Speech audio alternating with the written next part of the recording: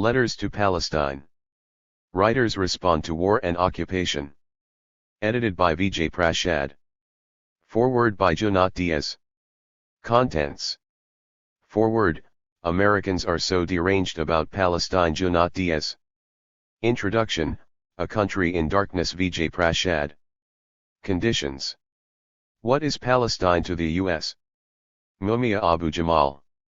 Bad Laws. Teja Cole. Travel Diary. Nura Irakat. Extract from a concordance of leaves. Philip Meters. Imagining myself in Palestine. Rhonda Jarrer. Checkpoint Jassiri X. Below Zero, in Gaza before the latest war. Ben Ehrenreich. Gate of Freedom. Demarcatia by. Soundtracks of the Resistance. Rumzi Arach. Until It Isn't. Remy Kanazi. War Reports. Afterwards. Sinan Antoon. How Not to Talk About Gaza. Colin Dian. Running Orders. Lena Khalif Tufaha. They Wake Up to a Truce. A Fragment. Fadi Jauda. Diary of a Gaza War, 2014. Najla said. Gaza Hayan Carrera. Gaza Renga Demarcatia by. A Gaza Breviary. Corey Robin. Please look closely. Naomi Shihab Nye. Politics. Yes, I said, National Liberation. Robin D.G. Kelly. This is not the University of Michigan anymore. Huwaida Arav. Sami Doon, We Are Steadfast. Nora Barrows Friedman. The U.S. Boycott of Palestine. Alex Lubin. The Collapse of the Pro-Israel Consensus. Alex Kane. What is anti-Semitism now? Sarah Schulman. Reflections on the Israeli army shutting down the Palestine Festival of Literature in the month of May in 2009, burning books, a Babel Platz in Jerusalem. Kevin Kovial. Notes. About the authors. Foreword. Americans are so deranged. About Palestine. Jonat Diaz. I grew up in the 80s in central New Jersey, and every single kind of colonial settler calamity was present in my community. I was friends with an Irish kid, the only white kid in our community, and a hardcore Irish Catholic Republican. His family used to pass the hat around in church to raise money for the IRA. My other friend was an Egyptian kid whose family extended into Palestine, and throughout the 80s, while everybody else was watching John Hughes movies, this kid had me on point on Palestine. And then of course this was at the height of the apartheid movement. So all of my African American friends, well, 2 of them, not all of them, had parents who were part of the left-wing, pro-ANC, anti-apartheid movement. I'm in this poor community and this is all just getting beamed into my head. So by the time I was in college, I could give you chapter and verse on anti-Zionist projects. And look, for many people it's a really tough issue. It's like we've kind of gotten deranged, so that there are certain areas we can't discuss. And of course the situation in Palestine is an utter taboo in this country. Our ideas of terrorism, our ideas of Arabs, are oversaturated with the most negative, weirdly perverse racist ideologies. I can't even turn on the news for 5 seconds without hearing the most racist shit about Arabs or Muslims. And so in that kind of atmosphere, it's just a shouting match. If you say, I think the occupation of Palestine is fucked up on 40 different levels, people are like, you're the devil, we're going to get your tenure taken away, we're going to destroy you. You can say almost anything else. You could be like, I eat humans, and they'll be like bien, bien. On the basic level, if you are occupying other people's shit, guess what, you are fucked up. That's that. And that's a tough thing for people to stomach. Because we live in a country that's currently occupying people's fucking land. Perhaps Americans are so deranged about Palestine because Americans are thinking, if we give up here, these fucking Indians are going to want their shit back. Well, maybe they should get their shit back. Since 90% of us don't own anything, I don't know how much it would hurt us. Introduction. A Country in Darkness. Vijay Prashad. Forget Palestine. Palestine is easily forgotten. There is war. There is suffering. The war ends. The suffering vanishes. Silence. Was there even a war? Palestine is under occupation, and has been since 1967, since 1948. An occupied land is not at war, can never be at war. It is occupied. Occupation is a state of war. The occupied space retaliates. It seeks its freedom. It is punished. Was Operation Protective Edge a war or a punishment? Operation Grapes of Wrath, Operation Cast Lead, Operation Pillar of Cloud names less of defense and more of vengeful retribution. On the night of Tuesday, July 29, 2014, 3 shells hit the Jabalia Elementary Girls' School in Gaza, an undesignated emergency shelter for 3,300 Palestinians. Those who had taken refuge there came because the Israelis had warned them to leave their homes. The UN had given the Israelis the coordinates of this school 17 times. Their warnings made no impact. The shells killed at least 16 people and wounded hundreds. The UN Relief and Works Agency for Palestinian Refugees, UNRWA, Chief, Pierre Krahenberl, said in a powerful statement, "Children killed in their sleep, this is an affront to all of us, a source of universal shame. Today, the world stands disgraced." Israel destroyed Gaza's only power plant, which impacted the already fragile sewage and water purification system as well as food storage. Electricity was mostly off, which meant that the Palestinians were cut off from the world. As it is, when Israel conducts its operations inside Gaza, it seals the area, preventing media from entrance. The aftermath of these operations has been devastating, whether in Gaza City's neighborhood of Shuja'iyya or the town of Huzay. 44% of Gaza's 140 square miles, 360 square km, was designated a buffer zone by the Israelis. By the end of this pummeling, Gaza's Ministry of Health puts the figure for the dead at over 2,000 and the wounded over 11,000. 7 of 10 Palestinians killed in this war were children. The UN Human Rights Council voted for an investigation of alleged war crimes by Israel against the Palestinians. The call for accountability came from most of the world's states. But accountability there will not be. Indeed, there is barely memory. Palestine is forgotten. As I write these lines, Jerusalem is in torment. Tensions are about as high as they were in 2000 when Ariel Sharon went to the Al-Aqsa Mosque. I watch a video taken by B'Tselem of a disabled 12-year-old boy, a Rajbi, being detained by 2 strapping Israeli soldiers. They handcuff him brutally as he stands there and screams near his village of Jebel Joar, Hebron, near the settlement of Kiryat Arba. The settlers stand and cheer, one throwing out a cliched racist slur. I watch another video of an Israeli officer accusing Israeli activists of treason for trying to prevent the removal of Palestinian farmers from their land. There are fast-moving tragedies. Already the 2014 Gaza war seems dwarfed by the escalation in Jerusalem. One day Palestine will become what it wants. But that day is not now. Now Palestine is a shadow. I drew her bleeding. One more war, one more exhausting period for the Palestinians filled with death and destruction, terror and its traumas. Wars come in a sequence, 2014, 2012, 2009, 2006. This chain of numbers says nothing of the everyday war that eclipses the smiles of ordinary people who have to make bare lives in extraordinary times.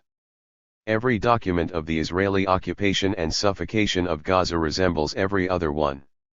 There are the forensic texts of human rights groups and the UN Commission's actuaries of the occupation. The authors of these documents give us the scaffolding of devastation. Poets and filmmakers, storytellers and pamphleteers fill their artifacts with sentiment.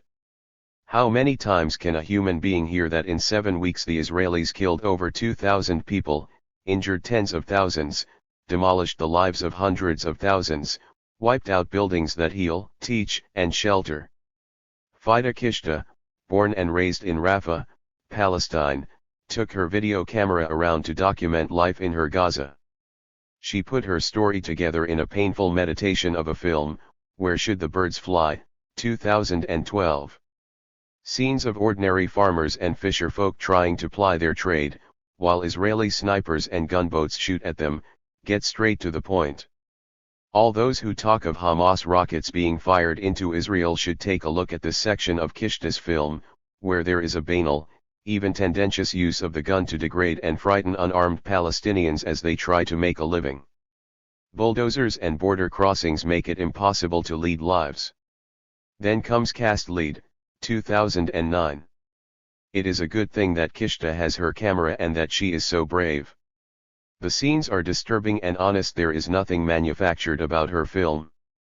We are there on the day, January 18th, an Israeli attack killed 48 members of the family of Helmi and Maha Samauni, whose house in Zaytown, in the suburbs of Gaza City, was bombed and then occupied. The departing Israeli soldiers left behind love notes to Palestine, graffiti in Hebrew and English, Arabs need to die, make war not peace, one is down, 999,999 to go, Arabs 1948 to 2009. Kishta went to see 15-year-old Ayman al-Najjar, victim of an Israeli bomb which killed his sister, in Nasser Hospital in Khan Yunis. He shows Kishta his wounds, his body racked by white phosphorus burns, the graphic image sears. Kishta takes refuge at a UN compound, a shelter to fleeing Palestinian families. Israeli F-16s release their bombs, some land on the UN buildings, the night resplendent with the white phosphorus traces, beautiful in the sky, barbaric on the skin. Then we meet Mona. She is the highlight of this disturbingly accurate film. At age 10, she is Kishta's guide into the suffering and resilience of Gaza. Her farming family were herded into a neighbor's home by Israeli troops who accuse her brother of being with Hamas. The home is then bombed from the sky.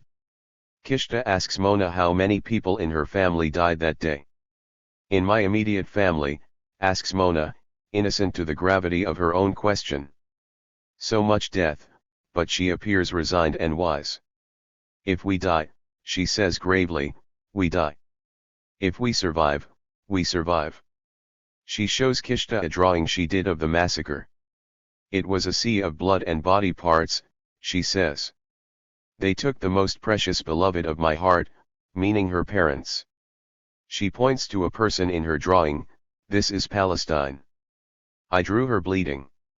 Watching Kishta's film once more during this current war brings out all the clichés of Israeli violence, the same excuses, the same brutal attack on civilians, the same paralysis on the ground. What was 2009 could have been 2014. It is all one period, punctuated by moments of anticipation. Hamas. From its emergence in May 1964 to its exile from Beirut in August 1982, the Palestinian Liberation Organization was the main and in many ways only resistance organization of the Palestinian people. The PLO and its leader Yasser Arafat picked up the mantle of anti-colonialism and national liberation movements in the 1960s to good effect. Algeria, Vietnam, Palestine. To have linked the Palestinian struggle to the Algerian and the Vietnamese wars of liberation was a major accomplishment of Yasser Arafat's PLO. But the Israeli and Jordanian assault on it in Jordan in 1970 and then the Israeli invasion of Beirut in 1982 crushed its capacity to act in the area close to Israel. Even in Tunisia, the PLO was not safe. Israel's fighter jets bombed the PLO headquarters in Tunis during Operation Wooden Leg in 1985, killing over 80 people. When the First Intifada broke out in the occupied territories in 1989, the PLO's links to the Palestinians in the camps and in the occupied territories had been weak. Others had grown to replace them. In Gaza, the most important movement that supplanted the PLO was Hamas, the Muslim Brotherhood's Palestinian organization. Gaza was under Israeli occupation and yet the Israelis allowed this movement formed in 1988 to thrive. In 2009, an Israeli official told Andrew Higgins of the Wall Street Journal, Israel's military-led administration in Gaza looked favorably on the paraplegic cleric Sheikh Yassin, who set up a wide network of schools, clinics, a library, and kindergartens. Sheikh Yassin formed the Islamist group Mujama al-Islamiyya, which was officially recognized by Israel as a charity and then, in 1979, as an association. Israel also endorsed the establishment of the Islamic University of Gaza, which it now regards as a hotbed of militancy. The university was one of the first targets hit by Israeli warplanes in the 2008-09 Operation Cast Lead. Israel saw Mujama al-Islamiyya, which would become Harakat al-Muqawama al-Islamiyya, Hamas, Islamic Resistance Movement, as the lesser of two evils. The real problem for Israel was the secular PLO. It had to be crushed. But the PLO, in exile and cut off from the Palestinian people, hastened to make any kind of deal to allow its leadership access to its land. The Oslo Accords of 1994 must be seen in that context. But even Oslo, the surrender of the Palestinian leadership, was not enough for Israel. During the Second Intifada, the Israelis decided to destroy Arafat. In fact, on December 3, 2001, at a cabinet meeting, Ariel Sharon said, "Arafat is no longer relevant." What was relevant was not Arafat himself but the image of Palestinian resistance. A desperate Arafat said on December 16 that attacks on Israelis must end, and so his PLO fighters clashed with Hamas to stop them from their attacks. But this was not enough for the Israelis. The Israeli Army's Chief of Staff Shaul Mofaz said that the PLO crackdown on Hamas was insufficient. The Palestinian Authority, he said, is infected by terror from head to toe and does everything to disrupt our lives and to bring terrorism to our doorstep. The hammer came down heavily on the PLO. The life of resistance was to be knocked out of it. At this time, the Israelis also turned their gun sights on Hamas.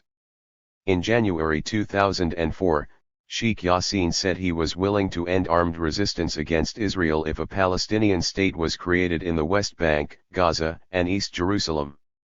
Hamas's political leader Abdelaziz al-Rantisai also concurred, saying that the Palestinians would declare a decade-long Hudna in exchange for independence.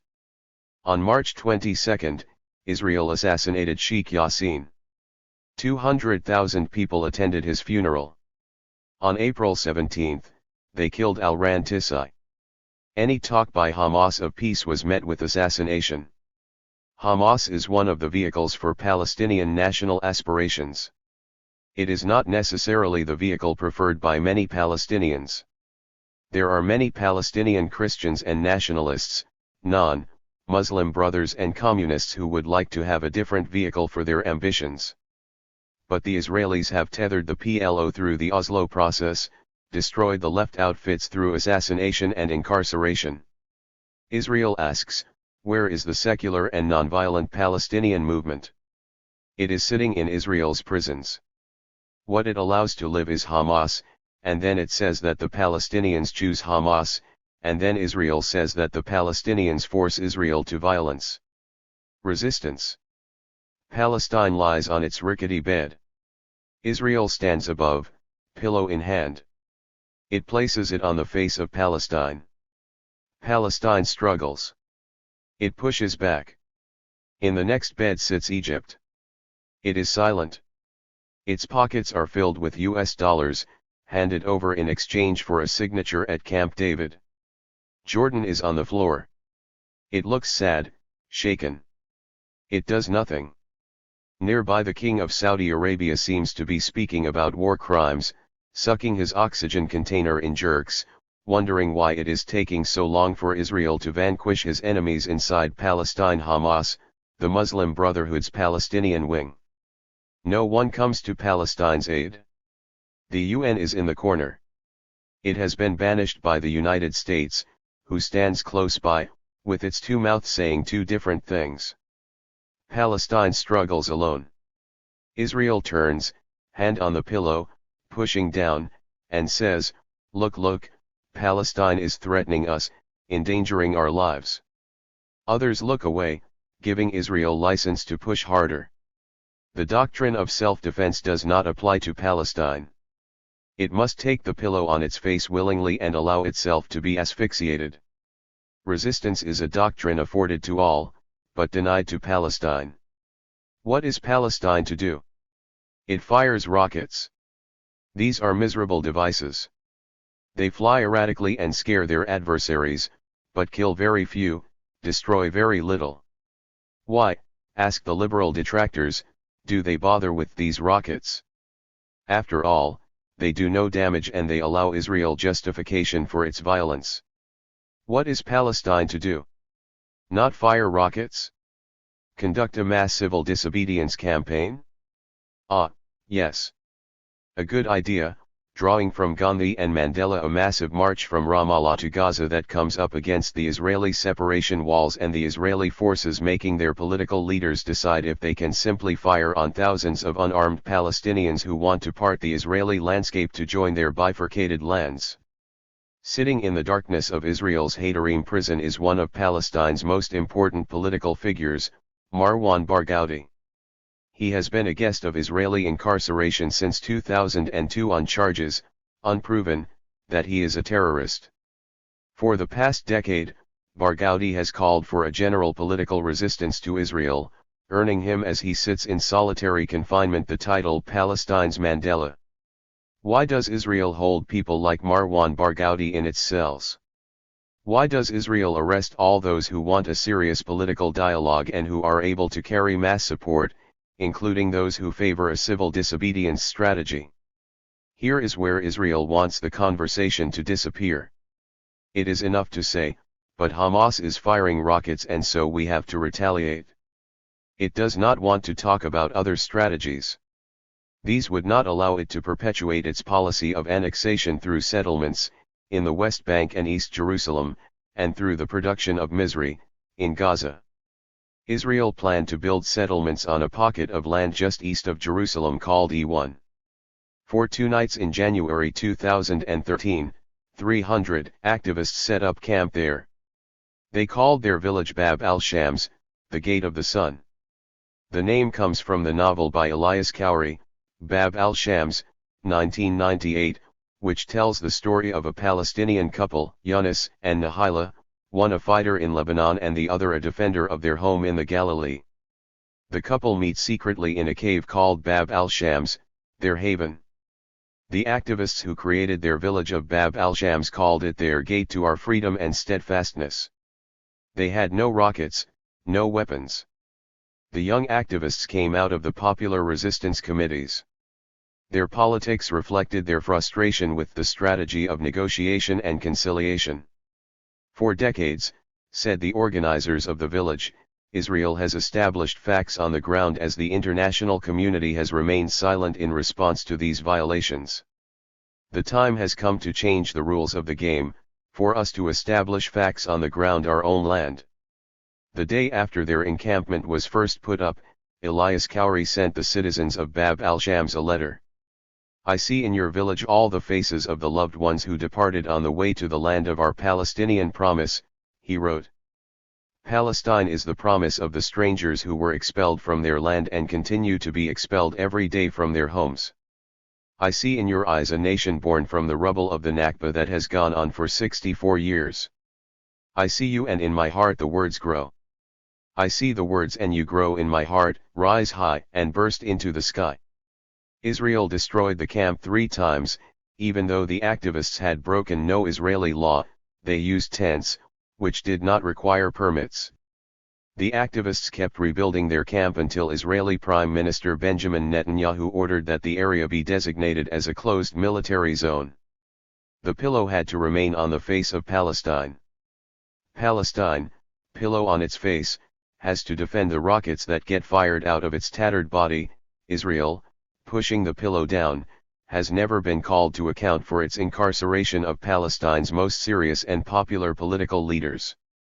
Sitting in his prison, during this Gaza war, Barghouti said, resistance as an option is and will remain a sufficient method for retaining freedom and independence.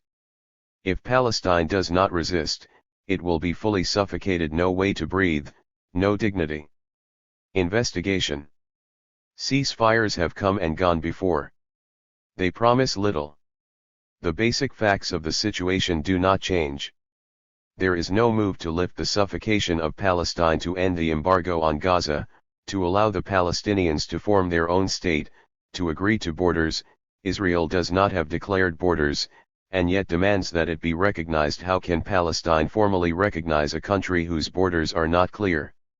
None of this has happened. Eternal return is the sensibility of these conflicts, no forward motion. The one proposal that affords some international consensus is for the United Nations to investigate the nature of the conflict, to ensure that allegations of war crimes heard by the UN Human Rights Council should be fully looked into. The Council's vote to set up a body for an investigation needs to be fully implemented.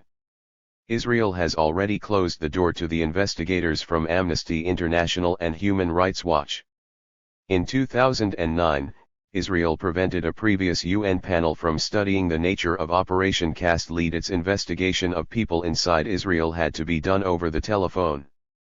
A UN member state so cavalierly snubs a UN agency with an overwhelming mandate to do its job. Will the UN at least be able to undertake a proper investigation of the attacks on its institutions by Israel's armed forces? Without being able to interview those troops and study their target information, any investigation would be incomplete. Israel will contend that the attacks were carried out in error, or else that the targets were not UN buildings at the time but launch pads for Hamas. Israel is going to block any serious investigation of war crimes. Even with an investigation, nothing will come of it. The Goldstone report on the 2009 war had sufficient information to indict many Israeli leaders for war crimes, and yet no process was taken forward. On behalf of Israel, the US lobbied hard to prevent any discussion of the Goldstone report in the appropriate UN forums. In 2009, then US Ambassador to the UN Susan Rice told UN Secretary-General Ban Ki-moon several times to stop the progress of an inquiry. She told International Criminal Court President Sang Hyun-song to block any move to consider Israeli actions against Palestine.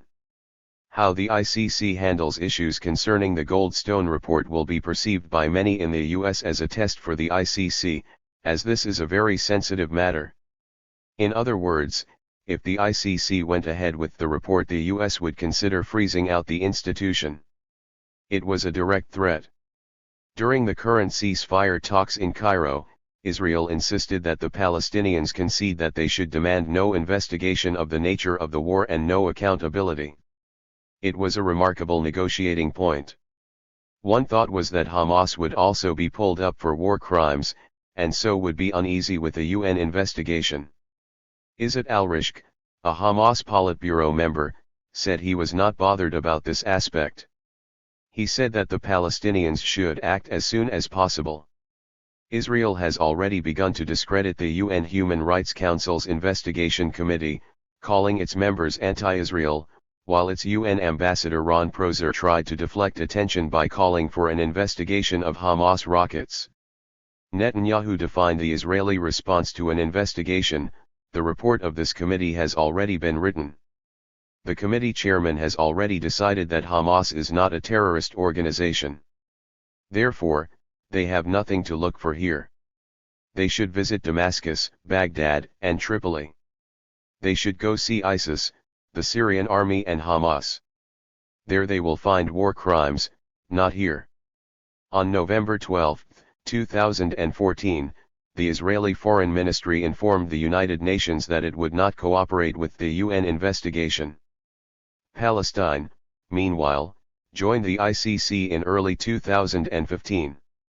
Israel threatened to retaliate with a more aggressive settlement policy. The United States threatened to cut its modest humanitarian aid to Ramallah. Solidarity. No country is as complicit in Israel's occupation and wars as the United States. It provides the diplomatic and military support that Israel needs to continue to garrison the Palestinians, make their lives more difficult and migration more appealing. The general tenor of U.S. political fealty to Israeli policy was laid out by U.S. President Gerald Ford to Israeli Prime Minister Yitzhak Rabin in 1975. Should the U.S. desire in the future to put forward proposals of its own, it will make every effort to coordinate with Israel its proposals with a view to refraining from putting forth proposals that Israel would consider unsatisfactory. the US government recognizes that while it will plead the Israeli case, it cannot be seen as doing nothing for the Palestinians. Richard Nixon told his consigliere Henry Kissinger in 1973, "You've got to give the Palestinians hope. It's really frankly, let's face it, you've got to make them think that there's some motion, that something is going on, that we're really doing our best with the Israelis." This dance has been going on from Nixon and Golda Meir to Barack Obama and Benjamin Netanyahu, and will likely continue. The fraudulent peace process, maintained with complete cynicism by the United States, has smothered Palestinian dreams. Slowly, cautiously, sections of the US population have broken with the pro-Israel consensus. Solidarity with Palestine has been a consistent feature of the US left. The brave young activists who founded the International Solidarity Movement, ISM, in 2001 brought their bodies to bear against the Israeli military's expansionist policies. Israeli bulldozers and bullets took the lives of young ISM volunteers Rachel Corrie and Tom Herndal. This was courageous work, the province of a small number of hardened activists. 4 years later, in 2005, activists from Palestine's growing civil society organizations formed the Boycott, Divestment, and Sanctions, BDS, movement. BDS called upon people of good conscience to abjure any cooperation, both direct and indirect, with institutions and firms that participate in the occupation of Palestine. BDS asks less in terms of solidarity. One does not have to risk one's own body before a bulldozer or bullet. Nonetheless, the backlash against the movement has been fierce. BDS provided an avenue for mass political participation, drawing large numbers of people into concrete action to put pressure on Israel. The BDS movement has grown exponentially across the world, including in the United States. It is a movement designed for international solidarity. Not far from the offices of Palestine's civil society organizations are the prisons that house some of Palestine's most distinguished political figures. The year after the BDS call was published, prisoners from different factions, the Democratic Front for the Liberation of Palestine, Fatah, Hamas, Islamic Jihad, and the Popular Front for the Liberation of Palestine, produced a national reconciliation document. This prisoners' document called for unity among all organized political forces to rekindle a national liberation movement for Palestine. If BDS invited the world to stand against Israel, the prisoners' document called upon Palestine to stand up for itself. These are the two sides of solidarity. BDS and the prisoners' document are the two inextricable pillars for solidarity with Palestine. Documents. This is a book of documents. They are whispers from corners of the United States of America, whose government has been Israel's great enabler. The authors of these documents are committed to the people of Palestine as much as to humanity. These are writers who have taken positions, who have traveled to the occupied zones and written diaries, who have modulated their screams into poems, and who have conjured up strategies for the streets, the boardrooms, and across the centers of political life. These writers are people that I greatly admire. That they would take the time to so hastily produce such beautiful work to fight against the amnesia over Gaza and the disavowal of Palestinian politics is itself an indication of the worlds that we are prepared to fight against and the worlds we would like to create. These cultural offerings are bundled into this book for Palestine. These are our letters. Please deliver them to the present so that we can make a better future. Conditions. What is Palestine to the U.S.? Mumia Abu Jamal. For some, this may come as a surprise, for it seems illogical, but the U.S. doesn't hate Palestine. It arms and finances its nemesis, Israel, yes. It votes consistently with Israel in the United Nations, even against the majority of the world's nations, yes. It quietly and surreptitiously allowed Israel to become a nuclear power, yes. All this is true, but the US doesn't hate Palestine. The truth is something far worse, for dismissal is more damning than hatred. Palestine, its people, its history, its culture, its art, its poetry, its very land, is dismissed as a mere trifle by the US empire, not dissimilar to the response of the old British Empire, which dispatched the lands, hopes and dreams of the Palestinians, with cold, imperial aplomb. For empire is ever an exercise of global violence, for domination is but utter violation, the very root of violence. It violates the human soul, which yearns for freedom. Palestine was relegated to the misery of a warren of Middle Eastern ghettos for one reason and one reason only: to allow the erection of a colonial outpost from which Britain, and later the US, could exercise power in a region that held the greatest prize in world history, petroleum. That outpost? Fortress Israel. Petroleum lit the lampposts of London, and fueled the factories of America, leading to its industrial age. It needed a sentry to protect this precious resource. It needed a watchdog in this neighborhood. Enter Fortress Israel. Palestine is a minor afterthought to the US empire and its imperialist apologists. Its pain, its sufferings, its gross humiliations don't bother the empire one whit. Yet, to millions of people, throughout Europe, Africa, Asia, and the Americas, their unjust and cruel treatment at the hands of the Zionists finds purchase in hearts worldwide. From their epic losses spring the fruits of a solidarity that binds us, human to human, oppressed to oppressed. As the cruelties of imperialism mount, giving rise to anger and distaste, the forces of solidarity grow too, encapsulating the majority of the people of the earth. Bad laws. Teja Cole. Not all violence is hot. There's cold violence too, which takes its time and finally gets its way. Children going to school and coming home are exposed to it. Fathers and mothers listen to politicians on television calling for their extermination. Grandmothers have no expectation that even their aged bodies are safe, any young man may lay a hand on them with no consequence. The police could arrive at night and drag the family out into the street. Putting a people into deep uncertainty about the fundamentals of life, over years and decades, is a form of cold violence. Through an accumulation of laws rather than by military means, a particular misery is intensified and entrenched. This slow violence, this cold violence, no less than the other kind, ought to be looked at and understood. Near the slopes of Mount Scopus in East Jerusalem is the neighborhood of Sheikh Jarrah. Most of the people who live here are Palestinian Arabs, and the area itself has an ancient history that features both Jews and Arabs. The Palestinians of East Jerusalem are in a special legal category under modern Israeli law. Most of them are not Israeli citizens, nor are they classified the same way as people in Gaza or the West Bank. They are permanent residents.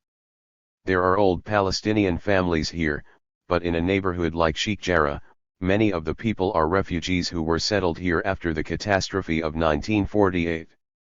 They left their original homes behind, fleeing places like Haifa and Sarafand al-Amar, and they came to Sheikh Jarrah, which then became their home. Many of them were given houses constructed on a previously uninhabited parcel of land by the Jordanian government and by the UN Relief and Works Agency. East Jerusalem came under Israeli control in 1967, and since then, but with a greater tempo in recent years, these families are being rendered homeless a second or third time. There are many things about Palestine that are not easily seen from a distance. The beauty of the land, for instance, is not at all obvious. Scripture and travelers' reports describe a harsh terrain of stone and rocks, a place in which it is difficult to find water or shelter from the sun. Why would anyone want this land? But then you visit and you understand the attenuated intensity of what you see.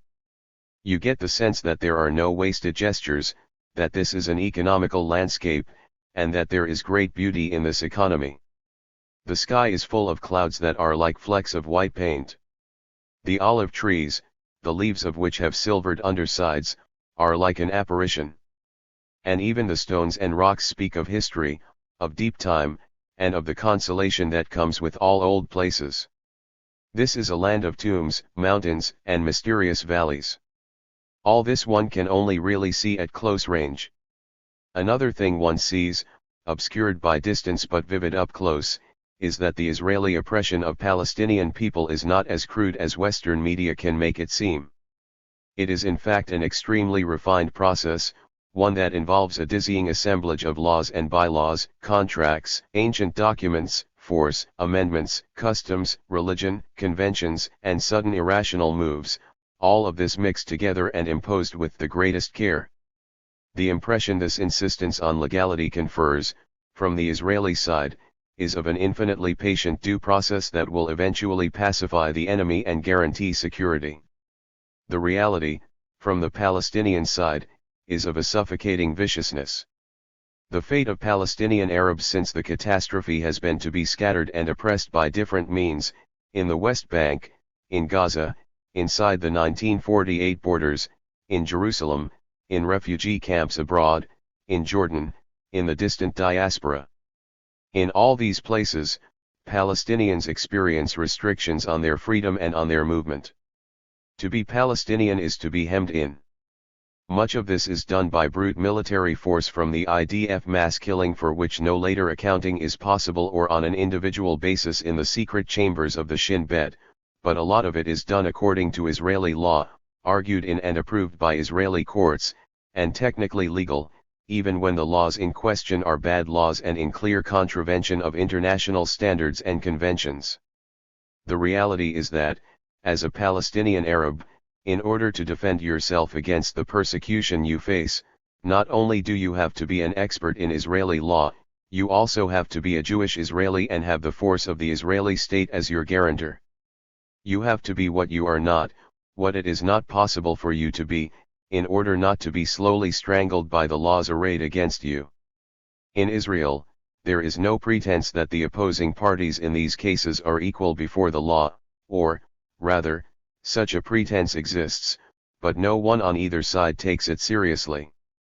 This has certainly been the reality for the Palestinian families living in Sheikh Jarrah, whose homes, built mostly in 1956, inhabited by 3 or 4 generations of people, are being taken from them by legal means. As in other neighborhoods in East Jerusalem, Har Homa, the Old City, Mount Scopus, Jaffa Gate, there is a policy at work in Sheikh Jarrah. This policy is twofold. The first is the systematic removal of Palestinian Arabs, either by banishing individuals on the basis of paperwork, or by taking over or destroying their homes by court order. Thousands of people have had their residency revoked on a variety of flimsy pretexts: time spent living abroad, time spent living elsewhere in occupied Palestine, and so on. The permanent residency of a Palestinian in East Jerusalem is anything but permanent, and once it is revoked, is almost impossible to recover. The second aspect of the policy is the systematic increase of the Jewish populations of these neighborhoods. This latter goal is driven both by national and municipal legislation, under the official rubric of demographic balance, and is sponsored in part by wealthy Zionist activists who, unlike their defenders in the Western world, are proud to embrace the word Zionist. However, it is not the wealthy Zionists who move into these homes or claim these lands, it is ideologically and religiously extreme Israeli Jews, some of whom are poor Jewish immigrants to the State of Israel. And when they move in, when they raise the Israeli flag over a house that, until yesterday, was someone else's ancestral home, or when they begin new constructions on the rubble of other people's homes, they act as anyone would who was above the law, callously, unfeelingly, unconcerned about the humiliation of their neighbors. This twofold policy, of pushing out Palestinian Arabs and filling the land with Israeli Jews, is recognized by all the parties involved. And for such a policy, the term ethnic cleansing is not too strong, it is in fact the only accurate description. Each Palestinian family that is evicted in Sheikh Jarrah is evicted for different reasons. But the fundamental principle at work is usually similar. An activist Jewish organization makes a claim that the land on which the house was built was in Jewish hands before 1948.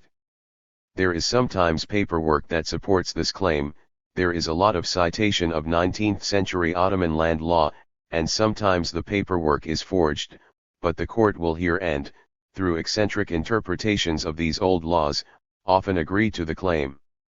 The violence this legality contains is precisely that no Israeli court will hear a corresponding claim from a Palestinian family. What Israeli law supports, de facto, is the right of return for Jews into East Jerusalem. What it cannot countenance is the right of return of Palestinians into the innumerable towns, villages, and neighborhoods all over Palestine, from which war, violence, and law have expelled them. History moves at great speed, as does politics, and Zionists understand this. The pressure to continue the ethnic cleansing of East Jerusalem is already met with pressure from the other side to stop this clear violation of international norms. And so, Zionist lawyers and lawmakers move with corresponding speed, making new laws, pushing through new interpretations, all in order to ethnically cleanse the land of Palestinian presence.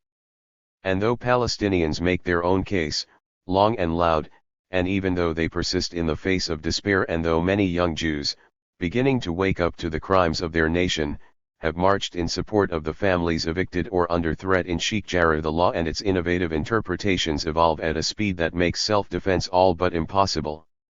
This cannot go on. The example of Sheikh Jarrah, the cold violence of it, is echoed all over Palestine.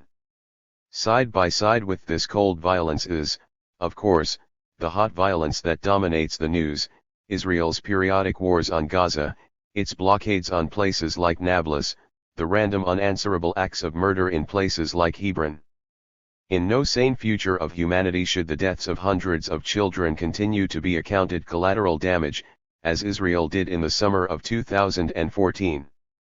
In the world's assessment of the situation in Palestine, in coming to understand why the Palestinian situation is urgent, the viciousness of law must be taken as seriously as the cruelties of war.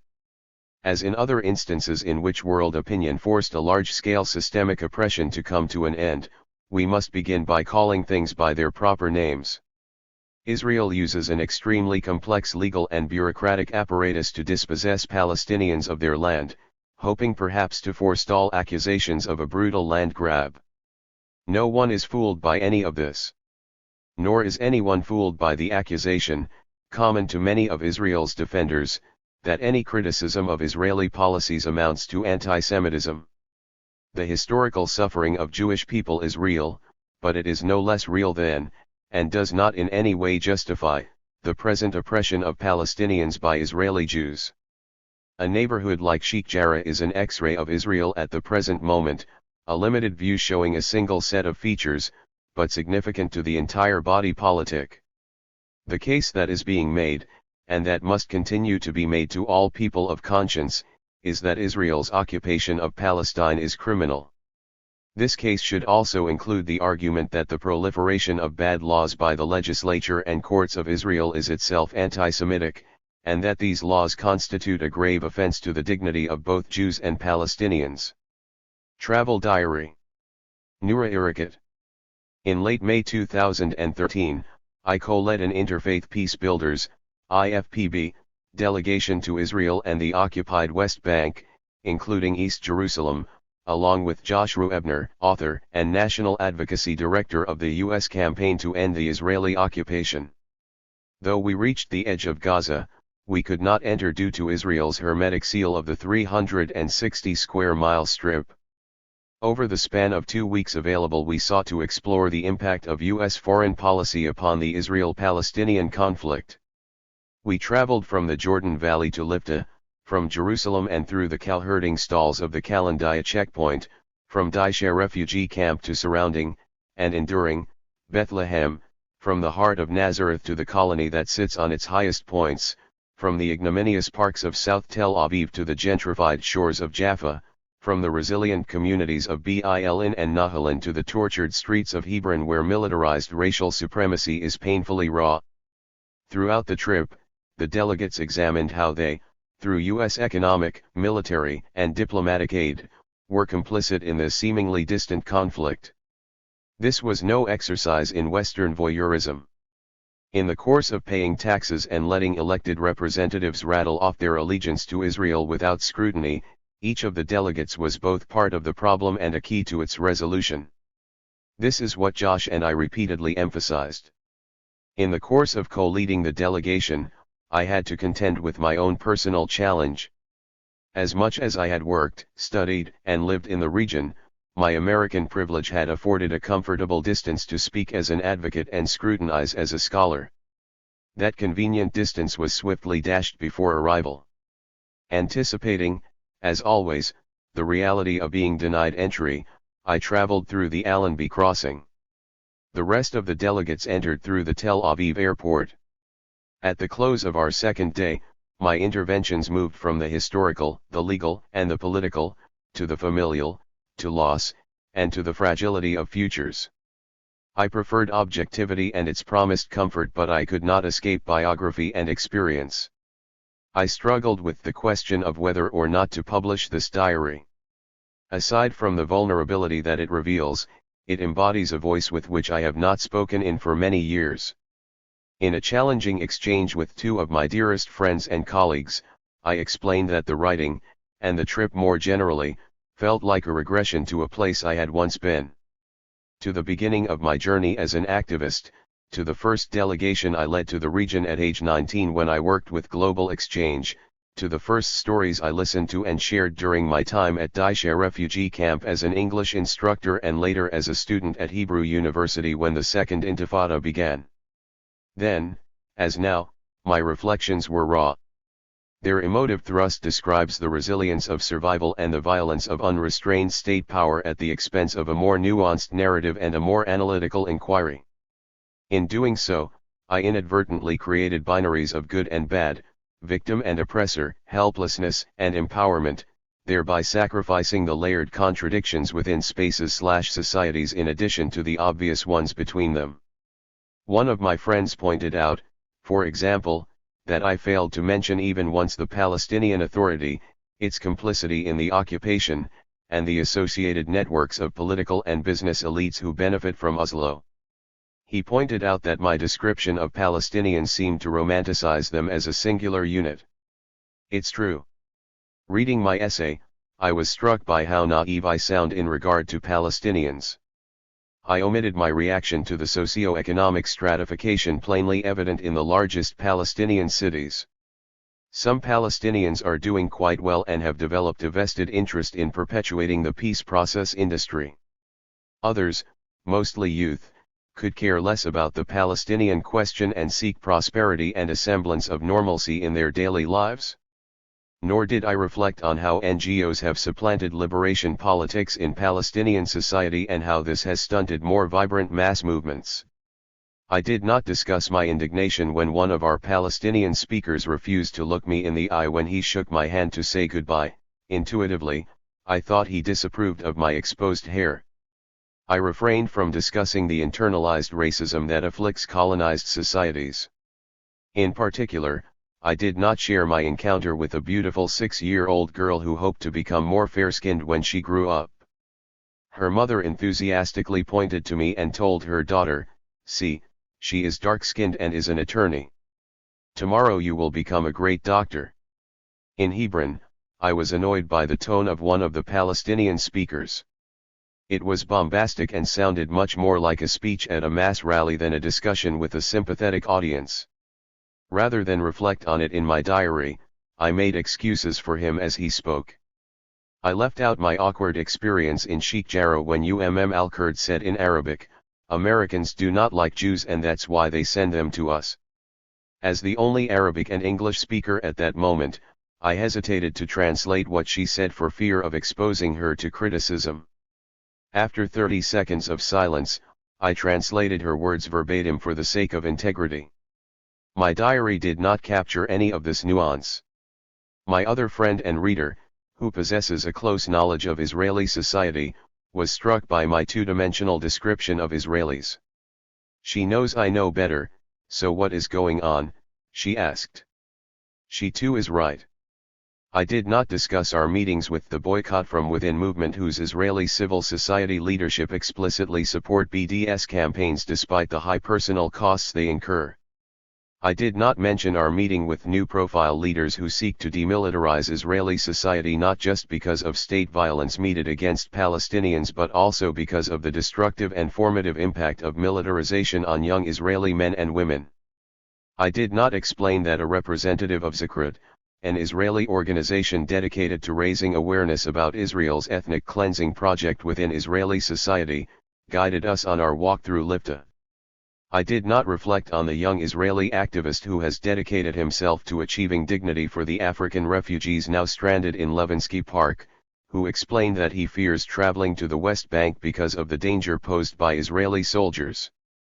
Certainly none of these encounters demonstrates the existence of a vibrant Israeli left or a formidable opposition movement. To the contrary, most contemporary polls of Israelis show acceptance and approval of an explicit Israeli apartheid model. Despite the ability to vote freely, only a few thousand Israelis, if that, vote for Arab Israeli political parties that strive for meaningful equality. Nonetheless, the omission of these meetings reifies an ethno-racial us versus them framework that I unintentionally constructed. Even after editing the original diary, the one before you now, I remain uneasy. It does not do justice to the layers of violence, historical depth, and struggles within each of these local encounters. It is simply personal. However, because of my conviction in the justness of the Palestinian struggle for self-determination, freedom, and dignity, I fear that the personal might appear unfair and even manipulative. Absent these binaries and rife with the complexity it deserves, I believe the justness of the cause would be just as piercing. Israeli settler colonialism, apartheid, and occupation should not cease because Palestinians are good and Israelis are bad. Those structural conditions are an anathema to all whom they directly and indirectly impact, whether they happen to manifest across historic Palestine or elsewhere. Day 1, Jerusalem. All 33 members of the Interfaith Peace Builders delegation have arrived. Not an ordinary feat in light of routine practice by Israel to restrict entry to travelers empathetic to Palestinians, including such globally renowned travelers like Noam Chomsky. Israel's primary targets of this policy are diasporic Palestinians themselves. They represent an achievement and a threat, an achievement because they have successfully been stripped of positive claims to be present, and a threat because their return would disrupt Israel's socially constructed demographic majority. To avoid complications for the rest of the delegation, and as a Palestinian in diaspora, I traveled through the Allenby crossing by bus while the rest of the delegation traveled directly to Ben Gurion Airport. Day 2, Jerusalem. We covered Jerusalem today.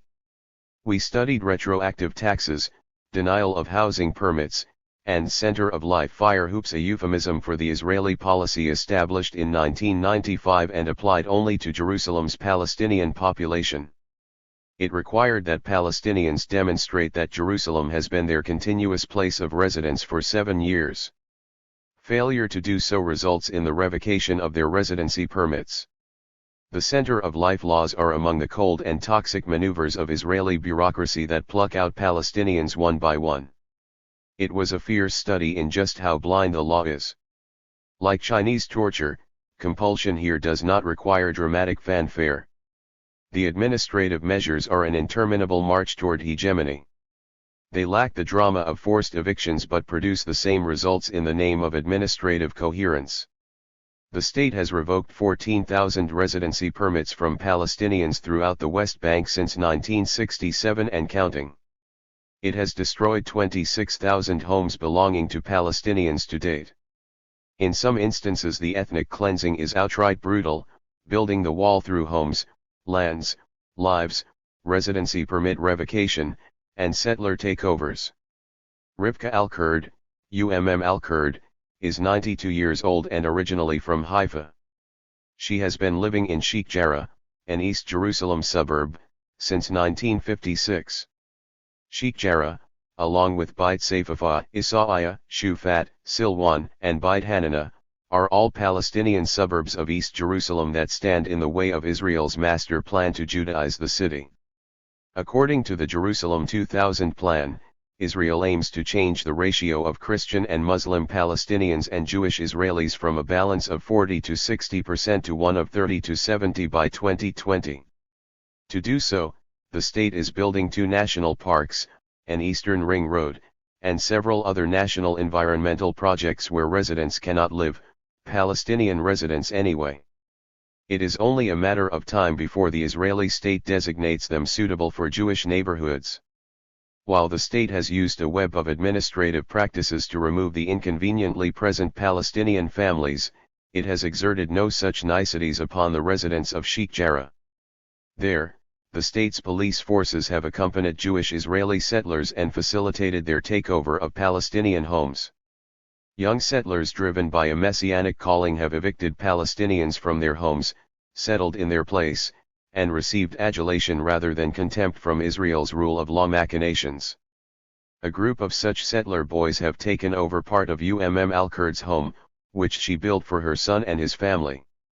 He and his family now live elsewhere and visit their home occasionally.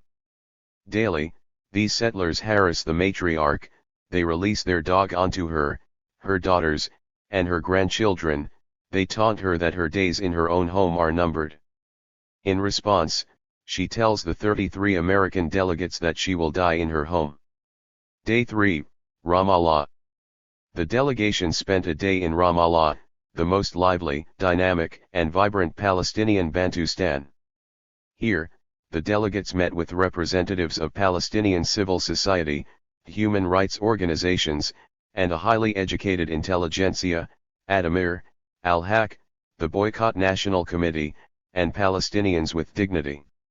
The representatives spoke with piercing clarity and precision, and provided vision and hope to resist the pounding arm of steady ethnic cleansing. Most of their work is concentrated in Ramallah because they cannot get around the occupied Palestinian territories easily. It is also in Ramallah because it is geared toward moving an agenda on the international terrain. To the dismay of a Palestinian national body, frustrated with the counterproductive effects of Oslo, none of the approaches are perfect and none are constitutive of a coherent Palestinian national liberation project, which does not exist at this time. Still, each is critical and indispensable. The need to resist is as urgent as ever. I can travel freely precisely because the state registers me as American and not Palestinian. I can travel along roads, unencumbered by checkpoints, makeshift roadblocks, and Jewish-only colonies. From this smooth expanse, we can clearly see the steadily shrinking space available to Palestinians and the suddenly available horizons for exclusivist Jewish-Israeli benefit. Internal criticism among Palestinians is necessary, but its benefit is contingent on its purpose. There is so much to be critiqued within Palestinian society and especially vis-a-vis their national liberation struggle, so that producing a compelling critique seems too easy. The challenge is to articulate a critical perspective with constructive aims rather than paralyzing ones. Day 4, Erez, Sdoud/Ashdod, Jerusalem. We drove southwest today and reached the western edge of Gaza. We did not have permits to enter, so we marveled at the enormous, militarized, high-tech crossing known as Erez, one of the 5 entry points into Gaza, and one of the 4 controlled by Israel. There, 1.7 million Palestinians are stuck inside a 360 square mile strip, which the World Health Organization says will be unlivable in by 2020. Somehow, though, when US-based mainstream interlocutors speak of security, it is not about the security of the Palestinian residents. We met Moroccan Jews, or Mizrahim, in present-day Ashdod. It supplants the Palestinian city of Sdoud, whose original residents became refugees upon Israel's establishment and are now stuck in the Gaza Strip. The city is socio-economically depressed. The speakers discussed their involvement in the Israeli Black Panther Party and their oppression and marginalization at the hands of Zionism. They likened themselves to Palestinians, explaining that in 1948, Israel forcibly removed 800,000 black Palestinian Arabs and replaced them with 800,000 black Jewish Arabs. They freely used the term black to designate themselves and Arabs, a political connection that they draw.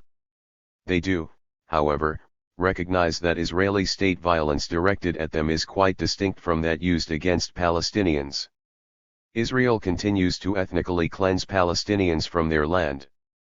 In contrast, it desires the Mizrahim to stand in as expendable people at Israel's ever-expanding borders and to serve as cheap labor in its market. Throughout the day, American-born and bred Jewish men, who are now Israeli citizens, discussed their involvement in the human rights movement, including with B'Tselem and Rabbis for Human Rights. they emphasized the detrimental features of military occupation like the bypass roads, checkpoints, restricted movements, and most of all, the settlers themselves. Listening to them, one imagines that the entirety of the conflict is neatly contained in the occupied territories, as if there were a separate settler economy or a separate Israeli polity specific to the West Bank. Or that only settlers believed that they were entitled to exceptional and privileged treatment because of their Jewish identities, when in fact that conviction is pervasive among all Jewish Israelis, settlers or otherwise. Indeed, what they did not say was more significant than what they did. They did not discuss how their immigration to Israel is part of the problem, a violent affront on Palestinian lives. Every Jewish immigrant emboldens the state's demographic battle and the justification for its institutionally bestowed, racialized privileges. Nor did they acknowledge the ludicrous notion that the semblance of human rights in the occupied West Bank and Gaza does not amount to Palestinian self-determination and freedom. Perhaps that makes sense since they are trying to save Israel from itself rather than trying to save themselves from an exclusivist national project. Day 5, Jerusalem, Ramallah. Today we went to Yad Vashem. It translates into a name and a memorial. In Israel and in the United States it is the Holocaust Museum, a site of remembrance of the pain of a state-led genocidal project of Jews in Europe. The horror of the Holocaust, as is well known, has taken on a role far greater than one of memory. It has a political role that is often discounted. A recognition of the Holocaust happens to both disregard the Palestinian Nakba, catastrophe, and to justify Israeli actions in the present. In Jerusalem, this site of remembrance is built on the remains of a demolished village, Ein Karim. Just across from it lies the remains of the village of Deir Yassin, where a notorious 1948 massacre took place in which Zionist forces killed 107 Palestinians, including women and children. The massacre was a deliberate attempt to send a message to other Palestinians, that this cold fate awaited them if they did not leave. Today, Deir Yassin is the site of an Israeli mental hospital. Despite these intersecting layers of violence and pain, the most difficult place to be today was in the car of an Italian journalist as we drove from Ramallah to Jerusalem. I unintentionally cursed at the soldiers at the checkpoint, the arbitrary crossing where Palestinians and others must demonstrate their privilege to enter Jerusalem. I was sincerely sorry for not keeping my cool in the car, as I compliantly flashed my passport and bit my tongue. The driver, a European journalist, was not happy. She took issue with me jeopardizing her job in Israel and told me to shut up since she had been trying to stay in Jerusalem for the past 8 years. Her indignation is rightfully placed. The system is not any less forgiving of her because of her foreign identity. There are rules to obey when traveling in the region. A slight misstep could risk your movement privileges, your career, and your presence. Regardless of your courage, your willingness to sacrifice, your bravado, everyone knows better than to run their mouth at a teenaged soldier at a checkpoint. Still, I could not wrap my head around her lack of appreciation for the difference between losing one's job and losing one's right to presence. I lost my temper in response to the sympathetic foreign journalist who had no conception of her privilege. My apology was insufficient because it was wrapped up in contempt for the system that now pitted us against one another. Day 6, Lifta, Nazareth. It is striking how little Israelis know about Palestinians. Not just what they endure but who they are at all. There are few signs that signify the historic presence, agricultural production, commercial trade, or cultural influence of Palestinians. The signs that do exist are under threat of removal because of their threat to a national mythology that this was indeed a land without a people. Lifta, for example, was home to 2,500 wealthy Palestinians who had 2 schools and a city center comprised of 3 spring wells. All of its residents fled by December 1947. We walked through its standing remains, which Israel has declared a nature reserve. Enduring limestone homes sprinkle the landscape. In one home, elaborate marble tiles still line an edge of the floor. High dome-shaped ceilings still provide a cool reprieve from the searing sun. Stairs, doorways, hallways, Window frames seemed to ricochet with the sounds of playful children's feet. Today, however, that did not concern the Jewish Israeli visitors who swam in one of the spring wells. Nor did it concern the Jewish Israelis who liked to use the abandoned homes to get high, or the musicians whose jam sessions benefited from the high-ceilinged hollowed homes. But why should it? Nothing indicated that Lifta was ever home to Palestinians. In fact, most visitors think these homes are Roman ruins. We continued our journey north to Nazareth, home to the luckiest Palestinian citizens of Israel. The city of 80,000 has a vibrant middle class, private schools immune from the Israeli curriculum in which Palestinians do not exist, a recently activated tourist economy, and 3 hospitals. The luckiest Palestinians, however, are also a threat to Jewish dominance and control.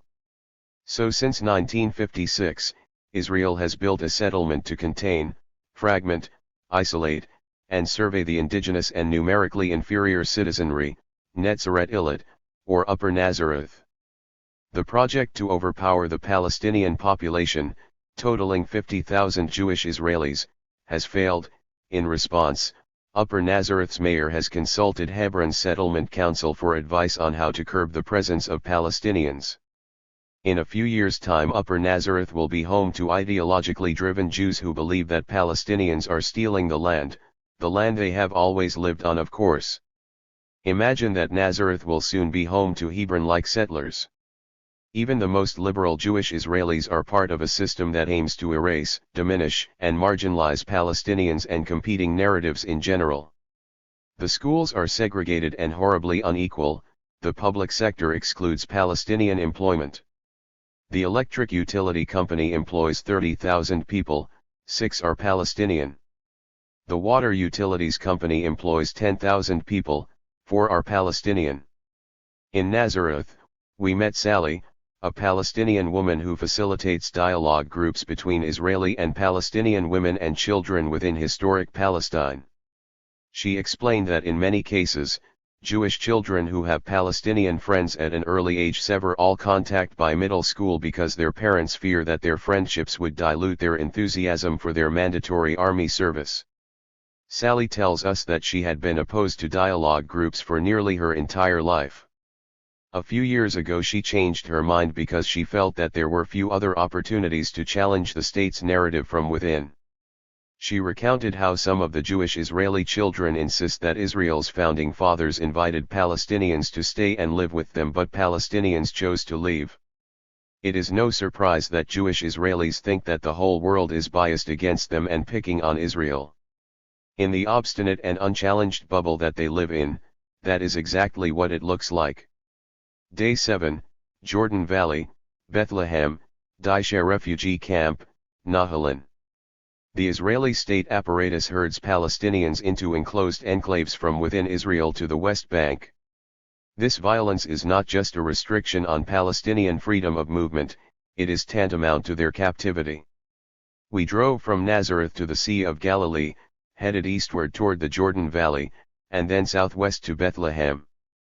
Along the way we observed the same phenomenon, Israelis forcing Palestinians into concentrated areas, prohibiting them from expanding horizontally, and surrounding them with Jewish settlers and cities. To prevent them from moving beyond their designated ghettos, Israel uses a matrix of laws, civil, criminal, and military, to criminalize their movement. Nahalin is just 50 kilometers outside of Bethlehem. It is in Area C, which constitutes 62% of the West Bank and which remains under full Israeli military and civil control. Nahalin is surrounded by 4 Jewish-only settlements, Gush Etzion, Elazar, Beitar Illit, and Neve Daniel. Its location, or more aptly, the endurance of its Palestinian inhabitants, disrupts Israel's ethnic cleansing. Because the Nasser family maintained their 1916 land deed, Israel has been unsuccessful in demolishing their homes and removing the family to areas A or B. Instead, it has cut off their water supply and electricity. Worse, it enables the surrounding Jewish Israeli settler population to violently harass them. In the early 2000s, settlers used bulldozers to place boulders on the main roadway from Nahalin into Bethlehem, it is a makeshift roadblock. Palestinians could easily remove the blocks, but doing so comes with an exorbitant fine as well as a criminal conviction and a prison sentence. Instead, the residents trek 20 minutes up and down the hill each way.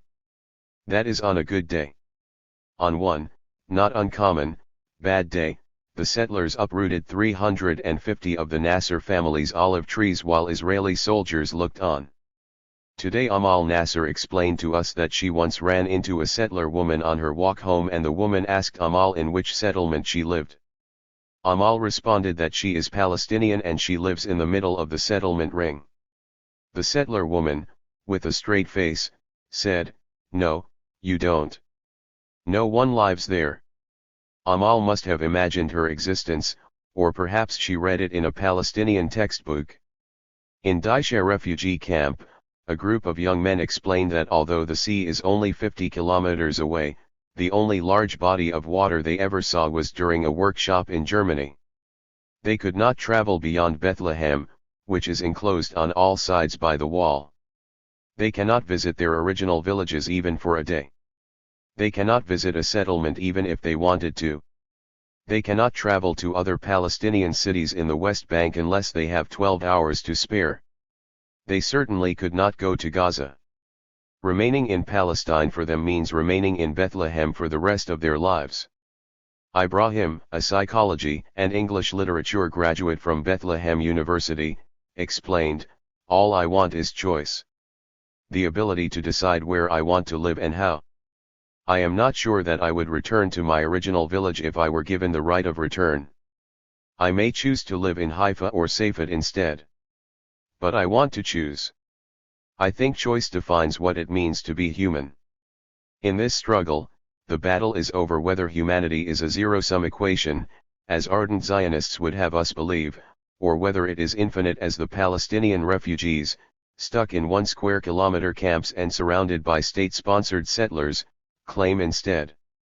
Day 8, Bethlehem, Bilin. Remember the Jordan Valley? It constitutes 30% of the West Bank and is fully under Area C. 62% of the West Bank is under Israeli civil and military control according to Oslo. As you travel along the expanse of the valley, a gravel-paved street divides the stretch of land into two. On one side, acre upon acre of land, as far as the eye can see, is a green ocean of palm trees. Their lush branches dangle with dates that make up a $1 billion settler colonial industry. On the other side are rolling dunes, parched earth, cacti, and, here and there, a lone resilient palm tree where 400,000 Palestinians used to thrive. Since 1967, Israel has controlled access to the most significant water sources lying under the West Bank, the northern, eastern, and western aquifers. 60% of the western aquifer lies under the West Bank, and Israel allocates 80% of it for Jewish Israeli use and leaves the rest for Muslim and Christian Palestinians. The ethnic-based distribution of water is intended to force Palestinians to leave Area C and move to Areas A and B where they can consume, a bit, more water. The Oslo Accord cemented this structural discrimination by disavowing international law and by agreeing to Article 40, which declared all water in the West Bank as Israeli state property until the elusive final status negotiations. Oslo also created the Joint Water Committee that controls the development of all Palestinian water projects wherein Israel has the right to veto any project. It is no coincidence that today the Palestinian population in the Jordan Valley is 56,000 and dwindling. In the afternoon, we drove up an unpaved road. When the bus stopped we had arrived in Bilin. More specifically, we arrived at a slight incline of dirt. At its top, a growing olive tree marked the location where Bassem Abu Ram took his last breaths after a soldier shot a tear gas canister at his chest from approximate 20 meters away and sent him tumbling down the hill. Bassem was one of Bilin's many residents whom Israeli forces have killed over the course of 8.5 years of weekly nonviolent actions to protest the confiscation of 2,300 dunams of their land. The state planned on expanding the Modi'in Ilat, an illegal settlement for Jewish people only, which, if completed as planned, will be the fourth largest city after Tel Aviv, Jerusalem, and Haifa. Israel began to build the wall before it built the rest of the settlement and confiscated Bil's lands to do so. Its 1,500 Palestinian residents refused to succumb to the state's dictates or to wait for a broken court system to deliver them justice. After 8.5 years, several fallen martyrs, and countless injuries, the residents compelled the state to change the route of the wall and won back 1,000 dunams of their land in a struggle memorialized by Ahmad Bernat's Oscar-nominated film, 5 Broken Cameras. As we sat under a tree in Bil's fields, some movement leaders explained their struggle as being not about the wall or their lands in Bil'in, but about their freedom throughout all of Palestine. Day 9, Tel Aviv, Jaffa. True, Israel may not be the most racist country in the world. It faces stiff competition. But it is incontrovertibly the most self-avowed and self-righteous racist state. Within Israeli society there is a stark hierarchical order. That order privileges Ashkenazi, or European Jews, above all others, namely Mizrahim, Middle Eastern, and Sephardim, Spanish, non-Jewish Russians, Ethiopian Jews, and well below the last rung on this racial ladder the Palestinians. The non-white Jewish population is a majority in Israel, but white Ashkenazi Jews control government, capital, and the highest military posts. As put by one of the founders of Windows, a Hebrew Arab youth magazine, to be accepted in Israeli society, you must be racist. The government convinces us that the only way that we can survive is by controlling others. We saw yet another dimension of this racism in Levinsky Park this morning. Located in South Tel Aviv, the park has become an open-air non-shelter for African refugees who have been granted entry, but not absorbed into Israel. In an effort to whitewash its colonial racism, Israel has admitted entry to nearly 40,000 Sudanese and Ethiopian refugees. It will not, however, consider them for asylum. Instead, Israel pours the non-Jewish asylum seekers into South Tel Aviv, which was already a slum, and is waiting for the right opportunity to return the refugees from whence they came. Israel is a party to the UN Refugee Convention, and assuming that it has given these persons temporary protection, it should provide them with shelter, education, healthcare, food aid, and the opportunity to work even if they are not eligible for asylum. Instead, this destitute African population can be penalized for working, though their employers are not punished for employing them. The neighborhood we walked through lacked a single urinal. As we left, one of the delegates lamented that we did not see Tel Aviv. I explained, "This is Tel Aviv, just not the one Israel wants you to see, like much of the distorted face that it masks." We were only a few miles away from Jaffa, one of the oldest cities of the world on par with Jericho, and, historically, a beautiful Palestinian port. In early 1948, Jaffa was home to 80,000 to 120,000 Palestinians. As a result of war and an ethnic cleansing project, only 3,000 to 4,000 Palestinians remained after Israel's establishment. We met a descendant of one of those few thousand Palestinians, a 25-year-old leader of the Jaffa youth movement. The movement aims to empower Palestinian youth and to resist Israel's efforts to treat them as criminals. He explained that Israelis have criminalized Palestinians for merely existing. Youth wear Reeboks so that they can easily run from the police when they need to. Elsewhere in Jaffa, the municipal government is supplanting Palestinian landmarks with yuppie consumerist delights. The port, which no longer profits its original fishermen and where farmers no longer sell their infamous oranges, is the site of a series of Israeli artisan shops and exhibits. It seems that the state is eager to physically reconstruct history to ensure Palestinian marginalization and erasure. In Jaffa it is an art exhibit, in the Negev, it will be a forest, in most other places the state erects settlements.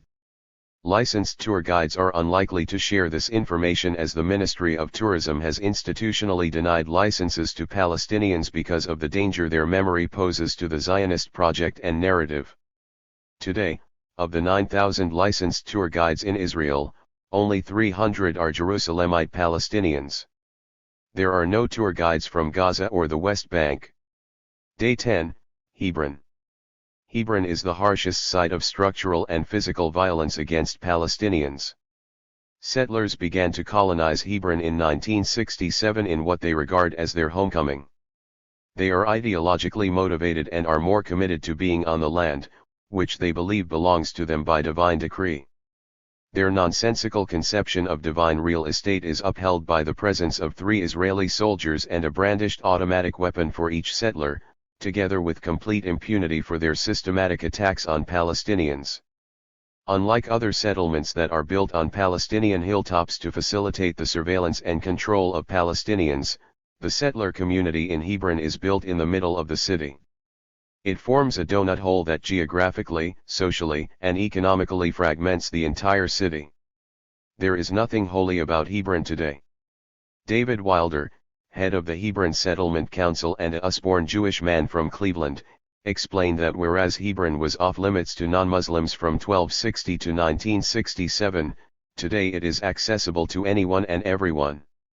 He does not mention that as a result of 600 settlers living in the middle of Hebron, the city's 200,000 Palestinians have lost 1,000 homes, have had 1,800 of their businesses closed and confiscated, and must pass through a series of 20 checkpoints within their own city. Issa Amro, a Palestinian from Hebron and a leader of Hebron Youth Against Settlements, knows David very well. Issa read us a letter that David sent to the army in which he urges the Israeli military forces to administratively detain the youth activist for his own good. That is a euphemism for indefinite detention without charge or trial. David wrote the letter after Issa led a march of Palestinians and Israelis wearing face masks of Barack Obama and Martin Luther King Jr. on the day that Obama landed in Tel Aviv in March 2013. As Obama disembarked his plane, military forces beat and arrested Issa for his peaceful appeal for a just solution. Issa believes he will be placed under administrative detention soon. The army arrested him for incitement after he gave an interview to Al Jazeera Arabic where he described his group's nonviolent activism. He protests the systematic confiscation of Hebron lands, the criminalization of its Palestinian population, and the policies aimed at forcing its residents to leave. The old city, for example, has been all but closed. Palestinians must enter through revolving metal gates common to prisons to enter its narrow streets. Atop the destitute businesses that persevere in the old city, settlers steadily colonize the rooftops. They throw garbage, stones, and even acid onto the Palestinians below to drive them out. In response to a question about Barak Goldstein, the Israeli settler who killed 29 Palestinians as they prayed in the Ibrahimi Mosque in 1994, David explained, "You can count on 1 or 2 hands the Jews who have used violence that was not in self-defense." Another delegate asked him about the culture of fear within Israeli society. David, who wore a pistol on his hip, responded, "We don't live in a culture of fear. Everywhere we go we're marked because someone wants to kill us. There are people who still want to wipe us out and we cannot depend on anyone else to protect us."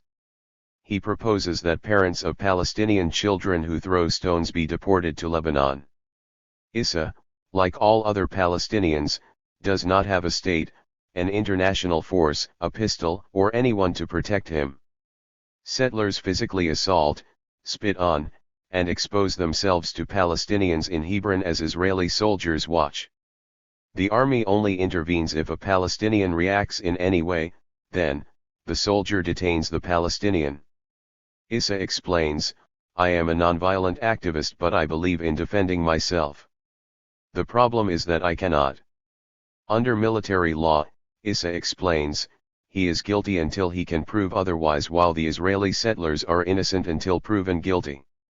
In the Orwellian and apartheid reality of Hebron, self-defense is an ethnically based category. Day 11, Jerusalem, Hebron. It is our final day and we are ending our journey with a closer look at Palestinian women. In conflict, women and children bear the harshest brunt of violence and deprivation.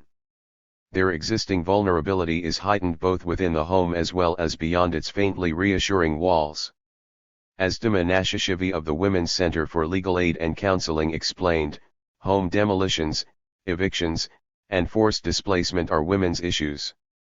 Women are especially taxed as they innovatively find ways to provide for their families, to find alternatives to contaminated water, to ensure that their children continue their schooling, and to explain to them the concept of militarized rainfalls. As conflict destroys local and national economies, women are the first to lose employment opportunities. As conflict destroys traditional livelihoods, they must continue to be the trusted conduits of cultural practices and custom. As conflict criminalizes their spouses and children, women remain the steadfast backbone of fragmented families. Settlement expansion in the South Hebron Hills has exposed its families to extreme state and, state-sanctioned, settler violence. As we drove to At-Tuwani, Hafez explained how the army declared his community's lands a firing zone, literally a military zone where soldiers practice shooting. Firing zones forcibly displace the Palestinian families who live in them. Israel has designated 18% of the West Bank for such practice. Along the way, we passed by the scarred remains of 60 olive trees that settlers had uprooted only weeks before. They left a sign in Hebrew taking credit for their violent attack, "They will not be punished." Finally, we arrived at a stone home that belonged to Kifa al-Adara and her family. Kifa is a pious Muslim. She sees her role as being a mother, a caretaker of her home, and an aid for her husband and the other men who till their fields. When the army confiscated a significant swath of their land, and hence the livelihood it provided, her family's income was severely reduced. To make up for that loss, Kifa mobilized At-Tuwani's women to build a handicraft cooperative. They would cross-stitch bags, dresses, pillows, belts, cup holders, tablecloths, and purses and sell them for a profit. The cooperative began with 7 women, today it employs 36.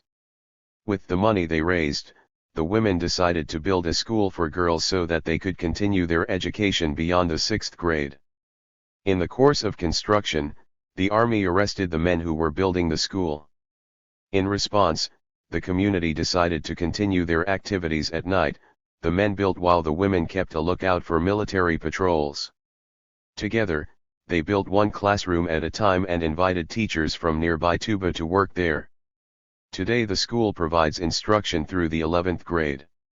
After finishing her moving story of resilience and incremental triumph, a sympathetic delegate asked Kifa if she would like to reform Islam to improve the status of women. She quickly replied in the negative and explained that Islam afforded her the right to an education as well as to contractual rights within marriage. She fervently defends Islam but derides cultural norms amongst her community. It is not clear how Kifa reconciles the relationship between religion and culture and, frankly, that is not what we visited her to discuss. Still, the fact that the delegates felt compelled to ask her about her relationship to religion reflects a broader obsession with Palestinian and Middle Eastern women more generally. That obsession is fixated on religious reform and women's clothing. This fixation is overly concerned with a warped Eurocentric understanding of women's liberation. Moreover, it works to erase basic political and economic injustices that are constitutive of the societies in which women live. For example, it makes little sense to discuss women's rights in Gaza without addressing the economic agency necessary to empower a woman to make her own decisions and combat the patriarchy that afflicts her society, not unlike societies the world over. Unemployment in Gaza, which has entered into the 6th year of a comprehensive siege, has reached 32.2% and among women it is 77%. Addressing women's rights in Gaza should therefore be just as concerned with lifting the siege to improve its economy as it is concerned with her choice of clothing. Bifurcating women's and national rights is a short-sighted exercise. It does not adequately capture the interconnected nature of the oppression faced by Palestinian women and women in general. Kifa is not troubled by her headscarf. She chose to wear it. She would also like to make a lot of other choices concerning her life and the life of her children but may never be able to as the occupation, settler colonialism, and apartheid tightens their heavy-handed grip. Extract from A Concordance of Leaves, 2013. Philip Meters. If to Bethlehem we must pass through Wadi Nar. If your license plates are painted blue and black. If your permit permits no passage across bypass highways. If from a distance the road carves aleph or olives. If no man's land is where men live who have no land. If you lower your sun shield and block the hilltop settlement. If Wadi Nar is the valley of fire. If we must travel beneath the level of our eventual grave. If we arrive and they ask how are you? We are to say thank God. And though the border guards will advise us. This is a dangerous time to visit. And though we had to lie and say we were tourists. And not guests at our sister's wedding. To spare ourselves the special interrogation. On the borders of fear/in Ben Gurion. And emerge blinking into the light of a modern Oz. Beyond the wall/blooming with English lawns. The dancers in their purple-spangled parachute. Pants will turn wheels in the dust until the dust is a violet fire, and though the checkpoints hunker in bunkers and Uzis with Uzis will raise them at our unwitting arrival and cause us to lower cameras and eyes, and though hawkers hawk songbirds at Kalandia checkpoint where garbage bags tumble free as emptied skulls in no man's land, and the lines of the people are mute with waiting. The Ataba singers will arrive in the village and name check our family's marhaba meters. Marhaba/marhaba abadi marhaba. And though some seaside cafe will split into thousands of shards of glassy dreams, and these people will have had nothing to do with it, and the bulldozers will doze their roads, so that every road ends in a wall. Every car will pick a path through olive groves. And though we won't see the wind will haul it, and the whole village will arrive at the village, until the village will be a living map of itself, actual size. And though there is a boy whose cheek is a scar and no father, his eyes like broken eggs, the children will flock to every flat roof to watch the village become the village and see the wedding from enough distance. It looks like a story that could be entered. And see the men pin paper money to the suit of the groom, until he's feathered with future. And though everyone will eat, and eat again, some miracle of loaves and lambs. And though the bride's arms and legs will itch with arabesques and scripts of henna, a second skin won't be scratched away. And though her mother will be angry, the women and children will wait until all the men have been served. And even the bride plays a role she only learns on hennaed heels. And though tradition is an invisible author, only the old hands hear. And though the sun will be too bright for the bride to see much farther than her own eyes. And though the bullet in the groom will begin to hatch in his side, and the stitches in his skull will singe another verse in the book of dreams. And though the bride's questions will beat their shell. Years from now let there be dancing. In circles, let the village become flung arms. Bringing bodies to bodies, and let heads nod. And eyes widen, which we translate as meaning. Accept this. Tfadl. Congratulations. Mabruk. How much? Adash Badak? I don't understand. Ana Mishfahim. Tomorrow. Bukra. Apricots. Mishmish. Tomorrow, when the apricots ripen. Bukrafil mishmish. Tomorrow never comes. Bukrafil mishmish. Ready. Yalla. Let's go. Yalla. You my sister, you my brother, outside the wall/in the wind. If Aristophanes was right and we walk the world in search of a split infinitive of to love, if two outside the wall/in the wind should find in each other more than mirror, then we should sing outside the wall/in the wind. You my sister, you my brother, that tree and stone may answer outside the wall/in the wind, and let our echo ring. Coda. Like strapping a small bomb to your third finger/ that ring, about which we could not speak upon our arrival. and departure from the country of memory where we left you. Sister / among the fragile projectiles inside the book. Whose pages the wind rifles searching for a certain passage.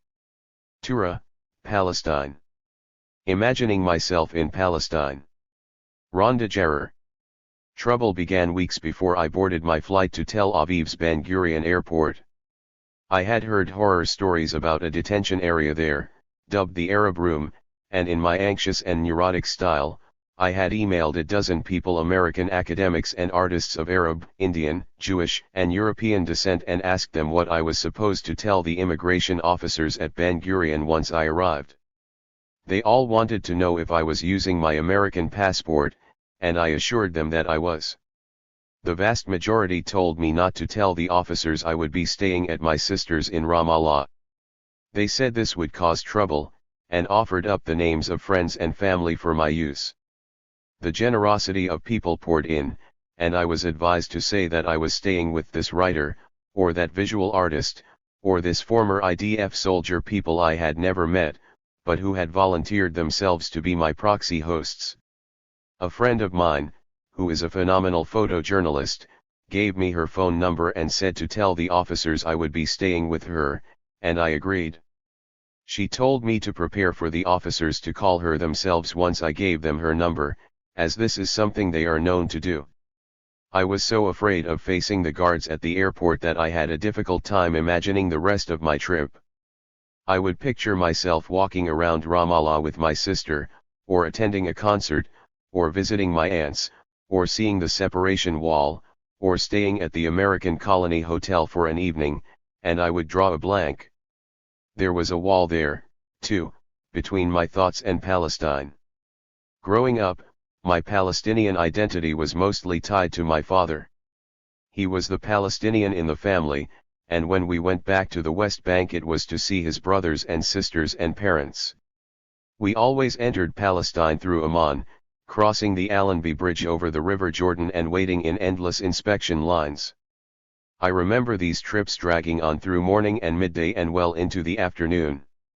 My father would sit quietly, and when I complained my Egyptian mother would tell me that the Israelis made it difficult for us to cross into the West Bank. She told me that they wanted us to give up, that they would prefer we never go back. We must not let them win, she'd said. My relationship with my Palestinian identity was cemented when I enrolled in a PLO-sponsored girls' camp as a tween. We learned nationalistic songs and dances and created visual art that reflected our understanding of the occupation. After my family and I moved to America in 1991, my Palestinian identity shifted again, and I began to see myself as an Arab American. My father's fiery rants on Palestine died out when Yitzhak Rabin was murdered by a Jewish Israeli extremist. I remember my father weeping in our American wood-paneled den. He said that Rabin had been the Palestinians' last chance. When my sister got a job in Ramallah last year, teaching music to children, I knew I would want to visit her. I had not been to Palestine since 1993. I had planned to go back in the summer of 1996, but I was pregnant and unmarried. My parents did not want to speak to me, let alone take me with them, in such a shameful condition, to the West Bank.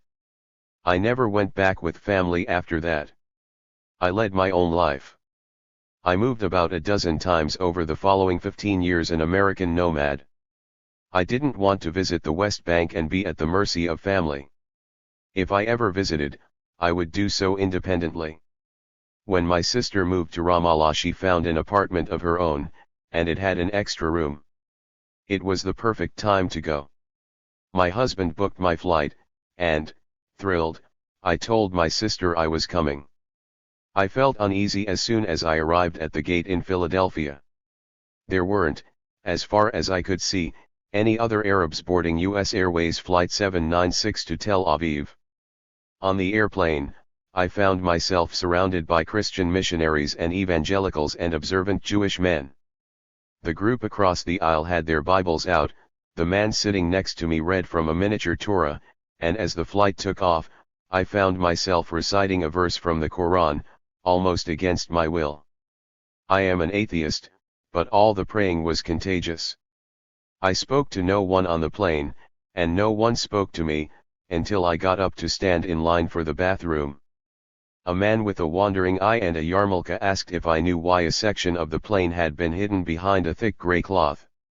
I said that it was probably to give the flight attendants a little privacy during the 11-hour trip. He nodded, and said, "Good." I was worried that it was for those crazy ultra-Orthodox people. They're like the Jewish Taliban. I nodded, uncomfortable.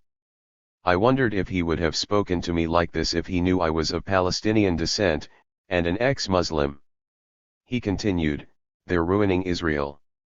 They spit on an 8-year-old girl because she was dressed inappropriately."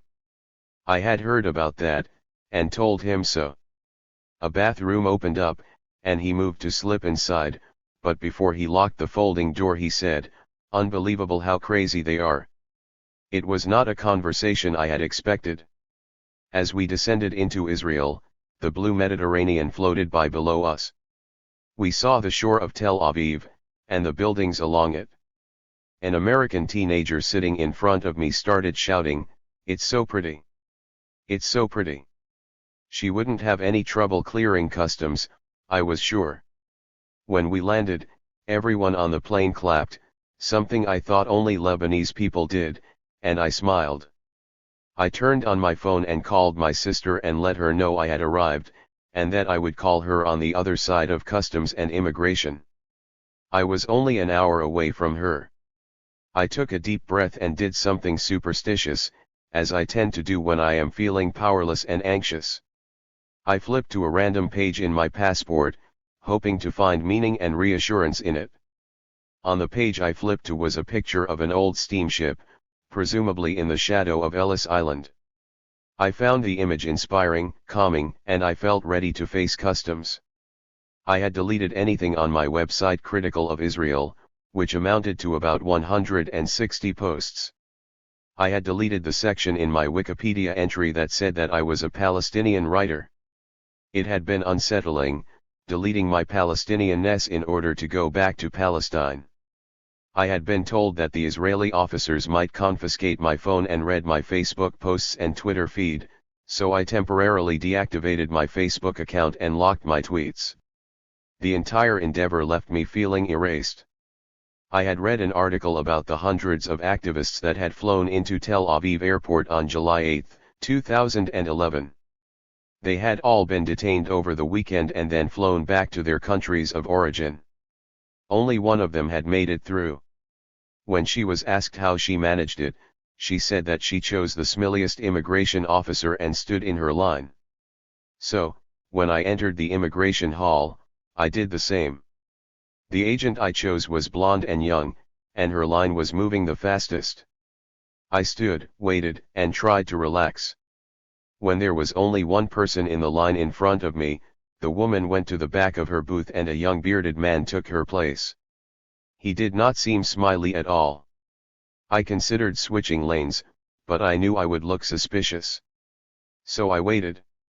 When it was my turn, I gave the officer my blue American passport. As he scanned it, I noticed that he had unbelievably long lashes. He thumbed through the pages, and I was afraid of what he would make of the Lebanese stamp. He asked me what my purpose was for visiting Israel. I told him it was my spring break, and I had come to visit friends. He asked me where I was staying. I did as I'd been told, and said I was staying in Jerusalem, with the photojournalist. He picked up a black telephone. When he hung up, he told me to go wait in the room in the corner. I asked him if I could have my passport back, and he said no. I asked him when I would be getting my passport back, and he didn't answer. He only repeated that I needed to go to the room in the corner. I crossed the immigration hall diagonally, and entered the Arab room. Sitting in the room and waiting were a young Arab man and an older Arab woman in hijab, two black men in African garb, one of whom was holding an iPad, two middle-aged Arab women in hijab, one dark-haired Tunisian American woman in a long skirt, one woman in a Whitney Houston t-shirt, her hair gathered up in a turban, and one dark-skinned Arab woman in a pantsuit. It was readily transparent that we had all been racially profiled. A young man joined us, and got on his phone. I heard him saying, "No, they just finished questioning me. I'm half Egyptian. I should be out soon." I got up and told the woman guard at the door that I needed to go to the bathroom, and she nodded. When I came back to the room, I sat down and took out a magazine, reading as calmly as I could.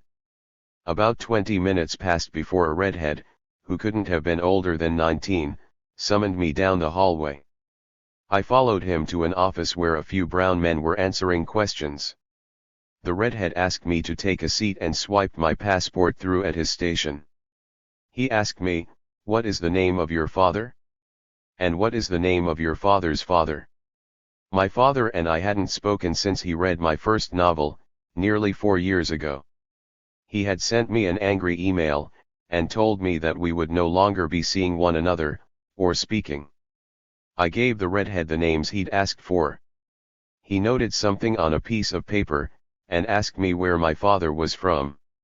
My father was born in 1950, when the West Bank was part of Jordan, so I told the redhead that my father was a Jordanian American. "So, he is from Jordania," the redhead said, and I said that technically, yes. "Where was he born?" he said, and, cornered, I told the redhead that my father had been born in Jenin. He noted something else on a piece of paper, gave it to a man who seemed like a superior, and asked me to go to another room in an opposite corner. When I said that I was a writer and an American citizen, born in Chicago, he shrugged, and instructed me, again, to go to the room in the opposite corner. I went to the room, and I waited. My father had said in his email that, by writing about sex in my novel so shamelessly, I had disregarded the legacy of my Palestinian family, which, he claimed, had defeated Napoleon. I always thought he was being dramatic about Napoleon, but eventually I looked it up. In a book titled Rediscovering Palestine, Merchants and Peasants in Jabal Nabla 1700 to 1900, I found the Jarer family, and I found Napoleon. The emperor's attempt to conquer Palestine had been stopped short in 1799, and an ancestor of mine named Sheikh Youssef Jarer, the mayor of Jenin, had written a poem in which he exhorted his fellow leaders to unite under one banner against the French forces. I'd never heard of this poet-warrior ancestor before, but I had given my son the middle name Youssef, as if by instinct. A woman, wearing 7 rings on her fingers, and a lot of blue eye makeup caked around her eyes, emerged from a small interrogation room and asked me to join her. She told me to close the door behind me. The room was the size of a walk-in closet, and I knew it had been built to intimidate travelers. The woman said she liked my necklace, and we spoke about jewelry for a few minutes. I admired one of her rings in particular, and she smiled and said it was from Egypt. She then swiped my passport, and asked me about my parents' names, again. This time, I told her I was not in communication with my father, and that I was an American citizen, and a writer. She did not seem to care about this information one way or the other, and spoke my grandmother's name. I hadn't heard my grandmother's name in years. She had died in the early 80s. I told the officer this, and she nodded, and gave me the names of many of my ancestors. I wanted to ask her for her grandmother's name, but gave her the name of my friend in Jerusalem, and my Israeli publisher in Or Yehuda, instead. "Your publisher," she said, confused, and I said, "Yes, my book had been translated into Hebrew and published in Israel." I could see her computer screen. She plugged in my publisher's name and my friends, in Hebrew, and their addresses came up. The program she was using looked clunky and old, but it held information on every citizen in Israel. At this point, things began to feel Kafkaesque. She said that there was a Palestinian ID attached to my name. I told her I had no such ID. She said that I had entered the West Bank with the ID in 1993, and that they had record of the entry. She said that this would be a problem. When I tried to plead my case, she asked me to put my right finger on a glowing red scanner. Then my left finger. She took my photograph and asked me to go back to the first waiting room. When I asked her what I should expect, she said she wasn't sure. Half an hour later, a group of teenage guards took me to baggage claim. I asked them if I could speak to someone from the American embassy, or the consulate, and they nodded, smirking. A few minutes later, I asked them what we were doing there, and they said we needed to find my bag. I said that my carry-on bag was my only bag, and they seemed shocked. I travel a lot, I told them, which they seemed to find suspicious. They asked me why, and I said I was a writer. They frowned at me. We waited for more guards. It must have been their shift change. The baggage claim was deserted. In the corner, a few guards were giving each other massages. The guards I was waiting with gave each other high fives and chatted about teenage stuff. I kept asking what we were waiting for, and they ignored me. Finally, they took me to a room in the corner of the baggage claim area. It was becoming clear to me that at Ben Gurion, unjust things happened in corners. The guards asked me to open my bags. I did as I was told.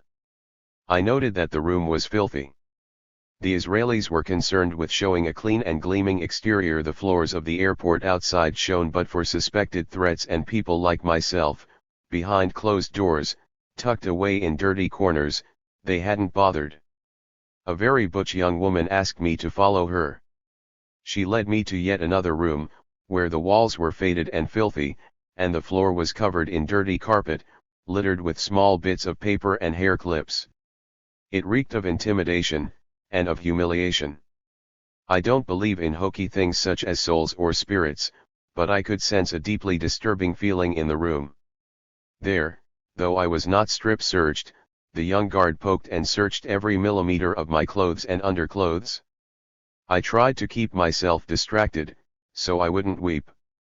I tried to keep my spirits up. I wondered if she thought I was a terrorist. I did not want to allow these teenagers to rob me of my dignity. When I came out of the room, a boy with pimples, who looked like he was my son's age, was going through my clothes. Above him hung a tourist poster for the Dead Sea. The poster read, "The Dead Sea, where time seems to stand still." I had been in Ben Gurion for over 2 hours, and knew the feeling. It was as if I existed outside of time, suspended in a strange molasses of interrogation.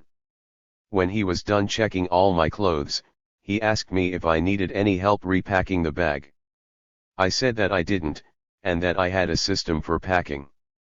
"You have a system," he shouted. I told him this was an American idiom.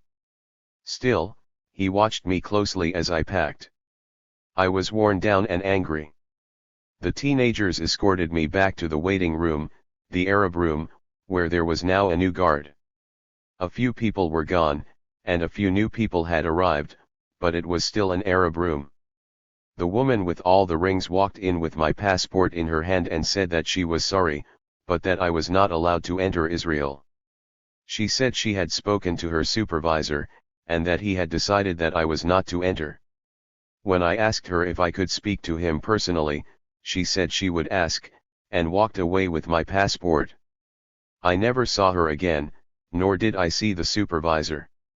I called my sister and told her the news. She was devastated. A friend of mine had been waiting in his car outside the airport to drive me to her, and I called him, too.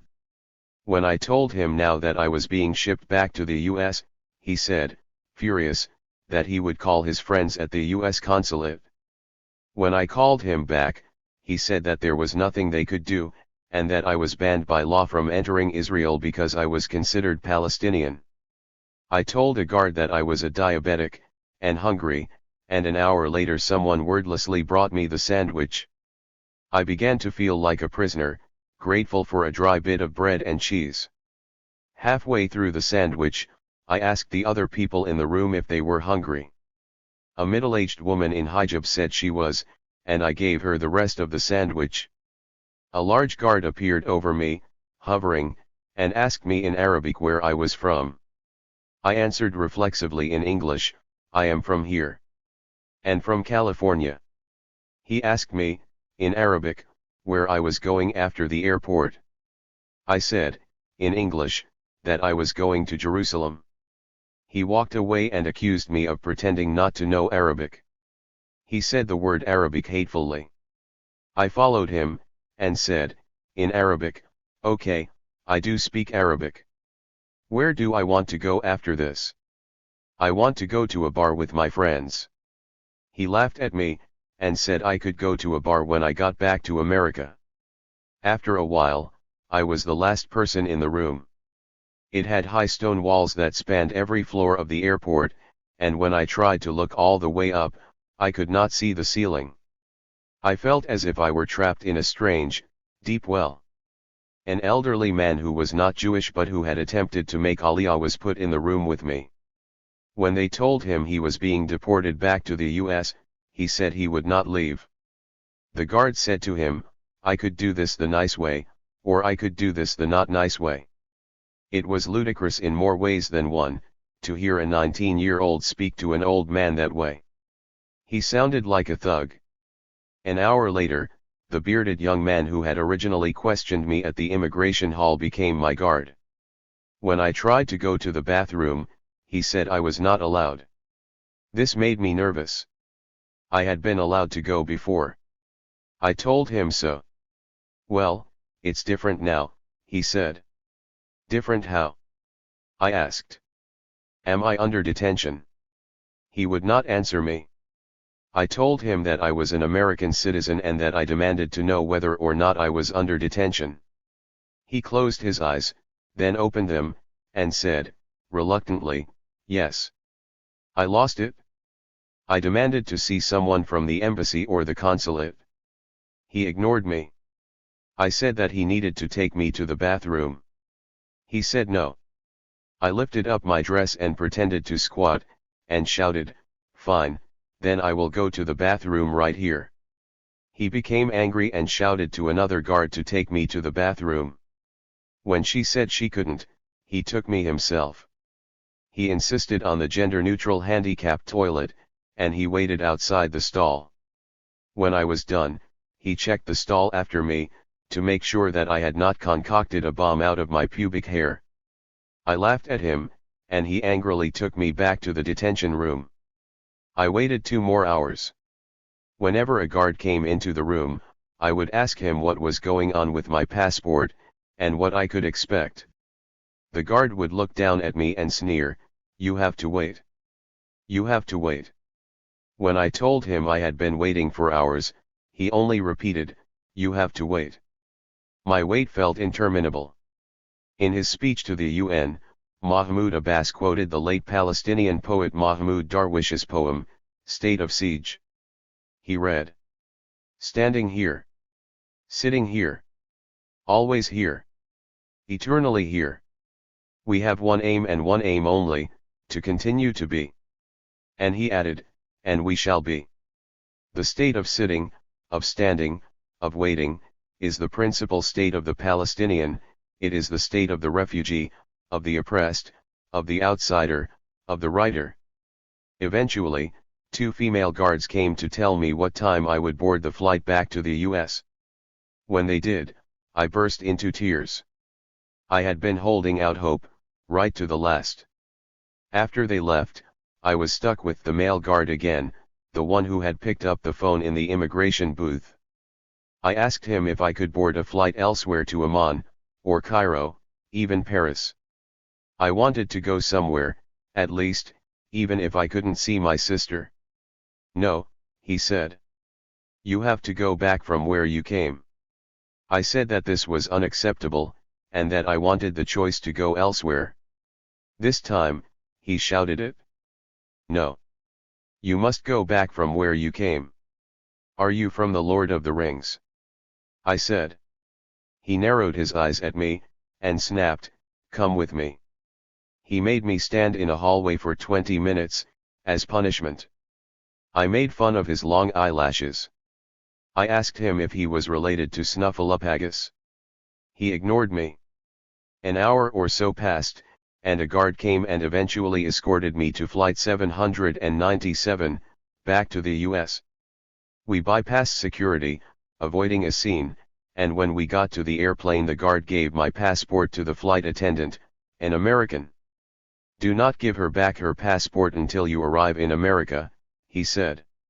She squinted at him, confused. "What do you mean?"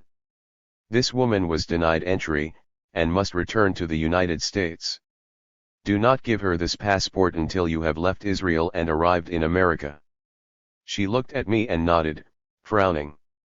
I went to my seat, which was in the middle of the middle row, the worst place to sit on a 12-hour flight. The flight attendant walked over and handed me my passport. Here you go," she said, and I laughed and thanked her. Holding my passport again on that almost empty plane, I understood, in a way, how lucky I had been. The passport hadn't been confiscated. I was not imprisoned. And yet, this was how Israel treated someone with a voice and American citizenship. There are today, held without charge in the Israeli military detention system, hundreds of Palestinians, including children. There are reports of a systematic pattern of ill treatment toward them. Silenced and oppressed, these prisoners have little recourse.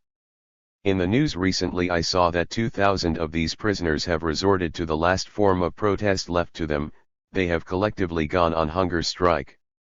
I flipped through the passport, and, surprised, found that the officials had left a stamp on it. The stamp was massive, and read, in English and Hebrew, "Ben Gurion Airport entry denied." I stared at it for a few minutes. Then, I saw it, the picture of the ship I had seen 8 hours earlier, that I had thought was a sign of good luck. I remembered how, when I first met my mother-in-law in Texas, we had bonded over her collection of costume jewelry. A lot of the pieces were from her first husband, whom she had divorced before meeting my father-in-law. I noticed that many of the pieces he'd given her had imagery of boats and ships. When I pointed that out to her, she had raised her wine glass and said, "You're right. He was shipping me out." And that's what had happened to me. I had been shipped out. Two massive, bald-headed men sat on either side of me. If I believed the conspiracies, I would have thought those guys were Mossad. But it was obvious before long, from the way they blasted terrible club music on their earphones and, later, passed out, that they were just some doofuses on their way to America. In an attempt to be polite and not touch the men around me, I folded my arms, but this became terribly uncomfortable after a while. A few hours into our flight, I decided that I was tired of being polite and so I put both my arms down. Minutes later, the man on my right began to jab my elbow. I ignored him and feigned sleep. He jabbed and jabbed. Finally, I turned to him, my arm firmly on the armrest, and said, "I get it." He looked at me, embarrassed. "I really get it. But I am keeping this armrest. I am not moving. I will keep my arm here for the rest of the flight," I said. And I did. Checkpoint. Jasseri X. Journal of the Hard Times, Tales from the Dark Side. Evidence of the settlements on my hard drive. Man, I swear my heart died at the end of that car ride. When I saw that checkpoint, "Welcome to Apartheid." Soldiers wear military green at the checkpoint.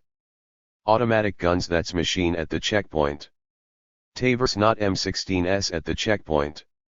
Fingers on the trigger, you'll get leaned at the checkpoint. Little children, grown adults or teens at the checkpoint. All ya papers better be clean at the checkpoint. You gotta put ya finger on the screen at the checkpoint. And pray that red light turns green at the checkpoint. If Martin Luther King had a dream of the checkpoint, he wake with loud screams from the scenes at the checkpoint. It's Malcolm X by any means at the checkpoint.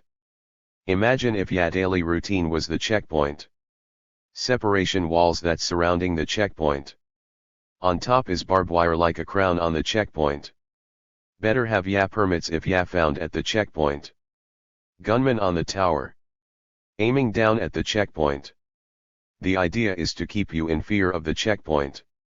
You enter through the cage in the rear of the checkpoint. It feels like prison on a tier at the checkpoint. I'd rather be anywhere but here at this checkpoint. Nelson Mandela wasn't blind to the checkpoint. He stood for free Palestine, not a checkpoint. Support BDS, don't give a dime to the checkpoint. This is international crime at the checkpoint. Arabs get treated like dogs at the checkpoint. Cause discrimination is the law at the checkpoint. Criminalized without a cause at the checkpoint. I'm just telling you what I saw at the checkpoint. Soldiers got bad attitudes at the checkpoint.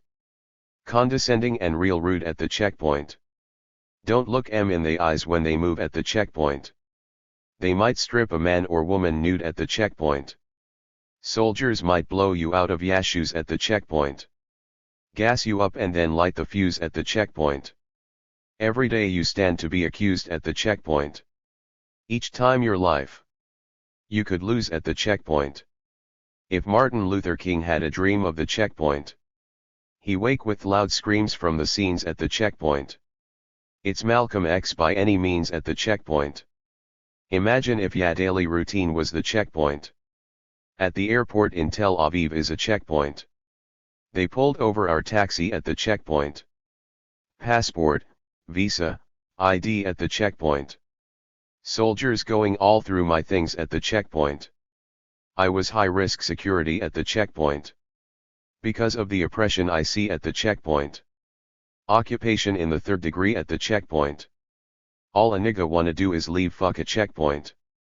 Below zero, in Gaza before the latest war. Ben Ehrenreich. The passport terminal at Erez Crossing is like the airport of your very worst dreams. There are no duty-free shops on the other side, no airplanes, no runways, and no possibility of flight, just a series of cages opening finally into the biggest cage of all, the Gaza Strip. The terminal is a cavernous building constructed entirely of metal and glass. High-ceilinged, with beams and ventilation ducts exposed. Everything is sterile. A row of blue tollbooth-like structures divides the hall in two. Nearly all of them are empty. If you linger too long, a sunglassed fellow carrying a TAVR submachine gun will stroll by to grunt you in the right direction. You will stand before a glass door and wait for a light to turn green. When it does, you will pull the door open and push your documents through the slot to the Israeli official inside the booth. Only a very few categories of humans are permitted to pass in either direction through Erez: foreign journalists, select international aid workers, a small number of Palestinian officials and businessmen, and those lucky Palestinians approved to seek urgent medical care unavailable in Gaza.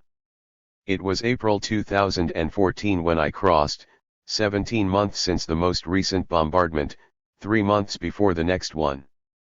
15 weeks before the shelling of the El Wafa Rehabilitation Hospital in Gaza City, 15.5 weeks before the 4 boys were blown to pieces while playing on the beach by the seaport, 16 weeks before the ground invasion and the massacres in Shujaiyah and Huzaidah and the shelling of the Al-Aqsa Martyrs Hospital in Deir al-Bala, 17 weeks before the massacres in Rafah and the shelling of the Al-Shifa Hospital in Gaza City and the killing of 8 children playing in the street in a single missile strike on the Al-Shadi refugee camp, 18 weeks before the destruction of the 1,365-year-old Al-Omuri Mosque in Jabaliyah, 20 weeks before the death toll crossed 2,000, 21 weeks before, after the leveling of the 15-story Al-Basha Tower in Gaza City, the ceasefire finally stuck. None of that had happened yet. I didn't know it then, but these were good days. The woman behind the glass was polite, warm even. She inspected my press card, my passport, and visa. She asked me how long I would be staying in Gaza. She asked my father's name, and his father's name. For a moment, my grandfather, dead for 15 years, hovered behind my shoulder. He was laughing. I was glad for his company. The woman behind the glass returned my documents. "Have a nice trip," she said, and smiled. I collected my things and waited for the photographer friend with whom I was traveling. We passed through a tall metal turnstile, and then another, into a concrete-walled room. Several low, steel doors without knob or latch or peephole were set into one wall. All were closed. I looked for an exit. There was none. The turnstile only turned one way. We waited. Surely someone knew that we were here? They did. One of the steel doors slid suddenly open. We walked through it. The door shut behind us with a clank. We were in Gaza now, in an open space with a concrete floor, a metal roof, and walls of wire mesh. The walls narrowed into a tunnel stretching off into the distance. I had heard about this part, the kilometer-long cage. There was nothing to do but walk. To our right was the wall separating the Gaza Strip from Israel, constructed here as in the West Bank of slabs of concrete about 6 meters high and 1.5 meters wide. For a short stretch beside the terminal, erosion had caused the wall to collapse. A storm the previous winter had washed away the sand and the slabs lay jumbled and broken, pointing in odd directions, like bad teeth. Then the tunnel turned south, toward Gaza City. On both sides of the cage, the fields were bright with wildflowers. To the left a flock of sheep was grazing. Camels wandered freely a little farther off. Birds perched in the wire mesh, chirping as they took flight. A vehicle was approaching, a mutant motorcycle drawn tuttock hauling giant suitcases. The driver sped by without making eye contact. A golf cart passed behind him with 2 veiled women in the back seat, the intercage taxi service.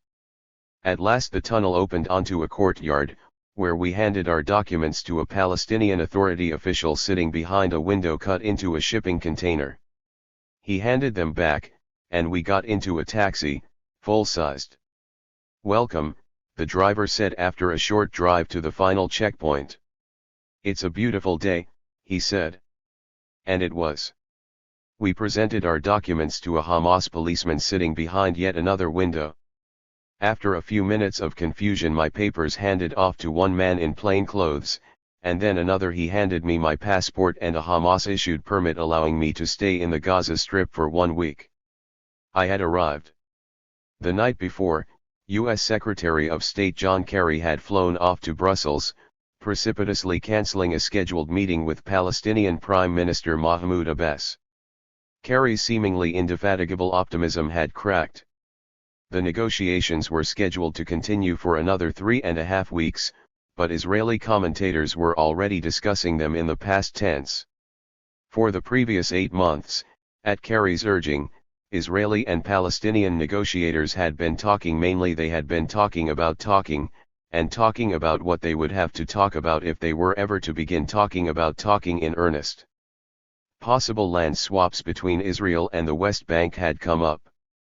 So had the fate of Jerusalem, of the major settlement blocks, and of the Jordan Valley. Entirely absent from the conversation, though, was Gaza and the 1.7 million Palestinians who live in the Strip's scant 139 square miles, fenced in by concrete and razor wire, watched from above by Israeli drones and surveillance balloons. The people of Gaza have been trapped, isolated, forgotten by the world except when Israel chooses to bomb them with more than the usual fervor since 2007, after Hamas, which had won the Palestinian legislative elections 1 year earlier, pushed out Abbas's Fatah party and took control of the Strip. Israel imposed a blockade, severely limiting the transport of goods in and out, strangling Hamas by starving its constituents. The goal, as Dov Weissglass, senior advisor to then Prime Minister Ehud Olmert, said in 2006, was to put the Palestinians on a diet, but not to make them die of hunger. 2 years later, the Israeli authorities drew up secret guidelines, calculating the minimum caloric intake of Gaza residents and determining on that basis the precise quantities of food that they would allow to enter the Strip. In the meantime, except when the bombs were falling, Gaza all but disappeared. It became the dark side of the promised land, just out of sight, rarely mentioned and seldom heard, not part of any proposed solution, a perpetual problem that has been and will continue to be contained. Gaza's present is one possible future not just for the West Bank, if things continue on their current path, but for the rest of the world, wherever entire populations are unwanted and feared, wherever the resources exist to control them from above. The streets of Gaza City were dusty and gray. Ragged green flags fluttered on the lamp posts. In some neighborhoods more than half of the buildings looked unfinished, their concrete blocks unstuccoed and, except for the ubiquitous graffiti, unpainted. Even in the busiest downtown streets, traffic was light. Fuel prices have doubled since the Egyptians shut down the smuggling tunnels in the summer of 2013, depriving Hamas of its tax base and cutting the flow not only of weaponry but also of livestock, home appliances, clothing, construction materials, medicine, gasoline, food. Every third or fourth storefront was shuttered. Banners hung from rooftops commemorating martyrs, advertising the courage and sacrifice of one armed faction or another. They were crude photoshopped pastiches, the face of a smiling young man, now dead, beside another image of the same boy, posing proudly with a rifle. Billboards hawked air conditioners, savings accounts, insurance. Horses and donkeys trotted below them through the streets, pulling carts. Many of the shops appeared to have nothing in stock but a single shelf of motor oil. Others displayed their wares on the sidewalk, crates of oranges, plastic toys, red and green labeled bottles of Coca-Cola and Sprite, car batteries, chickens, used bumpers and doors. We drove east and out of the city until there were open fields and olive groves on both sides of the road. We passed abandoned gas stations and idle factories. Moharam Fuad worked a small plot of land, turning over the soil with a short-handled hoe. He wore Adidas track pants, the knees dark with dirt. His wife sat cross-legged on the ground a few yards away, a child in her lap. Fuad had owned a house near here, he said, but the Israelis bulldozed it on the second day of Operation Cast Lead in December 2008. More than 3,000 Gazan families lost their homes in that brief and one-sided war, 13 Israelis and 1,400 Palestinians, mostly civilians, were killed. Since then, Fuad and his family have lived in a mud-walled hut. His wife was pregnant. The land he was tilling wasn't his. He was paid 20 shekels a day to farm it, he said, a little less than $6. He used to work in the tunnels and made nearly 4 times as much. The child stood at Fuad's feet, sucking a finger and clinging to his leg. Fuad smiled. It's like life below zero, he said. Far to the north, a white balloon hung high in the sky, watching. We got back in the car and drove east toward the buffer zone. On the other side, in Israel, the fields were furrowed with crops, but here mainly grass and yellow wildflowers grew. The land that Mohammed al-Daba was farming was a rare exception. He was an older man, dapper in a brown vest and gray button-down shirt. He smoked a cigarette in a wooden holder, picking at the spines of a paddle cactus with his free hand. In 2009, Israeli planes dropped leaflets warning Gazans not to come within 300 meters of the border fence. The IDF, the flyers promised, would eliminate anyone who will be found in the zone. Since you are warned, no excuses are accepted. The UN estimates that 30% of Gaza's arable land has been lost to the buffer zone. During the last war, the buffer zone expanded to comprise 40% of the entire Gaza Strip. Israeli troops shoot on a daily basis, al-Daba said, as if he were talking about the weather. It depends how close we get. One of al-Daba's sons, he said, had been shot in the eye. Not in the buffer zone, but during an incursion by Israeli troops 12 years ago. He was a boy, and had been throwing stones at soldiers. The bullet had passed through the back of his head, but he survived, al-Daba said, praise God. I would meet him later, a quiet, muscular man with a long, black beard, wearing jeans belted with a brass buckle that said, Hell on Wheels. The right side of his face was scarred but handsome, the eye dark and intense. His left eye was shriveled and dead. Another of al-Daba's sons had been shot in the leg. And just a few weeks ago a farmer named Ibrahim Mansour was shot dead. Al-Daba pointed to the border right over there. A flock of crows took flight 2 fields over. In the distance, a military jeep crawled along the line. Al-Dabo pulled a phone from his pocket to see if anyone from Mansour's family was around. He walked across his field, and we took the road and met him in the yard of an adjacent cement factory. The wall of the warehouse beside it was scarred with gunfire, and with larger holes from some more substantial form of artillery. No one appeared to be working in either facility. Al-Dabo brought out plastic chairs for us to sit on, tea for us to drink. Salama Mansour arrived on the back of a friend's motorbike. Ibrahim had been his brother-in-law. He was killed on the 13th of February, Salama said. He had gone out with a few others, collecting gravel to sell to the cement plants. Ibrahim was a farmer, but there's little work in farming anymore. The blockade keeps external markets inaccessible, and the local markets are flooded with cheap Israeli produce, so he gathered stones instead. On a good day, he could make between 10 and 20 shekels, about $3 to $6. That day, the soldiers first fired tear gas to disperse the workers. They got out of their jeep, Salama said, and took shelter behind some high point where the workers couldn't see them. The soldiers appeared to have left, so the workers returned. When they came out they shot him, Salama said. Another man was shot in the foot. He lived. Ibrahim didn't.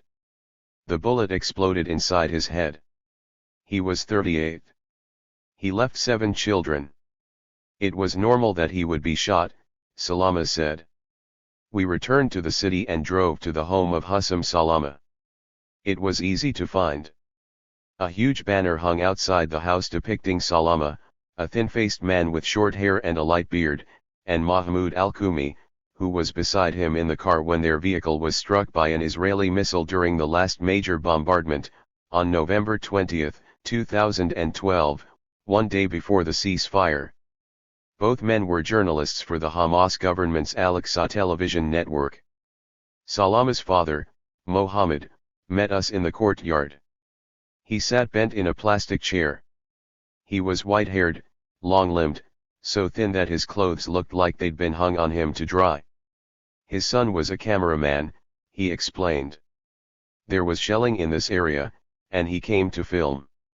When he was done, he stopped at home to eat, but there was more shelling, and he left to go and see. The car was targeted. He was on his way back to the office. The rocket set the car on fire. The more water we put on it, the higher the flames rose.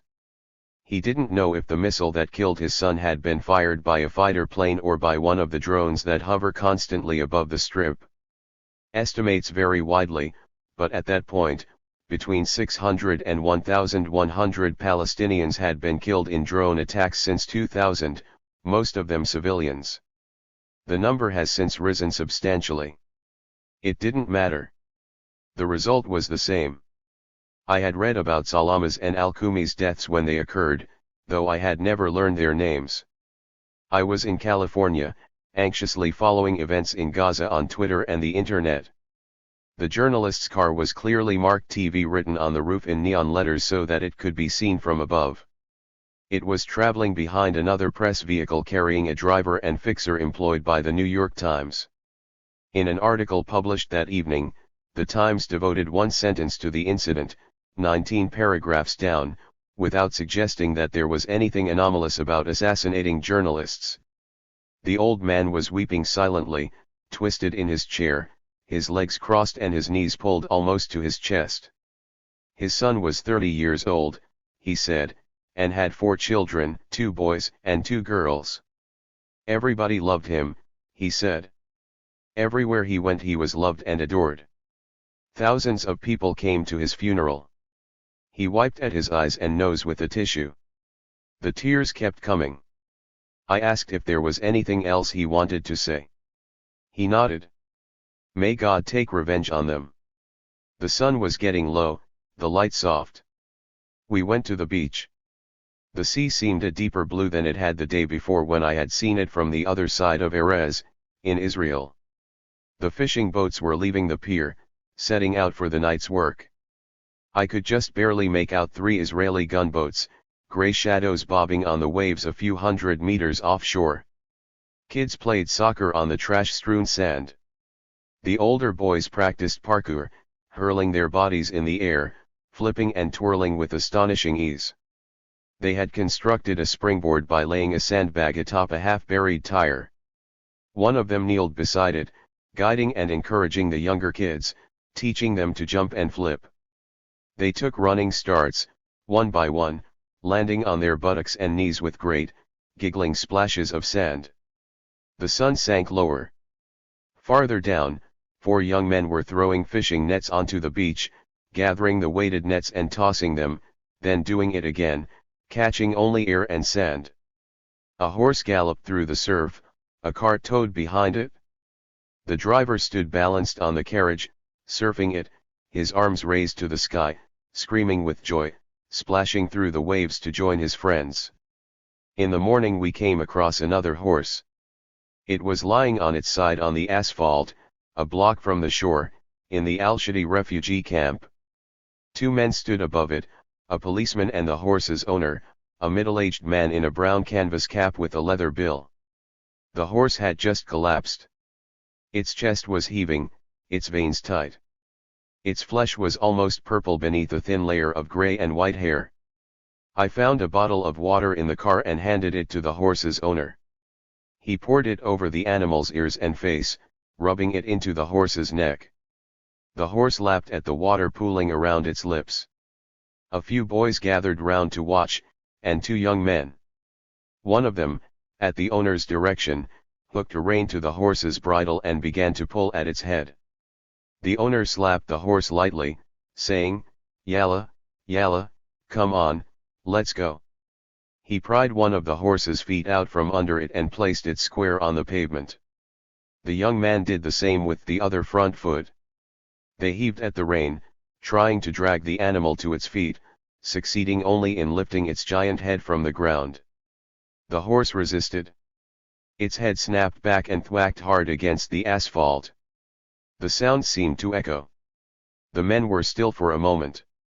Blood from a cut on the horse's knee streamed into the street. The men tried again, lifting the horse's feet, pushing it up, slapping its face with the rein. "Yalla, yalla." But the horse collapsed again and rolled over on its back, its feet lolling limp in the air. There was something indecent about it. The men pushed it onto its side again. Another cut had opened on one of the horse's legs. By now a small crowd had gathered. Everyone stood in silence, arms crossed or cocked against hips. A boy showed up hauling a bucket. A man brought 2 soda bottles filled with water.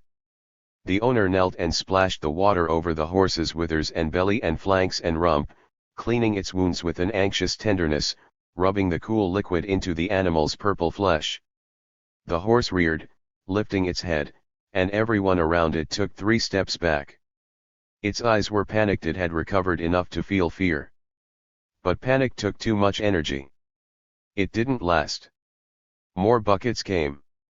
The owner wandered across the street to make a phone call. Children watched from a 3rd-story window. Flies gathered on the animal's wounds. The horse raised its head, slowly this time, and looked around as if it were searching for someone it knew. When we left, except for the occasional twitch of its eye and its ears, the horse was lying still. Its owner and the young man who had been helping him were sitting on the curb beside it, staring at the street between their knees. Gate of Freedom. Demarcatia. For Palestinian hunger striker, Samer Isai. Lovers of asparagus, alive. As hummingbirds, place their nostrils over a low cloud, wet of air. It's the year of green hills. In California that early spring. The evening is blue split between the first snow on the mountain top and a computer screen, where news of a man whose body is eating itself, sighs. The long-stemmed breaths in the room. "Do not weep if my heart fails," he writes. "I am your son. Gate of love. Son I have. Your hands bulge with pear tree blossoms. You are bellow and sweat. Hunger and bread. I part the fog to find you. Through a grimy crowd of kids. Before you give in to the affection. that soils you in public. I'll promise you a truce. Gate of the sun. Bristling down the chemical. Scraped hall uttering. Assalamu alaikums to the young. Patients from the UAE, their heads sagging. To the side, their bodies a shrine. To tumors, husks of overgrown cells. The chemo fountain. One boy stares through a sieve of darkness, hewn around dark grey clouds. Gate of peace. I have so many suns withering. I whisper to the Chinese elm, as news of the man whose body is eating itself. Disputes with the Bresaola on crisp baguette. That I'm eating in a garden. Among the flung out blue jays and limping daddy long legs. No hymns left. Only a small neck. The sun gnarls through. Soundtracks of the resistance. Rumzi Araj. My mother was born in Gaza. A United Nations report just said that Gaza might be uninhabitable by 2020. It's hard to think of Gaza as a refuge for anyone. But for my mom and her family, that's exactly what Gaza was, a refuge. My grandparents left their home in Beit Jala in 1949 for Gaza City, leaving with an Egyptian army caravan out of the West Bank. My grandfather had been arrested for organizing in opposition to Jordanian control of the West Bank after the war with Israel ended in 1949. After my grandmother somehow secured his release in the middle of the night, they left everything behind and took off as soon as they could. My grandmother was pregnant on the journey and eventually gave birth to 3 of her 6 children in Gaza, my mother included. Though Beit Jala, a small town just up the hill from Bethlehem and the birthplace of my father, is the place that would become my mother's home, the first 3 years of her life were spent in Gaza. After she and her family returned to Beit Jala in 1954, no one in our family had ever gone back to Gaza. Then one day, nearly 50 years later, my cousin Jackie Salum heard Palestinian hip-hop being played on a New York public radio station and we decided we needed to go back. I was born in a small town in Ohio, shockingly the only Palestinian family in town. Like most Palestinian Americans, though, my family ensured that I developed a strong Palestinian identity. I was raised on stories like the one of my family's brief exile from Beit Jala and the more permanent ones to the United States, Honduras, Chile, and Ecuador, among other countries. I watched the first Intifada on TV with my parents, getting shushed every time I tried to speak over the news coverage. I learned that my family back home in Palestine had it better than many other Palestinians and I just felt lucky to be sitting in Ohio while many cousins my age were stuck in the West Bank. I read as much as I could about our history and the conflict. I wanted to know as much as possible. Still, despite my family's history there, I knew shamefully little of Gaza. Though I had traveled to Palestine with my family twice as a child, it wasn't until we started filming Slingshot Hip Hop, a documentary film on the emerging Palestinian hip hop scene in Gaza, the West Bank, and inside Israel that I fully understood what being Palestinian meant. That's what happens when you go to Gaza. Jackie and I were so excited to show the world that Palestinians were doing something cool, hip hop. After years of trying to explain the Palestinian-Israeli conflict using facts and figures about refugees, destroyed villages, checkpoints, settlements, and so on, I heard in the passion and intensity of these lyrics set to a beat everything I had been trying to convey. As one older radio call-in listener from Gaza said after he heard Palestinian hip-hop for the first time, with all the partying and dancing they will memorize the hell out of it. Soon all Americans will be singing our words.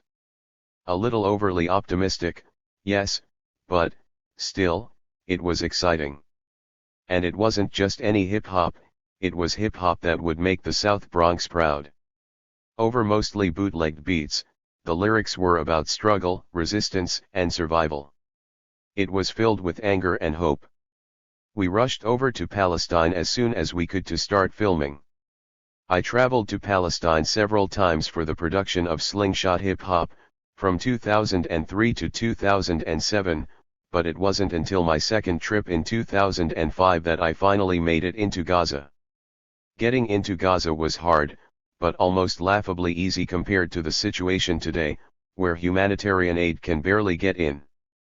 But still, the Palestinian hip-hop artists inside Israel that became the subjects of the film had never met any of the guys doing the same thing in Gaza. You had to get special permission from Israel to get in, and it was almost never given. Most often though it's people trying to get out of Gaza, not get in. And for Palestinians in Gaza, you could wait a lifetime to get permission to leave that probably won't ever come.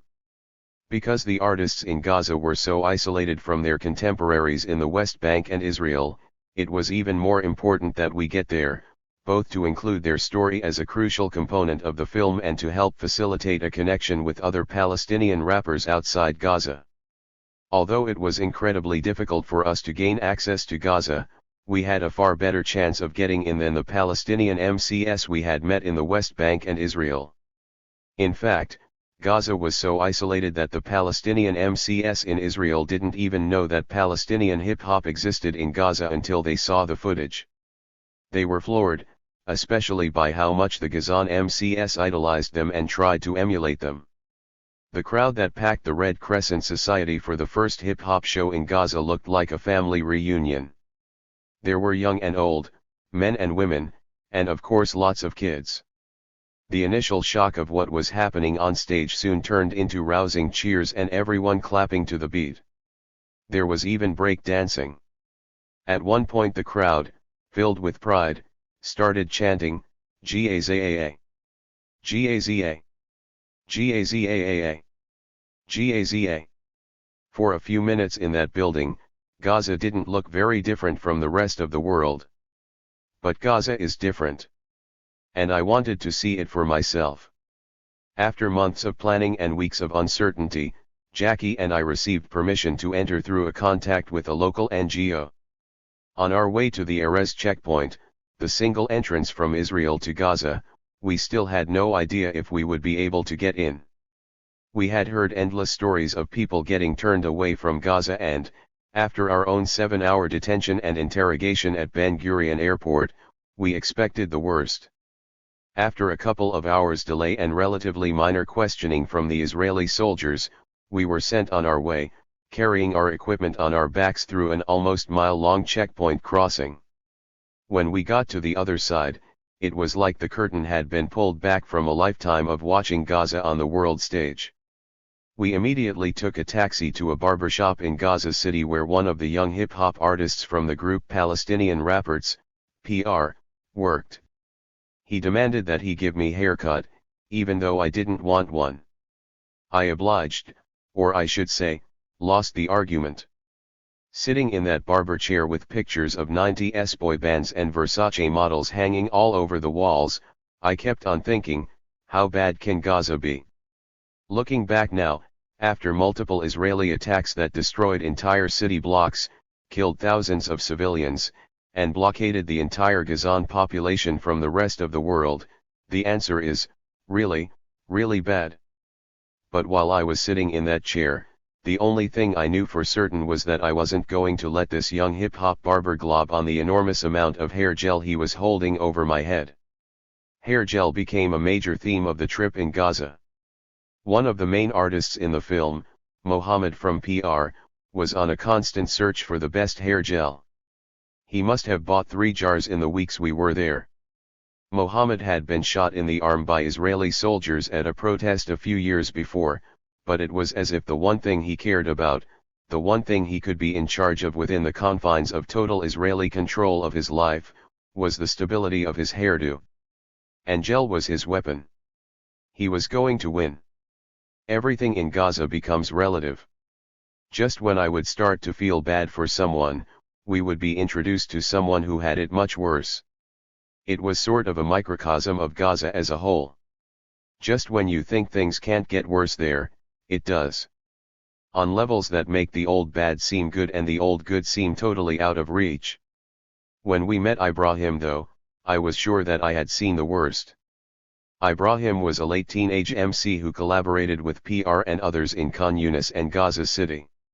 He dressed baggy, as all the guys liked to call their style of dress, with ridiculously oversized clothing that made American hip-hop artists seem like they were wearing slim-fitting clothing. He was tall and athletic and liked to play basketball. Ibrahim seemed like a pretty normal kid. When he took us to see where he lived, I wasn't prepared for what I would see. He lived in the Nemsahi refugee camp on the outskirts of Khan Yunis. This was like the curtain behind the curtain. It looked post-apocalyptic. There weren't streets, just sand and the rubble of buildings that had had missiles dropped right through the center of them. The buildings that were still standing looked like someone had used their facades as target practice. I tried not to react and pretended that I wasn't shocked that people still lived in these buildings. I had been to Palestinian refugee camps before, in the West Bank and in Lebanon, but this looked like another world. It's hard to use words to describe Gaza. I want people to see it, to feel it, to smell it. To know the depths of the devastation but also the depths of the steadfastness of the people too. Luckily, that's what Ibrahim was able to do with his music. It's hard not to feel like a voyeur in those situations, when you are passing through someone's difficult circumstances and asking to film it. Isn't that what Gaza has become? Just another thing that we watch happen, over and over again, the horrors of each new Israeli assault, just another passing headline that we care about as long as the news tells us it's important. In between the bombings, daily life continues, and these daily realities matter. Among the day-to-day lives in Gaza are the stories of young people using a creative form of resistance in the face of seemingly insurmountable oppression. Every time I think of Gaza, I think of the people I met there and how much worse it has gotten since my visit in 2005. I think back to every home I was invited into for tea or coffee by friends of friends or even strangers, and how happy they were to share what little they had, their pride unwavering even under sometimes impossible circumstances.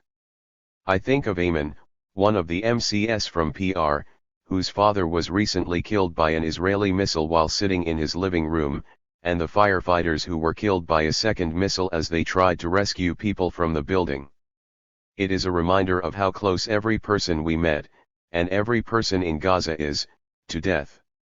In one of the most densely populated places on earth, a place that has been described as an open-air prison, a place that is expected to have been driven into non-existence by 2020, even the daily struggle for survival is an act of resistance. The young rappers we met were creating a soundtrack of this resistance. We should all be listening. Until it isn't. Remy Kanazi. Death becomes exciting. Tolls, pictures, videos. Tweeting carnage. Instagramming collapse. Hearts racing to break. 24-hour entertainment. Every glimpse, bone splinter. And shard of pain jammed into torsos and cheekbones. Loved ones want to sit for a minute and cry quietly. No words, no poetry. Before internet and dialed up emotions. Before black and white ideologies. Before a person I called friend defended massacres. Before the bodies were laid to rest. Before chemical weapons haunted insides. Before refugee meant grandmother. Suffering 2.0. Keyboard clicks. Like bombs so effortlessly dropping. All damage. Collateral. Never personal. Voyeurs hop on and off. Like carnival rides. Death becomes exciting until it isn't. Until boredom sets in. And desensitization begins. Until the next ride emerges. Somewhere else more captivating. War reports. Afterwards. Sinan and tune. My father's warm palms shielded my ears. I could hear his blood racing in his veins. As if being chased by the bombs falling outside. My mother's lips fluttered like a terrified butterfly. She was talking to God and asking him to protect us. That's what she did the last war. And he listened. Her arms were clasped around my two sisters. Maybe God could not hear her this time. The bombing was so loud.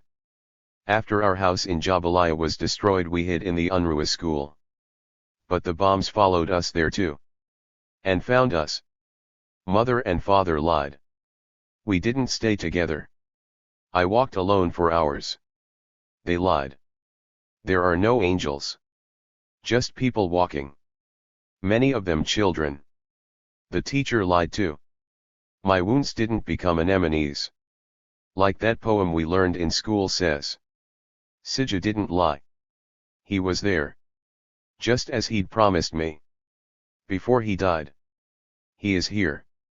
I found him. Leaning on his cane. Thinking of Jaffa. When he saw me. He spread his arms wide. Like an eagle. A tired eagle with a cane. We hugged. He kissed my eyes. Are we going back to Jaffa, Siju? We can't. Why? We are dead. So are we in heaven, Siju? We are in Palestine, Habibi. And Palestine is heaven. And hell. What will we do now? We will wait. Wait for what? For the others. To return. Siju, grandfather. Habibi, my love. How not to talk about Gaza. Colin Dian. 1. Talking about Gaza is like talking about God. We face the ineffable. We will not name. We cannot talk about what we see. Or if we do, we are accused of lacking common sense, failing to take a realistic approach to an unmanageable problem. What is that problem? Palestinians are the problem. Like so many others in our world today, Palestinians are labeled as terrorists by the powerful, so that lethal force is the rule and extreme violence or exemplary disregard may be directed indiscriminately against civilians and non-civilians alike. The problem is not a simple one. If we pretend it is, then we risk validating those who hold Israel to an unfair standard, or worse, who question its right to exist. But in protesting Israeli government policy, expressing horror at its brutal excesses, we risk being condemned as anti-Semitic or worse, as self-hating Jews. In December 2008, I recall sitting in the Jewish National and University Library, now renamed the National Library of Israel, across from the Knesset, Israel's parliament, and the Israel Museum. In the courtyard I noticed a sign for the Institute for Advanced Studies. Below it there is another sign for the Center for the Study of Rationality. I had seen the crumbled homes of East Jerusalem, the uprooted olive trees, slabs of concrete and rubble in the places that Israeli guidebooks do not include. My thoughts wandered away from West Jerusalem to places rooted in Palestinian memory even as they are erased. It's hard to imagine what the word rationality means in this context. Just 6 days later, 2 days after Christmas, Israel began an assault on the open-air prison that is Gaza. The delirious violence, cruelty, and indifference were justified as a reasonable response to Hamas rocket fire. The cohabitation of claims of reason and actual barbarity makes the lethal effects of brute force less open to criticism. I write now during yet another assault on Gaza. The tired debates about the history of Zionism and the threat of the Palestinian national movement, or, put more bluntly, about the end of Israel and what Jonathan S. Tobin in commentary, November 18, 2012, calls a war with Palestinian Islamists with no end in sight ignore what is specific about more than 4 decades of Israeli domination in the occupied territories. Especially masked in these debates are the unique and various forms of violence used to control the West Bank and Gaza Strip since the eruption of the Second Palestinian Intifada in September 2000. In the name of security, Israel has implemented something like a permanent state of emergency. Brute force coexists with, to a sometimes calamitous degree, a systematic practice of discrimination, surveillance, and disappearance. Behind the barriers, and they are everywhere, live the confined, sealed off from the zone of inclusion, the Israeli state. 2. How to talk about the beginning of the Second Intifada, which in Arabic means a shaking off, as in shaking the dust off your hands. On September 28, 2000, Ariel Sharon visited the Haram al-Sharif or Noble Sanctuary in the Old City of Jerusalem. During this calculated affront and brilliant provocation, he announced, "The Temple Mount is in our hands," recalling the radio broadcast from June 1967, when Israeli forces occupied the last portions of Palestinian territory not conquered in 1948. Like so much else in Israel, policy is often dictated by the approach of elections. But never without further cycles of wanton violence. The day after his visit, Israeli forces opened fire on crowds of unarmed demonstrators in the Al-Aqsa Mosque compound, killing 7 and wounding more than 100. Throughout the West Bank and Gaza, Israeli forces used live ammunition against stone-throwing crowds. 5 months later, on February 6, 2001, Sharon was elected Prime Minister of Israel. On May 18, Israel launched F-16 warplanes against Palestinian targets in Gaza for the first time. I talk about the origin scene of the Second Intifada not to excuse the suicide attacks against Israelis that followed in the next few years, but rather to raise troubling questions about the uses of lethal force and the limits of deliberate humiliation. For Palestinians, Sharon's walk on the sacred rock of the Al-Aqsa Mosque was an unbearable transgression. What followed his provocation, in addition to armed combat, seemed to some inevitable. Israel began construction of a barrier that in effect annexed a substantial part of Palestinian territory. Though it is called a security fence or wall, built to respond to security concerns, such discursive obfuscation or euphemism does not hide its real purpose. In 2003, John Dugard, Special Rapporteur of the UN Commission on Human Rights, wrote, "The fact must be faced that what we are presently witnessing in the West Bank is a visible and clear act of territorial annexation under the guise of security." 3. I cannot hear the sounds of the air strikes on Gaza by drones, Apaches, or F-16s or see the explosions or confront the photos and videos of the bombing as Israel expands its range of targets without asking, is there a precedent for this wanton harm and exemption from blame? The answer is obvious. Watching the Israeli campaign, with the casualties mounting, I remember the lack of reporting during the Gaza assault of 2008. It began 2 days after Christmas. One day after opening up the border to deliver humanitarian aid, Israel began bombing Gaza with F-16s, ostensibly to stop rocket fire into southern Israel. Torrents of smoke, a rain of shells, people running through a crush of metal and concrete. Women and children were killed, the innocent and the guilty. The attacks began in midday, as police cadets were graduating, women were shopping at the outdoor market, and children were leaving school. I lived in an alternate universe that bore no relation to what was happening. As more and more civilians became targets for the excesses of violence, then Foreign Minister Tzipi Livni announced, "There is no humanitarian crisis." On the 4th day of the deepening and broadening scenes of carnage, the New York Times reported on what it called conflict in Gaza. Then, as now, bland language spares readers the need to confront the facts. When it comes to Israel's treatment of Palestinians, people take refuge in the comfort of euphemism. Public discourse about blatant atrocities committed against large numbers of civilians turns evasive and non-committal when these civilians happen to be Palestinians. Cruelty and indifference are justified as a reasonable response to Hamas rocket fire.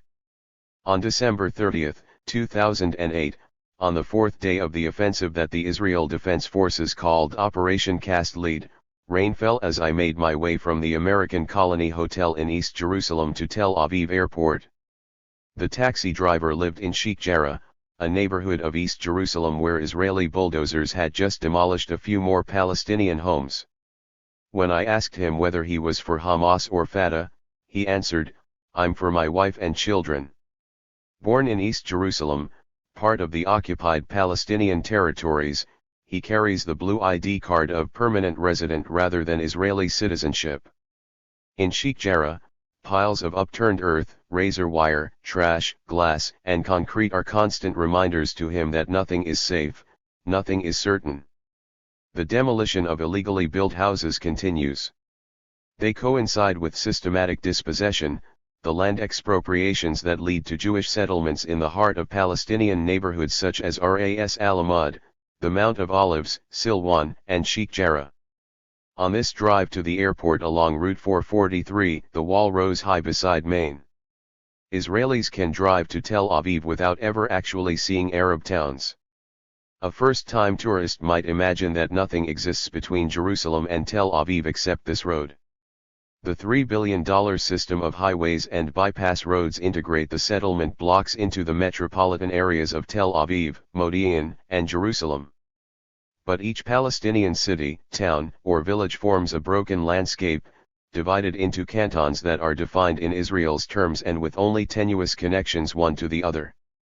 Now, through the rain, I look at another nearly completed bridge with a new railway, another new tunnel with a blue neon entry sign, evidence of continued building in Israel proper, while Palestinian villages suffer from neglect or, worse, from demolition. Sometimes I see a minaret in the distance, as if a vision from another world, a beacon to another life lifting itself up above the concrete and barbed wire. On that day, I left Israel for the second time in 2 years. I never visited until 2006, when I traveled to Jerusalem to meet my husband's family. My father, though Jewish, never wanted to go there. Born and raised in Aleppo, Syria, he still spoke Arabic, drank arak, Arabic for sweat, a sweet, distilled, anise-flavored alcoholic drink, played backgammon, which he called tala, meaning table in Arabic, and chanted periodically throughout the day the muezzin's call to prayer. Everything connected to his childhood was precious to him. In Atlanta, what he called the desert of the South, he held fast to the memories. After the Six-Day War of 1967, he changed his name from Dayan to Ta'al when Arab friends would visit. They were his lifeline to music, tala, and good conversation. This is how I remember my father's happiness in what was, I always thought, an unhappy life. 4. Speaking with my taxi driver, I learned something of what John Berger famously called the stance of undefeated despair in describing the beauty and the miracle of Palestinian life in the territories. As the driver told me, stories can be cruel, but they are real. They have a history. Israel, the settlements Ma'ale Adumim, Ariel, Modi'in Ilat, Beitar Ilat, the occupied territories, every site has a story to tell. That story is told through the landscape. How do lives become expendable? Dispossessed of their homes and ancestral lands and labeled as outsiders and enemies, Palestinians are confined as nothing more than superfluity. Even if their neighborhoods remain, they are ravaged and filled with debris. Uprooted olive trees. Piled up branches and trunks of rotting fruit trees. Slabs of concrete standing out of the ground like tombstones. Fences, walls, roadblocks, earth mounds, checkpoints, trenches. We drove through a wilderness of barriers, as if some crazy wizard had decided to get all kinds of partitions into the smallest amount of space. 5. In 2012, and during the last Gaza assault in 2014, leaflets fall as bombs continue to hit Gaza, warning civilians to get out of the way and assuring them that they are not the objects of harm. But there is nowhere to go. In photos, the warning leaflets fall like snow. Important announcement for the residents of the Gaza Strip, they announce. They blame Hamas for the violence and warn citizens to stay away from Hamas facilities.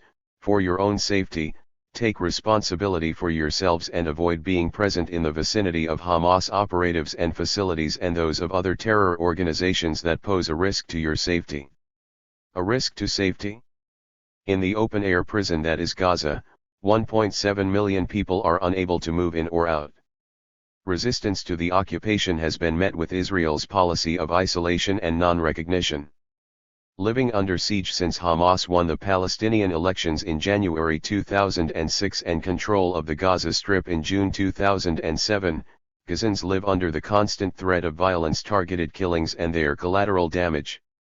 The people of Gaza don't deserve to suffer, Ehud Olmert said on the first day of the 3-week assault in 2008. In other words, these excesses are not punitive. Even obedience will not make them cease. Before each new stage of that offensive, leaflets bore polite warnings addressed to residents of the area. They repeated words that fly in the face of reality and sense: for your own safety you are required to leave the area immediately. Leave to where? Nowhere is safe. That is the horror. 6. In November 2012, Israel, according to its own government statistics, had carried out more than 1,350 attacks since launching the current offensive. The passion for retribution stands in for a justice as infinite as it is arbitrary. Its broad sweep calculates what is innumerable. Its generality takes all kinds of individuals into its maw. Why is Israel immune from criticism? Intrinsic to its dominion and the discriminatory nature of our ability to confront its obvious violence is the politically redemptive argument of defense: Israel needs to rebuild deterrence so no more rockets can be fired on it. Obama speaks of what is happening as the proper response of a country that has the right to defend itself. But there are alternatives to indiscriminate slaughter, to the call to flatten entire neighborhoods in Gaza, as Gilad Sharon, the son of Ariel Sharon, wrote in a November 18 op-ed in the Jerusalem Post. As many have noted, Hamas had agreed to an informal truce before Israel decided to kill Ahmed al-Jabari. Gershon Baskin, who negotiated with Hamas on the release of captured Israeli soldier Gilad Shalit, reflected on Israel's short-sighted assassination in the New York Times, November 16, 2012. On the morning that he was killed, Mr. Jabari received a draft proposal for an extended ceasefire with Israel, including mechanisms that would verify intentions and ensure compliance. What, then, is the IDF retaliating for? Why deprive a population of its entire infrastructure? How, as Richard Falk asked in an interview with Amy Goodman on Democracy Now!, does that produce security? 7. So I will send a fire on the wall of Gaza. Fire that shall devour its strongholds. Amos 1:7. Every Israeli offensive into Gaza bears a name that delivers a message meant not only for those locked up there, but also for others in Israel and the rest of the world. What do these names tell us? Operation Summer Rain on June 27, 2006. Operation Autumn Clouds on November 1, 2006. When clouds are full, they empty rain on the earth. So said Kahileth the preacher in Ecclesiastes. Almost lyrical, like bits of haiku, these names portend nature gone wrong: rain that does not moisten but scorches the earth, clouds that promise terror so unrelenting that no season can survive it. No more autumn. No more winter. Operation Cast Lead prompted a different chain of associations. Not only the ancient Israelites in their biblical battles against Canaanites and Philistines, but a slew of other transformations. I recall the song of Moses in Exodus after the Lord saved Israel from its enemies: you blew with your wind, the sea covered them / they sank like lead in the mighty waters.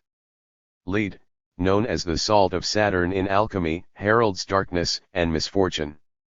Bodies turned into lead, buried deep below the sea or cast into new shapes, are not molded in the image of God, but rather changed into base metals, things unnatural and ripe for ruin. Perhaps these rituals of naming move us from the realm of actuality, the undeniable realities of experience, what we see and hear and know, into the terminology of what Kenneth Burke called the upward way. As we transcend the merely empirical, respond to a higher call, our judgment is suspended. Obvious harm disappears as we enter a special realm that is closed to others. We transcend the merely empirical. We forget the piddling violations of international law. They cannot hold a proverbial candle to the newest divine sanction. The biblical code name chosen for the Gaza attacks in 2012, 2 years before the most recent campaign, called Protective Edge, is in Hebrew Amud Anan, meaning not pillar of defense, as it was translated, but actually pillar of cloud. We can disregard the clouds of smoke from buildings burning, bombs falling, and drones firing. For the defense is God's protective cloud, the cloud that hid the children of Israel from harm during their exodus from slavery in Egypt. We join with them, protected from whatever is outside our felicitous refuge. The mistranslation doubles up on the code name's original use and transforms it. Despite what is clearly real, the obvious and asymmetrical force of arms turned against the population of Gaza, Israel's pillars of fire and smoke are recalibrated as a legitimate and necessary defense, no matter the cost. Talking about Gaza is like talking about God. Running orders. Lina Khalif Tufaha. They call us now. Before they drop the bombs. The phone rings. And someone who knows my first name calls and says in perfect Arabic, "This is David." And in my stupor of sonic booms and glass-shattering symphonies, still smashing around in my head, I think, do I know any Davids in Gaza? They call us now to say, "Run. You have 58 seconds from the end of this message. Your house is next." They think of it as some kind of wartime courtesy. It doesn't matter that there is nowhere to run to. It means nothing that the borders are closed. And your papers are worthless. And mark you only for a life sentence. In this prison by the sea. And the alleyways are narrow. And there are more human lives, packed one against the other, more than any other place on earth. Just run. We aren't trying to kill you. It doesn't matter that you can't call us back to tell us the people we claim to want aren't in your house, that there's no one here except you and your children, who were cheering for Argentina, sharing the last loaf of bread for this week, counting candles left in case the power goes out. It doesn't matter that you have children. You live in the wrong place. And now is your chance to run. To nowhere. It doesn't matter. That 58 seconds isn't long enough to find your wedding album, or your son's favorite blanket, or your daughter's almost completed college application, or your shoes, or to gather everyone in the house. It doesn't matter what you had planned. It doesn't matter who you are. Prove you're human. Prove you stand on two legs. Run. They wake up to a truce, a fragment. Fadi Jauda. They wake up to a truce, a fragment. In daylight to hike. The shipwrecks of their homes. The ships that did not come from the sea. The sea that ebbed as witness against its water, touching the massacre. Its salt corroding the wounds. Its summer. Some dead will house warm their graves with the living, who come bearing inaugural chrysanthemum and snapdragons. And some dead will part with ice cream coolers of street vendors turned morticians. Tonight, by flashlight, the living will spot their survival unconcerned with our kindness. Diary of a Gaza War, 2014. Najla said. July 1. Sami Kishai writes, Israeli soldiers and settlers are launching heavy assaults on Palestinians in the Gaza Strip and the West Bank. Almost 24 explosions in the Gaza Strip within the last half hour, homes demolished in the West Bank, and a child run over by a settler who has, statistically speaking, well over a 99% chance of never being held accountable for his crime. Please keep Palestine in your prayers. I always try to be diplomatic about this stuff, but sometimes I just can't. If you think that Palestinians all hate Jews and are rejoicing in the death of those 3 young men, Naftali Frankel, Gilad Shaer, Eyal Yifra, then you are a racist. That's all I have to say. As my dad used to say, no one has a monopoly on suffering. Any loss of life is tragic, but please, please, please stop asking me why I have so little self-esteem when the media and the world and everyone around me sits by and says that the life of a Palestinian isn't worth shit compared to the life of an Israeli. Fuck you for condoning that by letting the media misinform the world. I don't talk about politics a lot because it hurts my heart, and I don't want to hear any more roundabout rationalizations about whose life is worth more, and which deaths matter. If you care for me, then you should care that this kills my heart and spirit. No one should die, no one. Fact, one Palestinian child has been killed by Israel every 3 days for the past 13 years. July 2nd. News, 16-year-old Palestinian boy Mohammed Abu Khdeir murdered in a suspected revenge attack, Guardian. Here we go again. News, the headline from the New York Times, as tear gas wafts outside, Palestinian family mourns. Mohammed's mother, Suha Abu Khdeir says, "We don't feel safe. They took him in front of our home. The boy who was killed is a cousin of my dear friends Aaron Kader, Jacob Stowe Kader, and Gabe Kader. You who are reading this are now 2 degrees away from the murdered Palestinian, a child killed in revenge." July 4th. A young boy, 16-year-old Palestinian-American Tariq Abu Khdeir from Tampa, Florida, was beaten by the Israeli police during a demonstration against the murder of his cousin. Oh, and these are American Palestinians. So remember this when you tell me I shouldn't care so much because I am American. Please. Stand up. News, Palestinian kidnap victim was alive when burned, reads the headline of Haaretz. The autopsy showed that Abu Khdeir, 16 years old, was alive and breathing while he was being burnt. This is an Israeli paper. Where's the outcry? WTF is this? My God.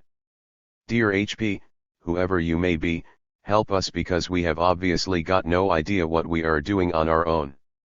News, Juan Cole writes, when will Palestinians get their 4th of July? Juan Cole writes, all human beings are created equal, the founders of the United States believed. That means that Palestinians, as human beings, are also created equal. The text says all. July 6th. I'm going to go out on a limb and say the most arrogant thing I think I can come up with.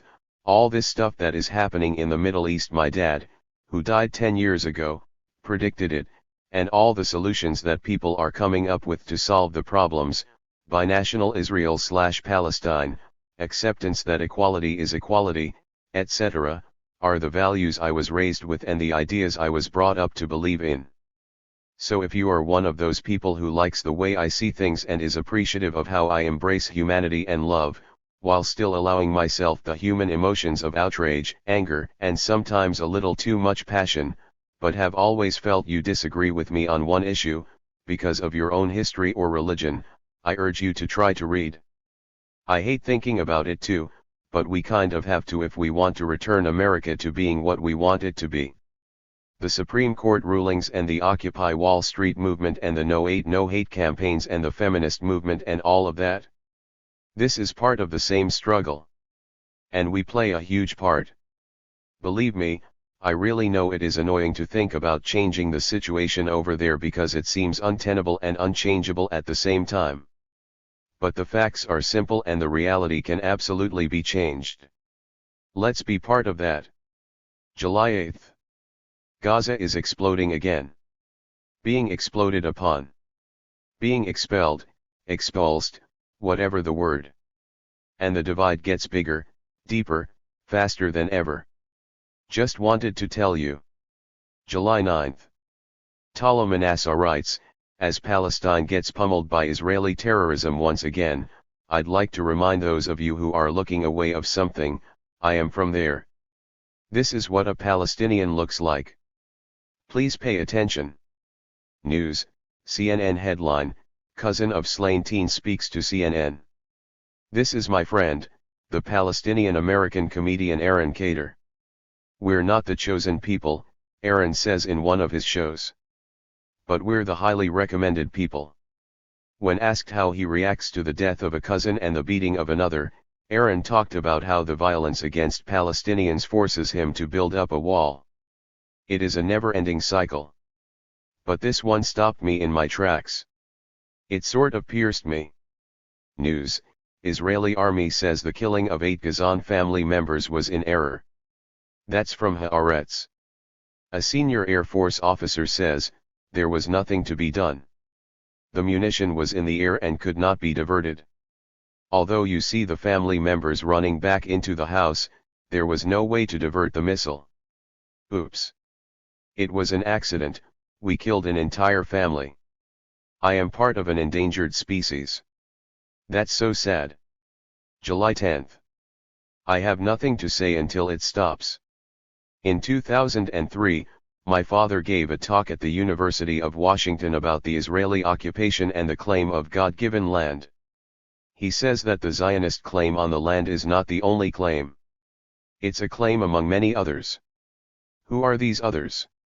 Canaanites, the Assyrians, the Philistines, the Babylonians, the Israelites, the Achaemenids, and the Seleucids.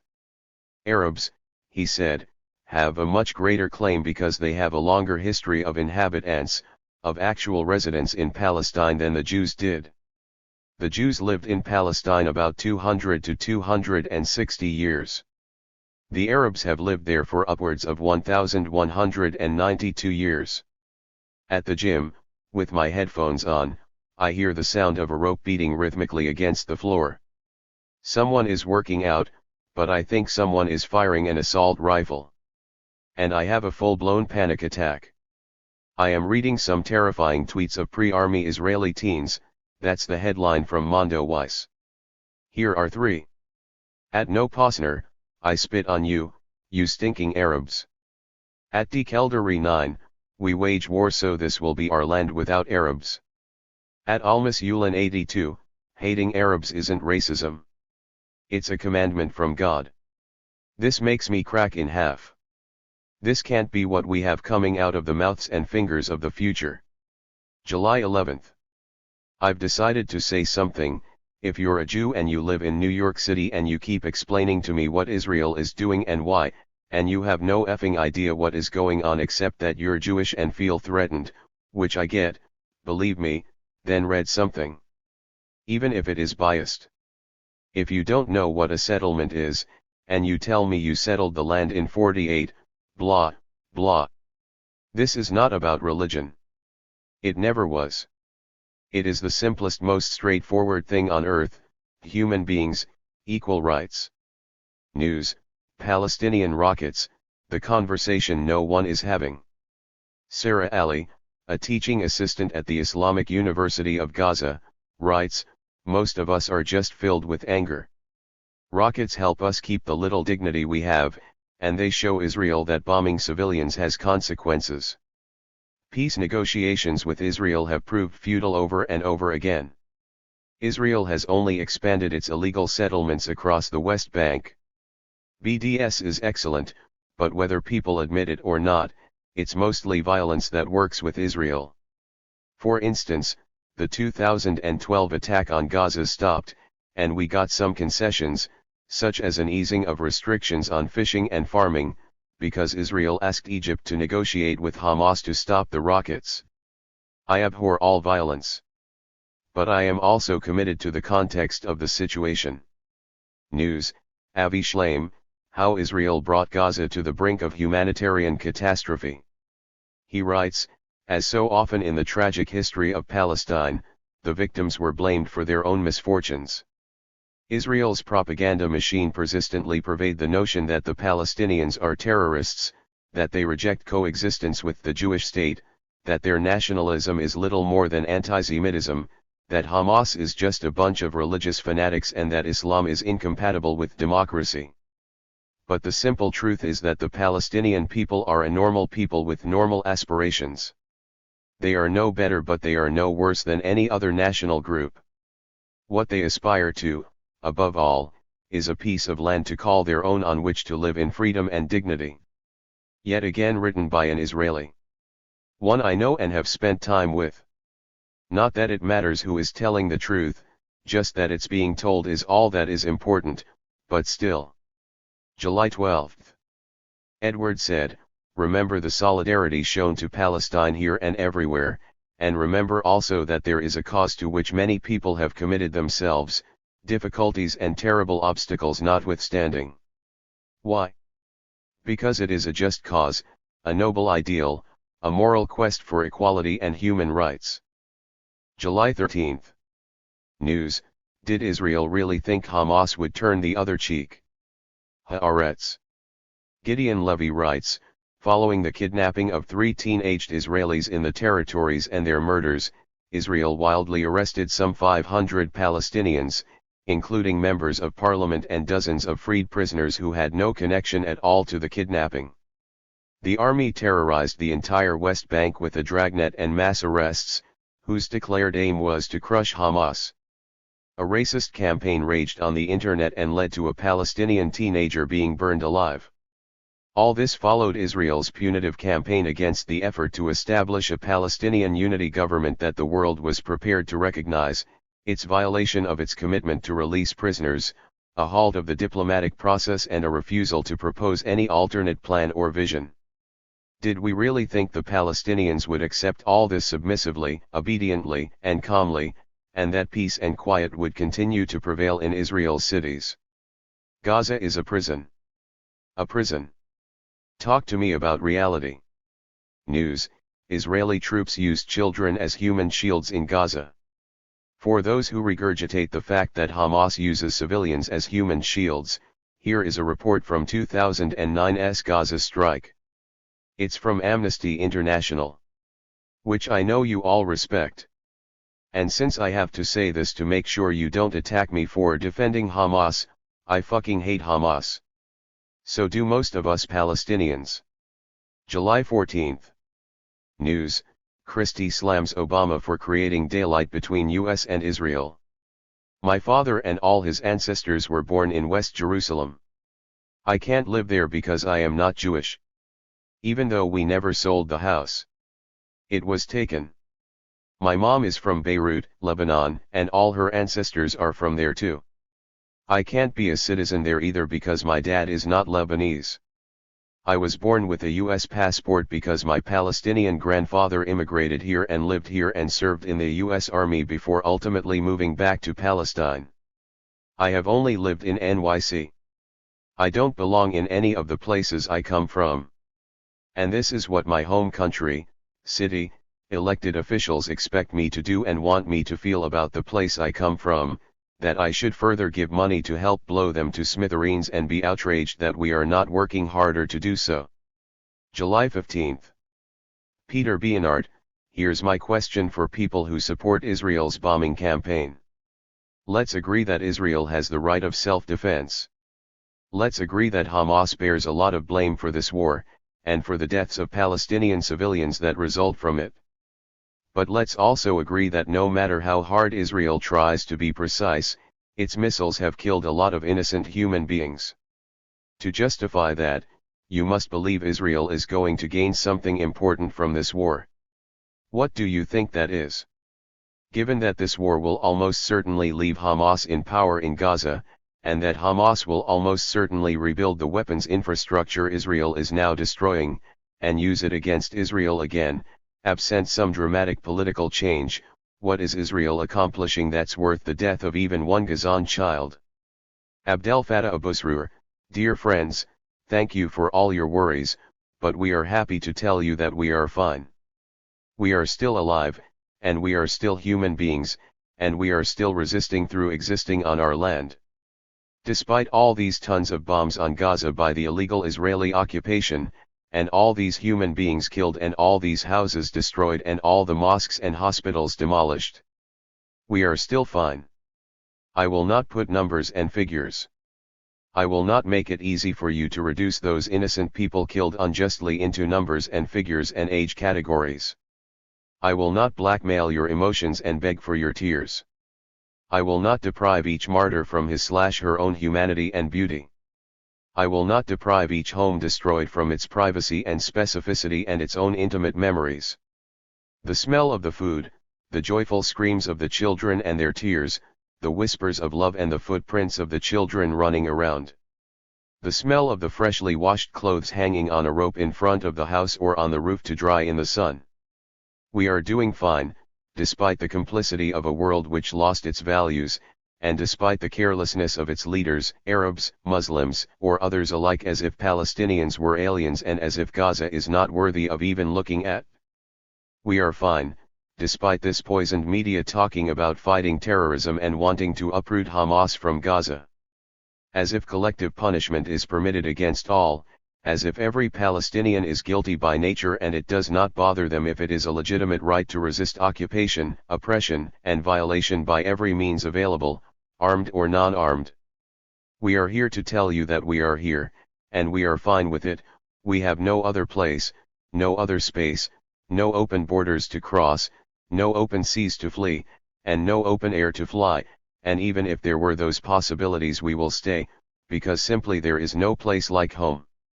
We are here to tell you that we are fine, and we are thankful to all those who have shown their solidarity and demonstrated in the streets against this illegal and barbaric apartheid Israeli occupation, you human beings from all around the world, whatever your color or ethnicity or religion is. Thank you, sisters and brothers in humanity, for standing for rights and values. Thanks for all those who wrote a word, who shed a tear, who shouted loud their solidarity, who made a prayer, and have a thought for all the victims of this terrorism, of this illegal Israeli occupation. History will keep the records for the just and unjust, and we will remember those who stood for what is right and what is just, and all others we will not worry about, because they will not deserve any place in our thoughts and minds. Thank you for asking about us, thank you for your worries, thank you for being the human beings you are in such inhuman circumstances. July 16th. 4 little boys went to the Mediterranean and kicked a ball around. Now they're dead. I've gone down to the Mediterranean many times, usually a few dozen miles north, but pretty much the same place. And splashed and kicked a ball and laughed and eaten watermelon and lived. It's not about me, it's about the reality of humanity. Children playing should not be killed. Ya Palestine, you and your people are my heart.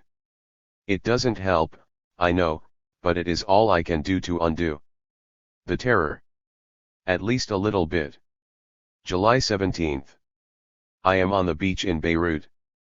It is 1979, I am 5. There are bombs and gunshots in the distance. Sometimes my cousins and I find bullet casings in the pool by the sea. That was my childhood. It was traumatic in many ways, but I got to play and live and swim and enjoy myself because I was 5. I might have been killed though, like those boys in Gaza. July 18th. Tala Manasseh, for 66 years, the Palestinian people have been terrorized by a settler colonial apartheid state. And for 66 years they have resisted with dignity, steadfastness, resilience, and an indomitable will. Colonial rule crumbles. Terrible obstacles, and devastating loss endured and further anticipated, we will remain standing. We will not disappear. We will not be silent. We will remain standing, shoulder to shoulder with all of you struggling with us on the right side of history, demanding justice and equal rights for all people. The road has been long and full of unimaginable destruction, and it is far from over. But know this, our day will come. It isn't a question of if, but when. Let us keep working side by side to accelerate the road to the promised land. Free Palestine. If you don't know who Mahmoud Darwish was, you probably don't know that for years before people like me, there have been brave and beautiful artists of resistance from Palestine. I am simply trying to follow their lead. It is no easy feat. Mahmoud's voice is irreplaceable. I was lucky enough to know him from the time I was young, but you don't need to have ever met him to know him. He was one of Palestine's most beautiful gifts to humanity. This poem is everything to me right now. The earth is closing on us, pushing us through the last passage. And we tear off our limbs to pass through. The earth is squeezing us. I wish we were its wheat, so we could die and live again. I wish the earth was our mother, so she'd be kind to us. I wish we were pictures on the rocks, for our dreams to carry as mirrors. We saw the faces of those to be killed by the last of us in the last defense of the soul. We cried over their children's feast. We saw the faces of those who will throw our children out of the window of this last space. Our star will hang up mirrors. Where should we go after the last frontiers? Where should the birds fly after the last sky? Where should the plants sleep after the last breath of air? We will write our names with scarlet steam. We will cut off the hand of the song to be finished by our flesh. We will die here, here in the last passage. Here and here our blood will plant its olive tree. Mahmoud Darwish, the earth is closing on us. July 19th. We are all Palestinians. This isn't war. This is a massacre. July 20th.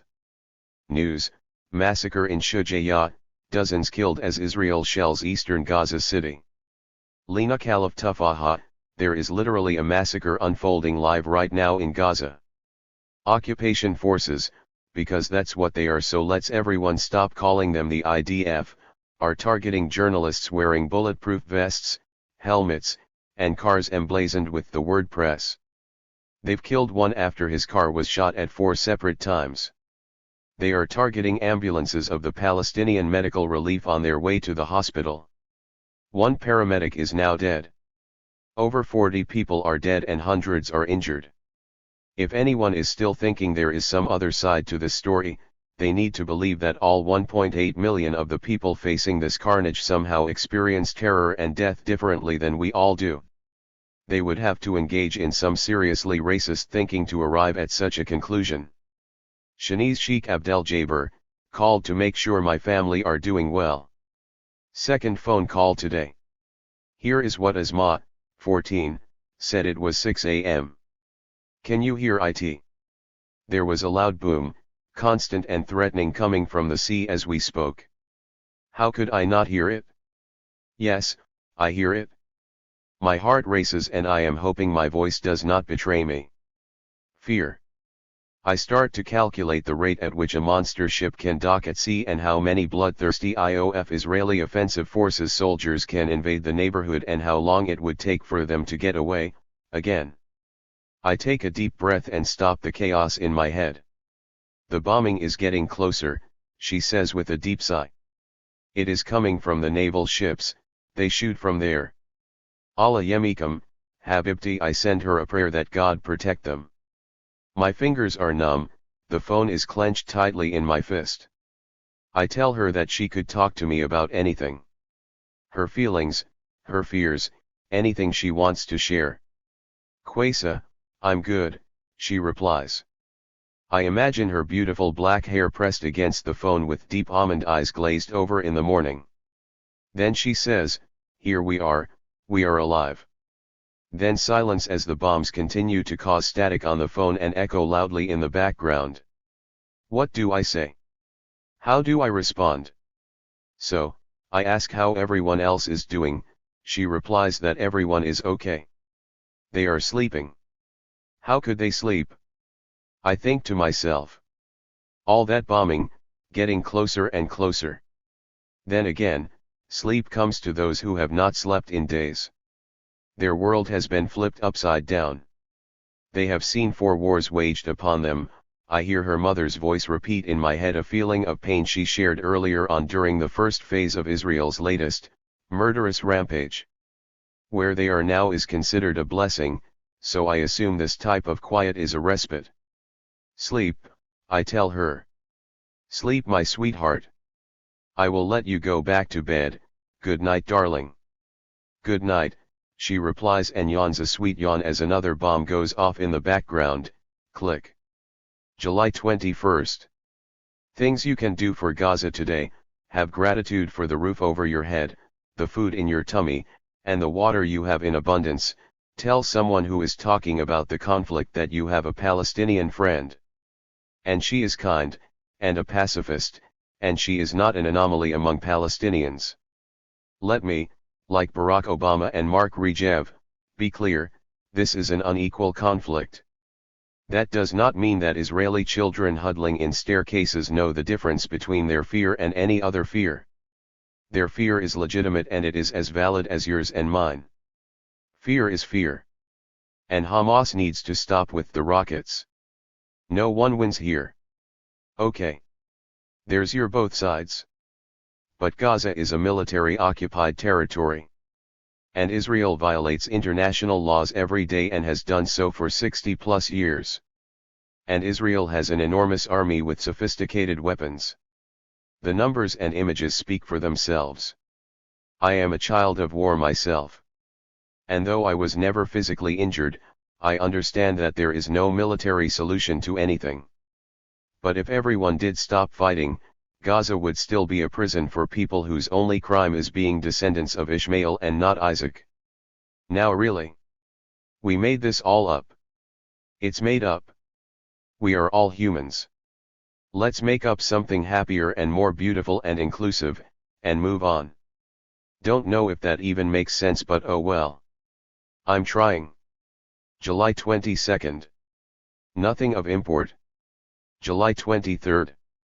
Is it weird that part of me thinks that Nelson Mandela's ascension to heaven was the last ingredient needed to form a solid coalition of peacemakers and justice seekers from history up there that has taken on the state of our miserable human existence and our horrific ways of treating others from their little cloud in the sky? I'm into it.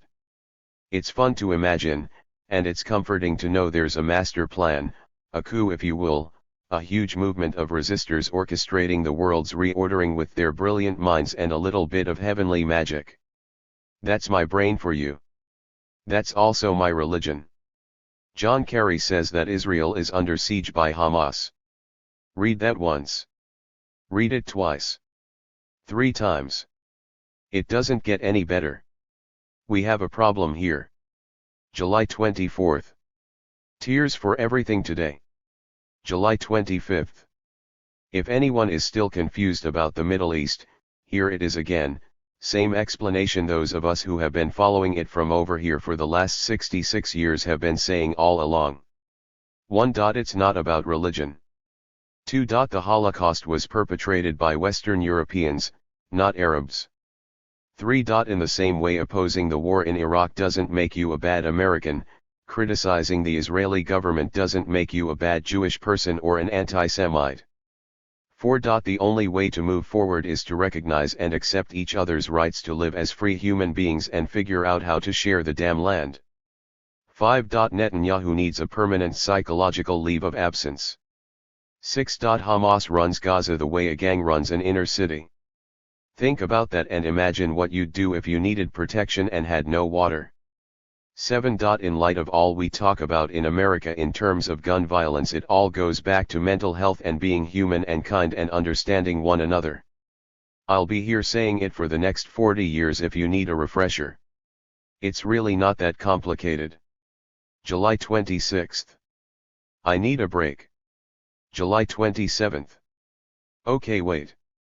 So if every country in the world that we bombed us as a punishment for electing our president, say, George W. Bush, because our president bombed them and they have a right to self-defense, that's legitimate. And it's unfortunate that we had to die, but it's our fault for electing a terrorist? Just checking. Vijay Prashad taught me a phrase last week, PEP, progressive except for Palestine. Love it. July 28th.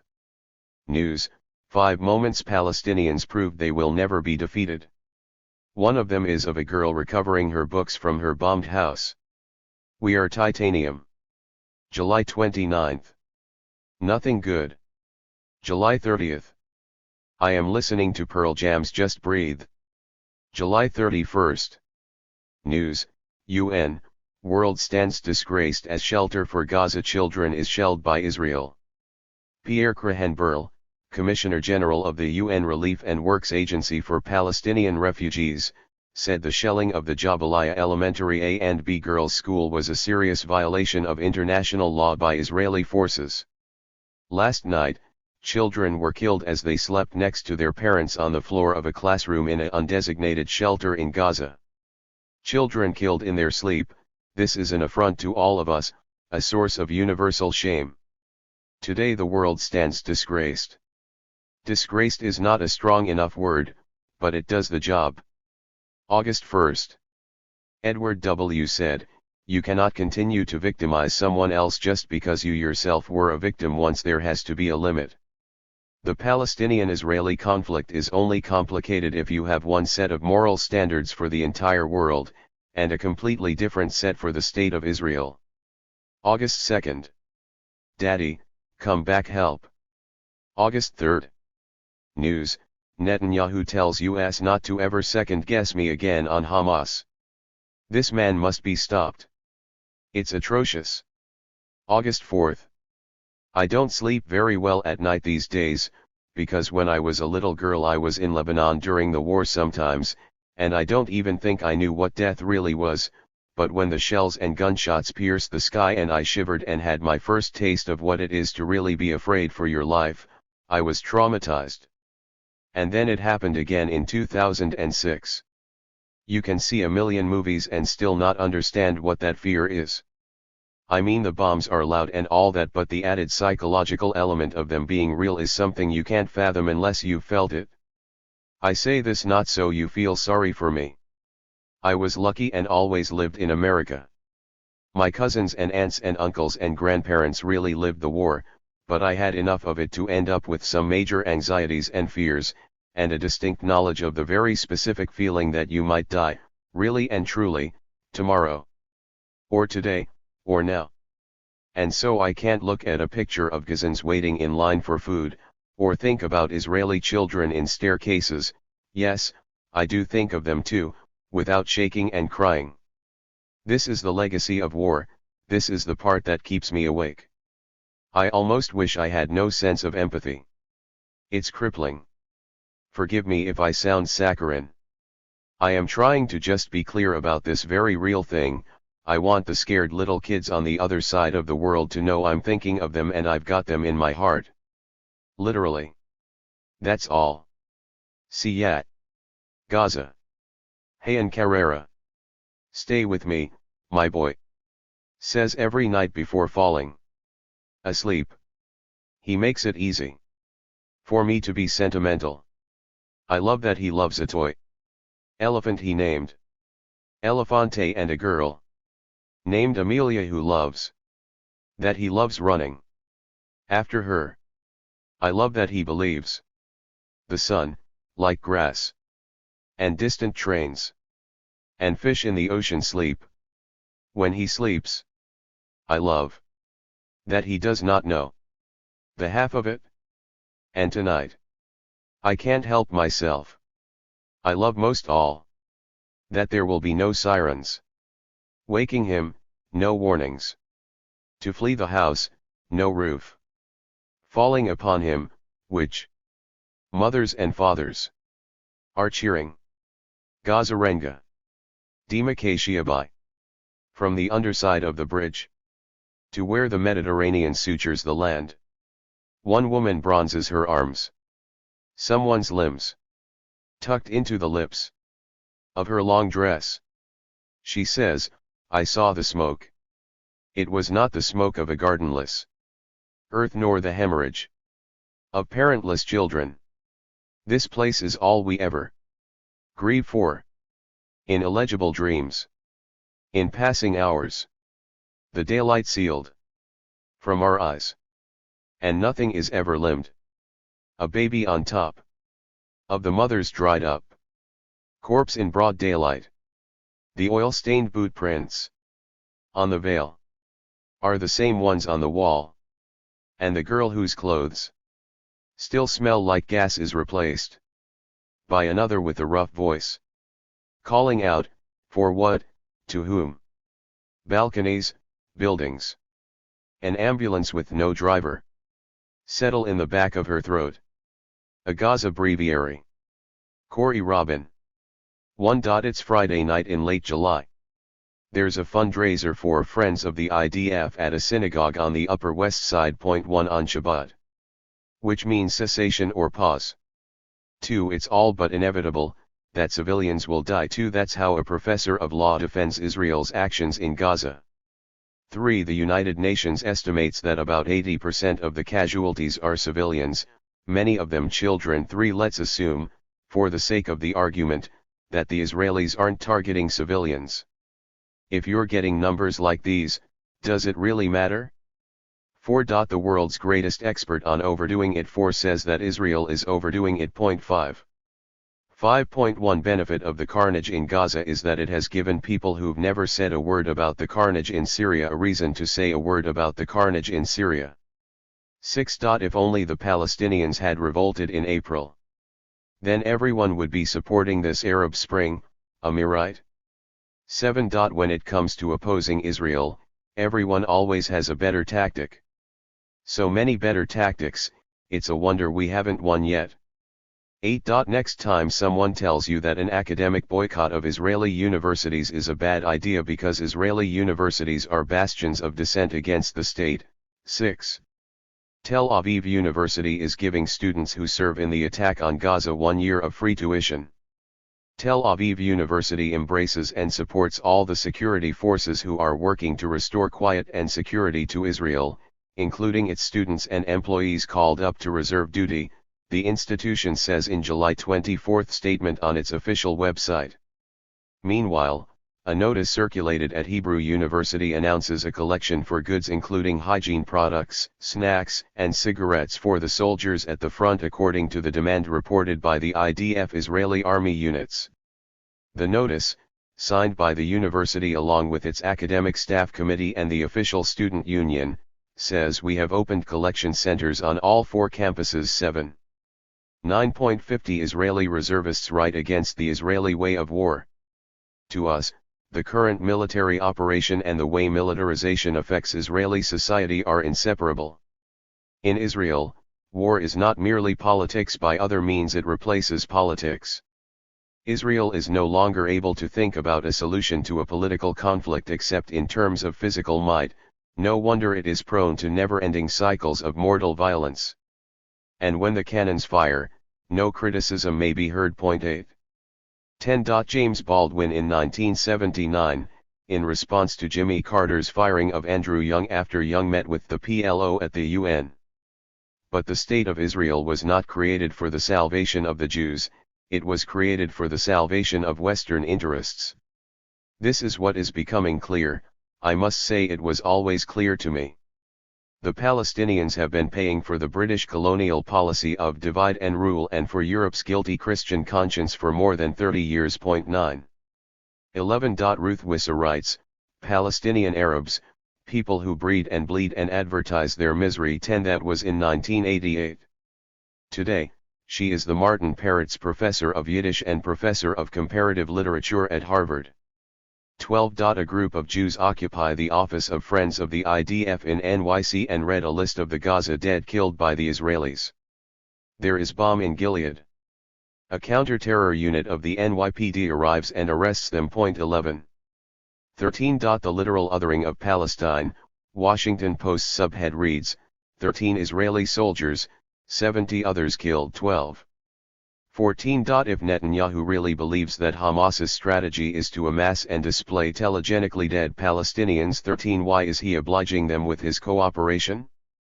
15. Nicholas Kristof writes, Hamas sometimes seems to have more support on certain college campuses in America or Europe than within Gaza. 14. In support of his claim about support for Hamas on American college campuses, Kristof links to a Washington Post article about the American Studies Association vote for BDS. 15 in which the word Hamas appears, never. Not even in the comments. 16. Say what you will about Mia Farrow, she's been tweeting and retweeting messages like this, tell the US to stop arming Israel. 16 And kudos to the 7 other Hollywood celebrities who've spoken out on Gaza. 17 Without retracting their statements, as Rihanna did. 18. 17. The Senate passes a unanimous resolution 100-0 in support of Israel. 19. Libertarian hero of the anti-imperialist right/left Rand Paul complains that the resolution isn't strong enough. 20. Next time an opponent of BDS tells you that we should be focusing on cutting off US aid to Israel. 21. Ask them how they plan to scale that 100% wall. 18. I get an email from a group called American Friends of the IDF Rabbinate asking for a donation to support the necessary funding for the religious needs of the combat soldiers. After all the murder and mayhem in Gaza, I can see why the religious needs of these soldiers are great. 19. It's July 18th.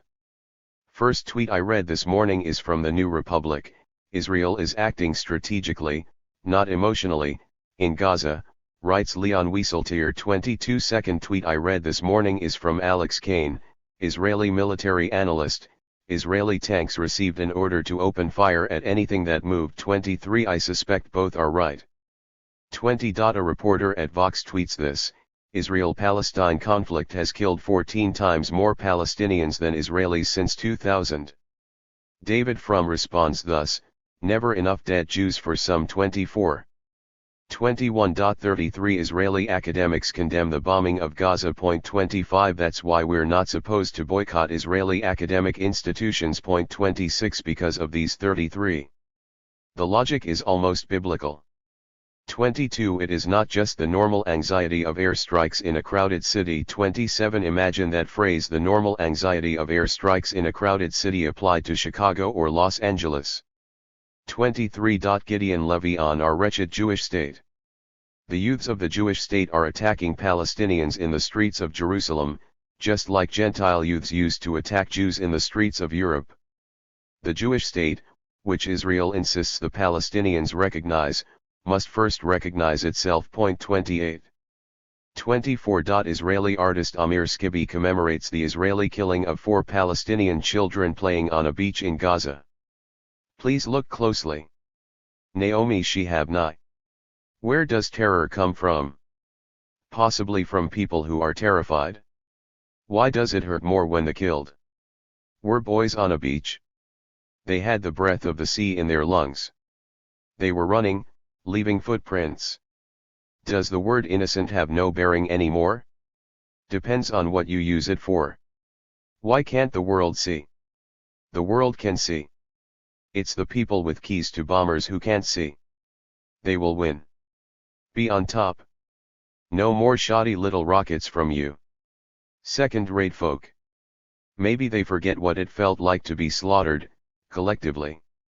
It's been going on so long they forget what they did to begin with. How this thing got going. Why so many ended up pressed into small hard places. They stole the land. Murdered grandparents. Chopped trees. Rechanneled water. Changed the stories. Kept doing it. Said everything belonged to them. Politics. Yes, I said, national liberation. Robin D.G. Kelly. You can't trust a big grip and a smile. And I slang rocks Palestinian style. The Shipment, steal this album by the coup. For the past 35 years, Free Palestine has been etched into my political vocabulary. In the movement circles that nurtured and trained me, Free Palestine rolled off the tongue as easily as Free South Africa, Free the Land, A Luta Continua, Power to the People, and the ubiquitous El Pueblo Unido Llama Ciro Vencido. I was a sophomore in college when Israel invaded Lebanon in 1982, in order to drive out the exiled Palestine Liberation Organization, PLO. 2 years later, as a first-year graduate student and chair of UCLA's African Activists Association, I invited representatives of the PLO to participate in our 5th annual conference on imperialism. We received hate mail and death threats from the Jewish Defense League, and the university administration leaned on us to withdraw the invitation. But we prevailed.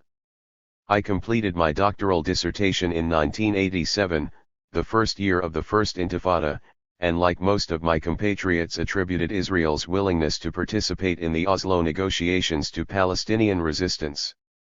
Although Oslo proved to be a disaster and a betrayal of the PLO's founding principles, we saw the prospect of direct negotiations as a small step toward an elusive national liberation.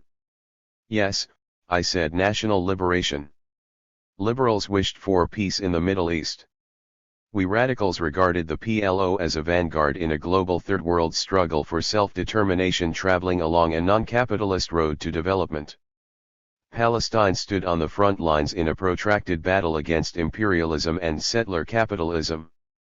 Palestinians weren't victims, at least not in my political world. They were revolutionary combatants and, thus, models for those of us dedicated to black liberation and socialism.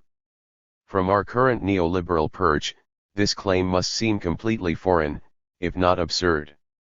But in the early 1980s, we were influenced by a group of activists/intellectuals who believed another world was possible, but only through revolution. Walter Rodney, Manning Marable, June Jordan, Ngozi Wa Thiongo, Angela Davis, Chinwe Izu, Cedric Robinson, Vincent Harding, Cornel West, Barbara Smith, Stuart Hall, not to mention Edward Said, Iqbal Ahmed, and Samir Emin, wrote about the ravages of racial capitalism, the violence of patriarchy, the futility of parochial politics in the face of global imperialism, and the absolute necessity to resist. 1 We were living in the last decade of the Cold War, the era that gave rise to Reaganism and Thatcherism, new imperialist wars, and new revolutions in Africa, Asia, and Latin America, from El Salvador, Haiti, and Grenada to Nicaragua and South Africa. Here in the belly of the beast, capital flight, the erosion of the welfare state, neoliberal privatization schemes, the weakening of anti-discrimination laws and policies, and a wave of police and vigilante killings struck our communities with the force of a cluster bomb.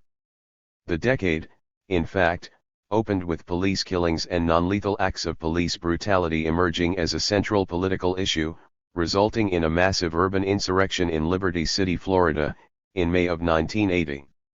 That same year witnessed the founding of the National Black United Front, NBUF, and the National Black Independent Political Party, NBIP. Black radicals took factory jobs to reach the working classes, demanded freedom for political prisoners, threw their energies behind building a socialist Africa, continued the long tradition of community-based organizing, and participated in acts of solidarity, occasionally chanting Free Palestine. 3 decades later, in the wake of the incalculable devastation caused by Israel's latest assault on Gaza, solidarity with Palestine appears stronger than ever. In every corner of the United States, people took to the streets and to social media to condemn so-called Operation Protective Edge, Israel's latest genocidal assault on Gaza. Palestine solidarity activists built bridges with prison abolitionists, immigrant rights activists, under the banner Stop the War on Children from Gaza to the US/Mexico border, labor, in the Block the Boat demonstrations, and most spectacularly with the struggle against racist police violence in Ferguson/St. Louis, Missouri. What drives most of these acts of solidarity, however, is empathy for Palestinian suffering and/or recognition of common experiences of oppression.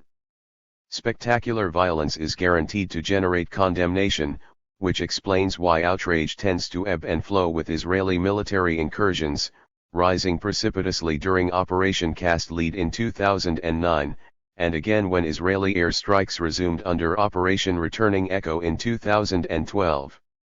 The 2014 criminal war on Gaza has thus far produced the most casualties, the most material damage, and the greatest moral outrage.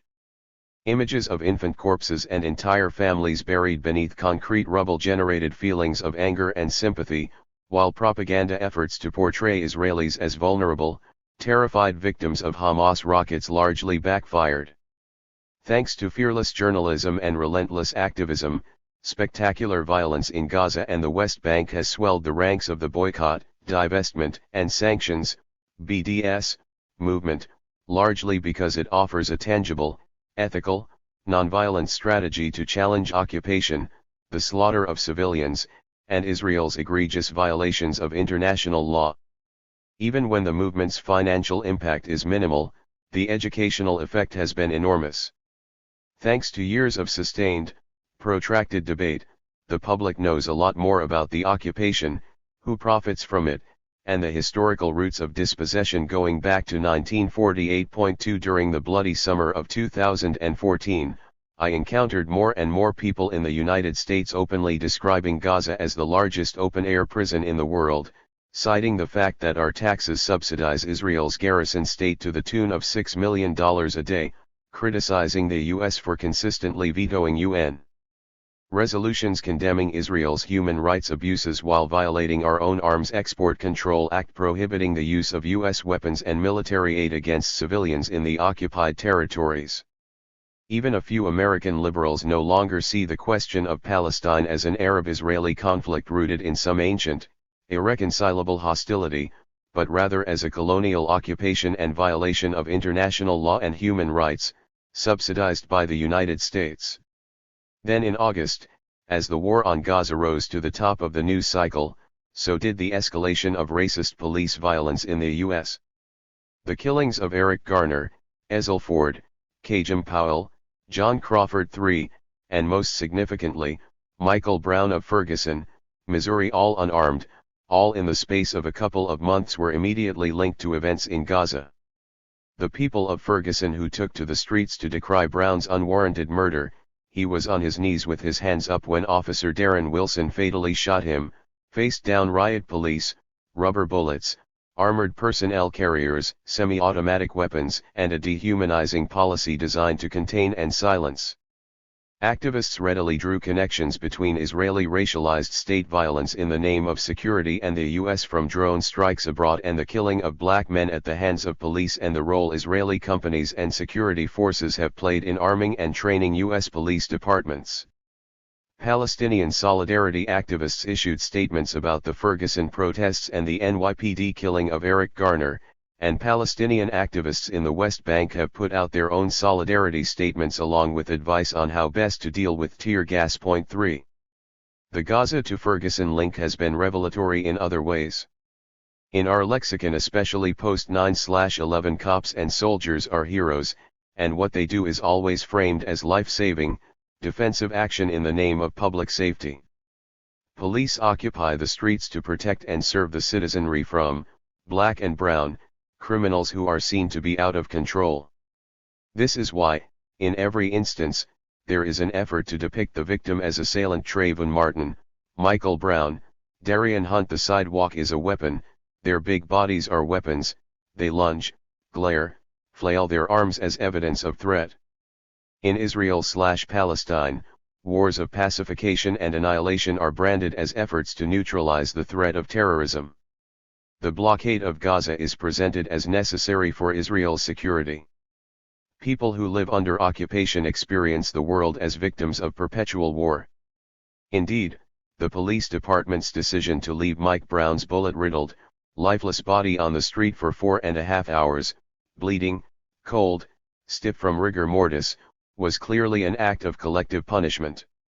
This is the point of lynching. The public display of the tortured corpse was intended to terrorize the entire community, to punish everyone into submission, to remind others of their fate if they step out of line.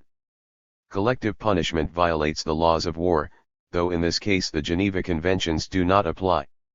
Collective punishment takes other forms as well: routine stops, fines for noise ordinance violations, example playing loud music, fair hopping on St. Louis's light rail system, uncut grass or unkempt property, trespassing, wearing saggy pants, expired driver's license or registration, disturbing the peace, among other things. If these fines or tickets are not paid, they turn into possible jail time, making bail, losing one's car or other property, or losing one's children to social services. The criminal justice system is used to exact punishment and tribute, a kind of racial tax, on poor/working class black people. In 2013, Ferguson's municipal court issued nearly 33,000 arrest warrants to a population of just over 21,000, generating about $2.6 million in income for the municipality. For that same year, 92% of searches and 86% of traffic stops in Ferguson involved black people, this despite the fact that 1 in 3 whites was found carrying illegal weapons or drugs, while only 1 in 5 blacks had contraband. 5. How do the police and the courts get away with this? By criminalizing blackness, much the same way the Israeli state criminalizes Arabness. Of course, blackness is also criminalized in Israel, as evidenced in the treatment of African asylum seekers in Tel Aviv, just as Arabness is criminalized in the U.S. post 9/11. In the U.S., decriminalized blackness exists as a state of exception, i.e., by portraying the Mike Browns and Trayvon Martins of the world as the undeserving dead, by rendering them good kids, college-bound, honor students, sweet, as if their character is the only evidence they have of their innocence.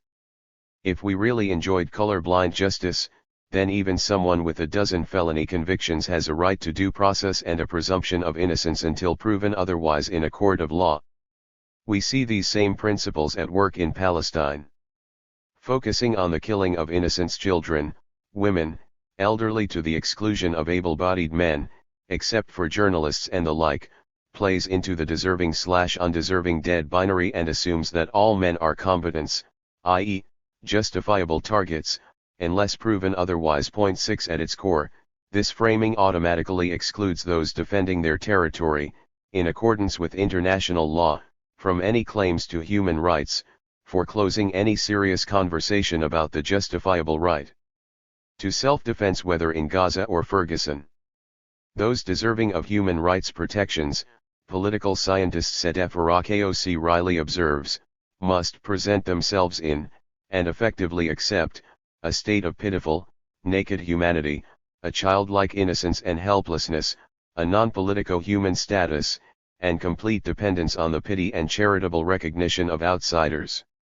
She goes on to ask, does it mean that resistance, struggle for dignity and justice, and an aspiration for self-determination are inherently illegitimate and suspect, if they are exercised by Palestinians who disagree with the Western mainstream solutions to the Palestinian question? 7. Of course, Arakoc is absolutely right. Western liberals are not pacifists, they are quick to arm rebels, so long as they are the right rebels. The innocent child, the grandmother, the widow, are the only Palestinians deserving of liberal sympathies, for they are ostensibly unburdened by political motives, even though they dream dreams of taking back their native land, recovering stolen property, enjoying the rights of citizenship and nationality, and bringing down Israel's apartheid state once and for all. But what about those dreams? Palestinian dreams. Black liberation dreams. How did we move from a solidarity firmly rooted in the commonalities of resistance to one based almost entirely on the commonalities of oppression? From a radical vision of national liberation, a dream of building a post-Zionist, post-racist world, to a solidarity rooted in shared victimization? How did we come to pitch human rights against self-determination, as if it is an either/or proposition? Are we merely struggling for a long-term ceasefire and the withdrawal of settlements in the West Bank? Are we really fighting for a détente with an apartheid, Bantustan-style state ruled by the Palestinian Authority? Are we really fighting for more federal oversight of police, the demilitarization of local law enforcement, and a return to the myriad standard weapons cops used to kill us in the past? Is our political imagination limited now because the Palestinian Authority is the arm of Israeli state repression rather than the governing structure of a new society? Or is it because black political power, from the White House to the courthouse, has become the arm of U.S. state repression rather than the leader of an authentic post-racist society? Whatever the reasons, our solidarity ought to be based on building a new world together. I am not suggesting that we abandon the struggle to hold Israel accountable for its continued crimes against humanity and violations of international law, or that we stop mourning and honoring the dead, or that we cease any of the immediate actions designed to sustain life and bring a modicum of peace. But peace is impossible without justice. The brilliant Egyptian writer Adaf Suif put it best, the world treated Gaza as a humanitarian case, as if what the Palestinians needed was aid. What Gaza needs is freedom. 8 And what is freedom for Palestine? Free Palestine means, at a minimum, completely ending the occupation, dismantling all vestiges of apartheid and eradicating racism, holding Israel accountable for war crimes, suspending the use of administrative detention, jailing of minors, and political repression, freeing all political prisoners, recognizing the fundamental rights of all Palestinian and Bedouin citizens of Israel for full equality and nationality, ensuring all Palestinians a right to return and to receive just compensation for property and lives stolen, destroyed, and damaged in one of the greatest colonial crimes of the 20th century.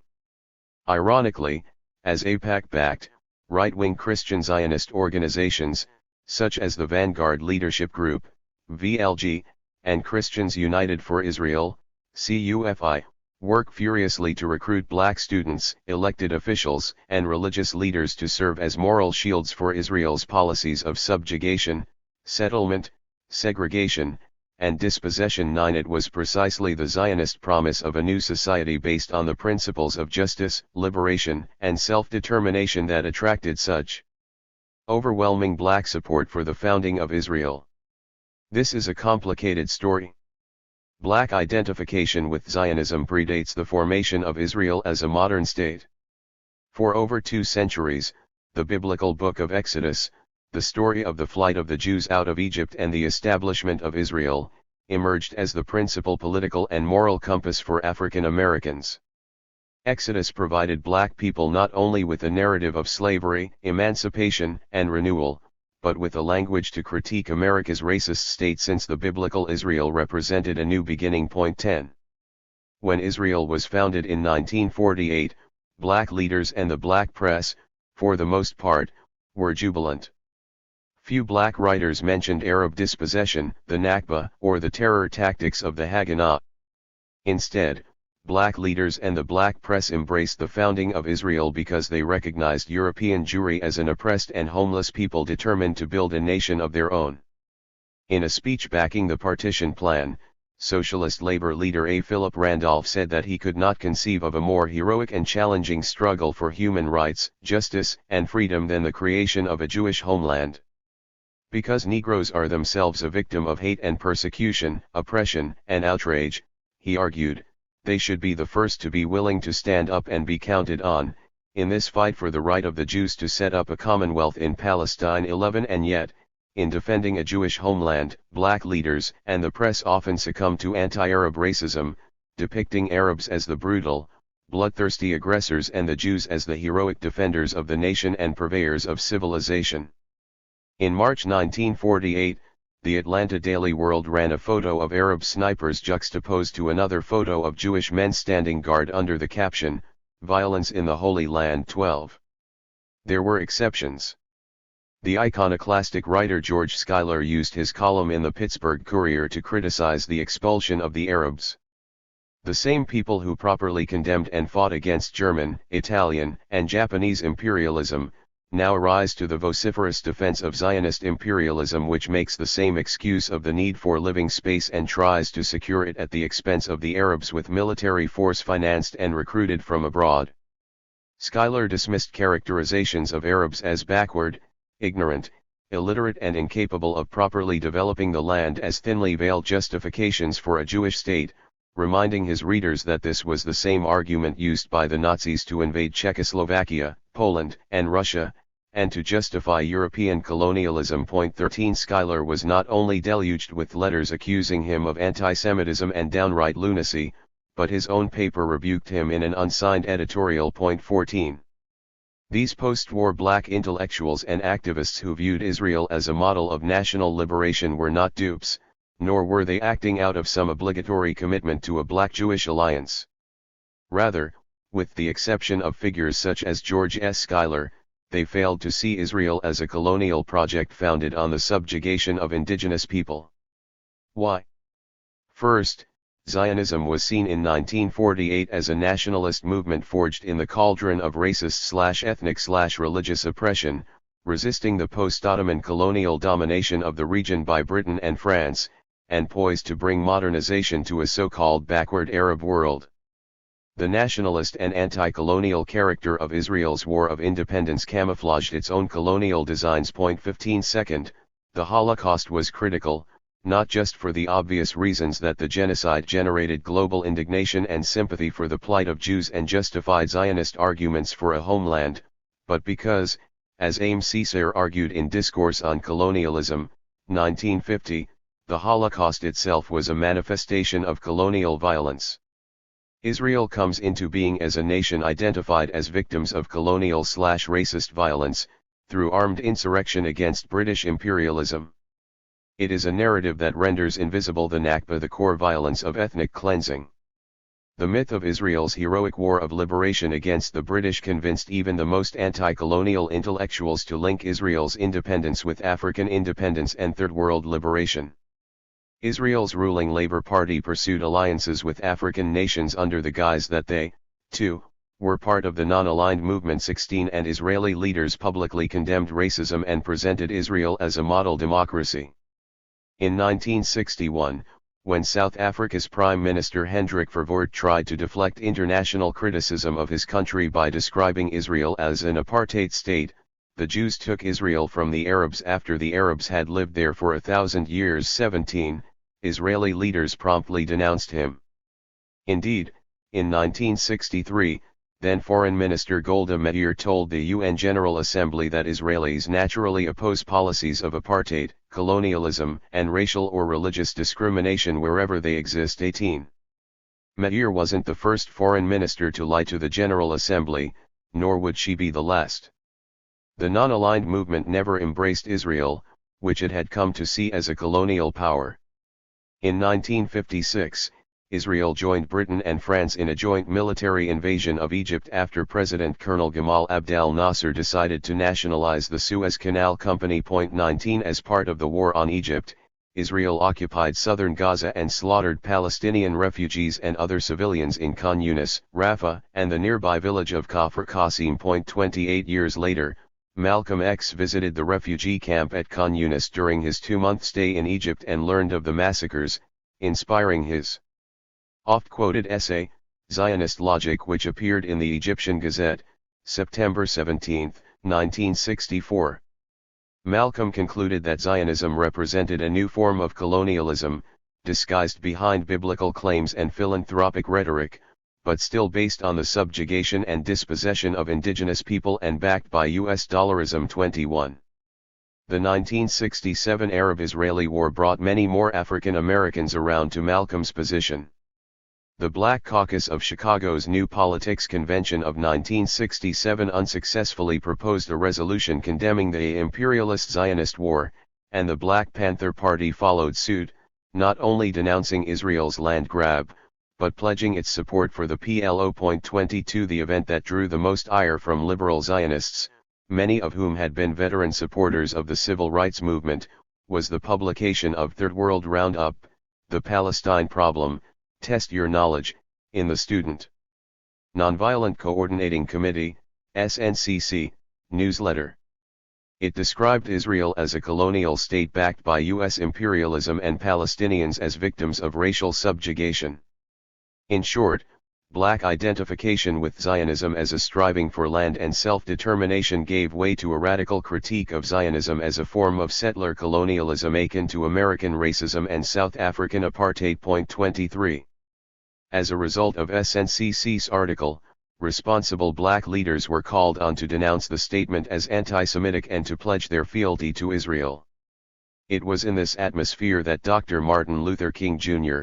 made his oft-quoted statement, "We must stand with all of our might to protect Israel's right to exist, its territorial integrity. I see Israel, and never mind saying it, as one of the great outposts of democracy in the world." Pick up most literature from AIPAC or Stand With Us or CUFI and you will likely see this quote emblazoned in bold letters but bereft of any context.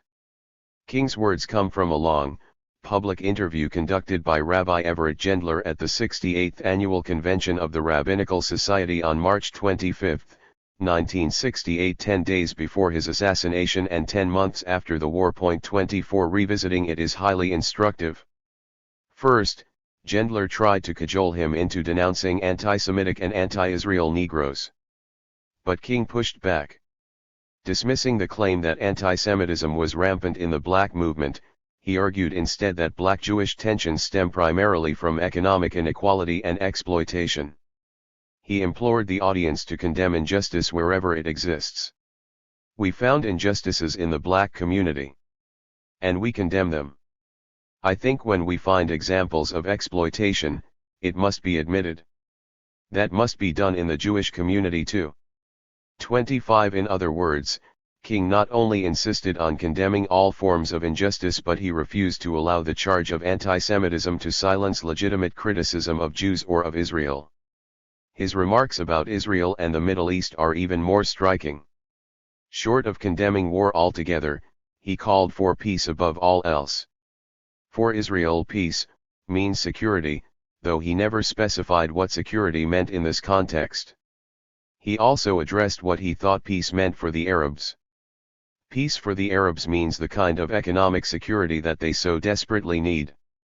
These nations, as you know, are part of that third world of hunger, of disease, of illiteracy. I think that as long as these conditions exist there will be tensions, there will be the endless quest to find scapegoats. 26. On the one hand, the statement belies a surprising ignorance of the history as well as the consequences of the 1967 war. King repeats the mantra that Palestinians suffer from hunger, disease, and illiteracy because they are poor, not because they were dispossessed of their land and property and subjected to a security state that limits their mobility, employment, housing, and general welfare. King's solution, a Marshall Plan for the Middle East. 27. On the other hand, by situating Palestine in the Third World, he placed it squarely within what he identified as the whirlwind of global revolution, sweeping aside the old economic structures based on capitalism and colonial domination. These are revolutionary times, he announced in his legendary speech on Vietnam a year earlier. All over the globe men are revolting against old systems of exploitation and oppression, and out of the wounds of a frail world, new systems of justice and equality are being born. We in the West must support these revolutions. 28. We can only speculate on how King's position may have changed had he lived, but given the opportunity to study the situation in the same way he had studied Vietnam, he would have been less sanguine about Israel's democratic promise or the prospect of international aid as a strategy to dislodge a colonial relationship. To be sure, his unequivocal opposition to violence, colonialism, racism, and militarism would have made him an incisive critic of Israel's current policies. He certainly would have stood in opposition to the VLG, CUFI, and the litany of lobbyists who invoke King as they do Israel's bidding. And let's be clear, King preached revolution. Distributing humanitarian aid and ending hostilities were never the end game. The point of civil disobedience was not to keep the status quo intact, to make the regime slightly more just or fairer. The point was to overturn it. More than a regime change, King called for a revolution in values, a rejection of militarism, racism, and materialism, and the making of a new society based on community, mutuality, and love. Not surprisingly, I found this revolutionary commitment to build a new society in Palestine.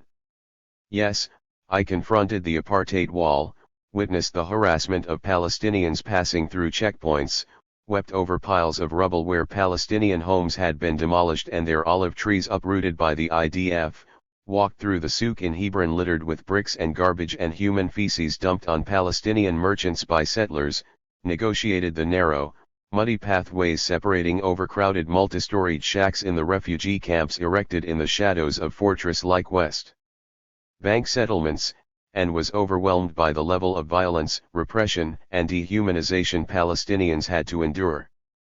But what impressed me most were the activists, the intellectuals, the youth, who spoke confidently about a liberated country, who saw the old guard leadership and the Palestinian Authority as impediments, who envisioned and debated a dozen different paths to a democratic and decolonized future. They gathered at Muwatin, the Palestinian Institute for the Study of Democracy in Ramallah, at Mata al-Carmel, the Arab Center for Applied Social Research in Haifa, and in the refugee camps in Balata, Jenin, and Bethlehem. Bethlehem's Aida refugee camp is home to the Al-Rawad Cultural and Theater Society, a genuine community center and youth theater founded by director, poet, playwright, and educator Dr. Abdel Fattah Abusroor, who believes theater is a nonviolent way of saying we are human beings, we are not born with genes of hatred and violence. Having grown up in the camp, Abusroor gave up a promising career in science to devote his life to creating a beautiful theater of resistance aimed at releasing the creative capacity of young people to turn their stories into transformative experiences. Abusroor's play, We Are Children of the Camp, is something of a collaborative venture, incorporating the kids' own stories into a sweeping narrative about Palestine since 1948. The children speak from personal experience about Israeli soldiers invading the camps, shooting their parents, and then denying them access to hospitals on the other side of the wall. They long for human rights, a clean environment, freedom, a right to return to their land, and the right to know and own their history. Condensing nearly 70 years of history in the play's title song, They sing of being made refugees in their own land, of colonies built, and villages demolished. They put us in labyrinths, they sing, they planted hatred in us / they considered us as insects.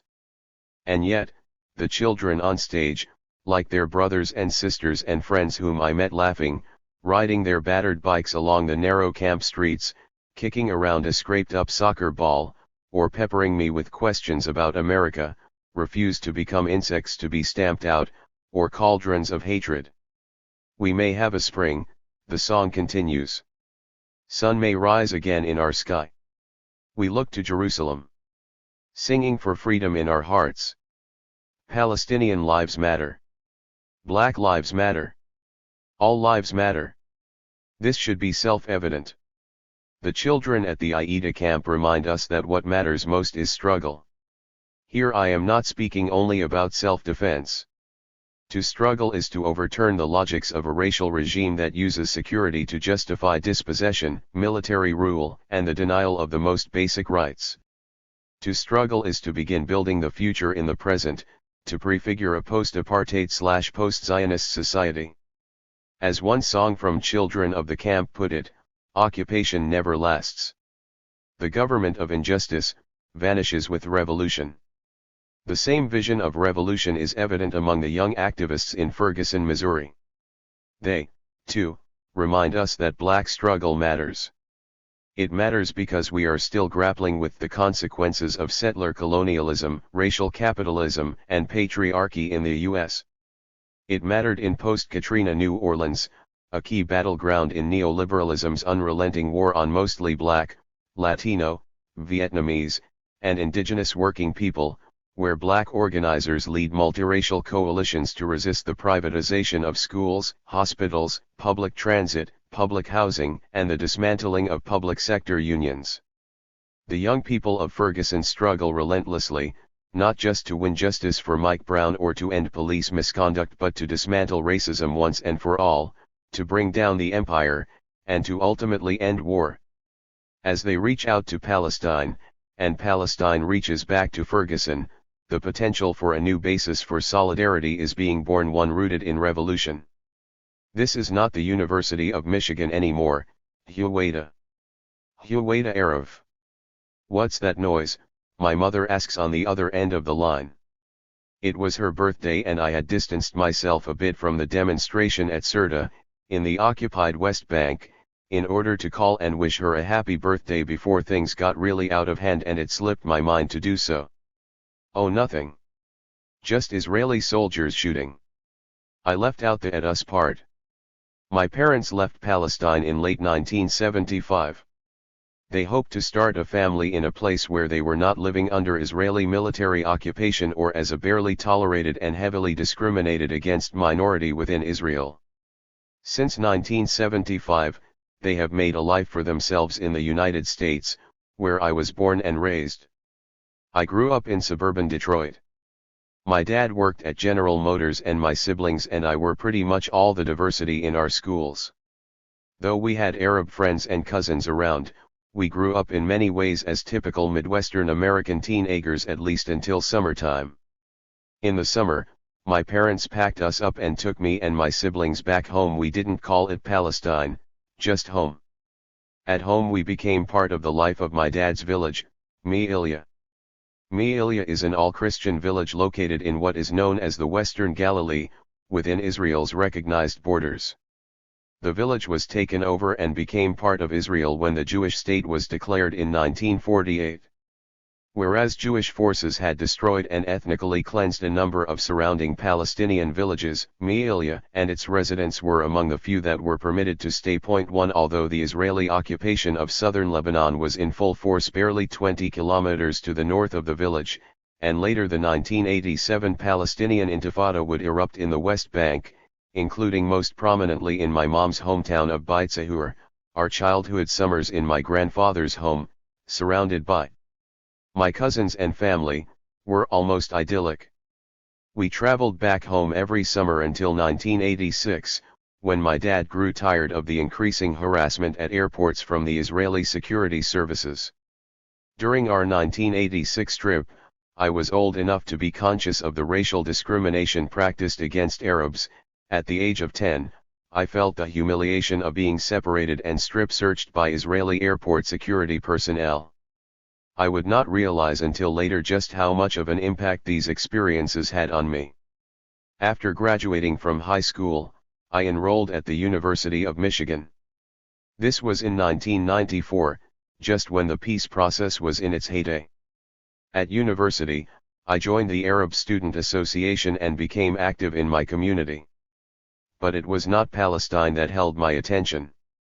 The peace process derailed us. Our eyes were turned to Iraq, devastated by war and by the sanctions regime. I did not ignore Palestine though, and even established an Arab-Jewish dialogue group on campus in order to create a space for contentious yet respectful political discussion. After briefly working for an Arab American organization in Washington, D.C., in the spring of 2000, I moved to Jerusalem. By then, the peace process was largely a joke, with Israel repeatedly violating the terms of the agreement and the Palestinian leadership seemingly powerless to do anything about it. President Clinton had a few months left in office and there was already talk about a push for a final agreement. I wanted to be back in Palestine, so I made the decision to pack up and go. Following the Camp David fiasco in the summer of 2000, the mood in Palestine was both angry and anxious. Certainly no one had wanted to see another bad agreement made, but there was also very little indication from our leaders about what we should do as Palestinians. Every day Israeli soldiers maintained checkpoints controlling people's movement, carried out surveillance and raided villages, and arrested and held Palestinian prisoners without charge.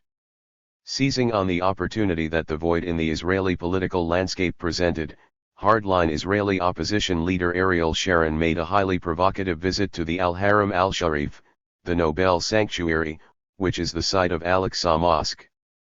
It is also known as the Temple Mount to Jews.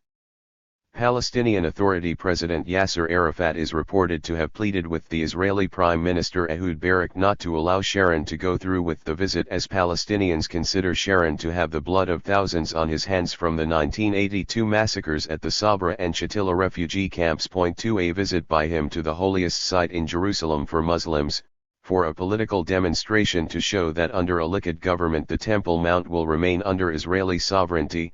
3. Would inflame many and surely cause much unrest. Sharon's calculated move, designed to both provoke the Palestinians and attack Prime Minister Ehud Barak from the right, indeed sparked the Second Palestinian Intifada. On the first Friday of the Second Intifada, I was part of the protest movement in Jerusalem. At first I wanted to see what was going to happen, how people would organize, how the spirit of the earlier Intifada would reawaken amongst the youth. During the first few weeks, Palestinian protests were largely nonviolent. Palestinians young and old took to the streets in cities, towns, and villages throughout the West Bank and Gaza and in Palestinian communities within Israel to express frustration with Oslo, the one word used to summarize the entirety of the peace process. The peace process had not only failed to achieve a better outcome, but had actually worsened the Palestinian predicament by providing a smokescreen behind which Israel continued to appropriate Palestinian land and resources, expand Jewish-only colonies, demolish Palestinian homes in Jerusalem as a means of ethnically cleansing the city, and drive Palestinians into smaller and smaller areas of land from which to negotiate the establishment of a state.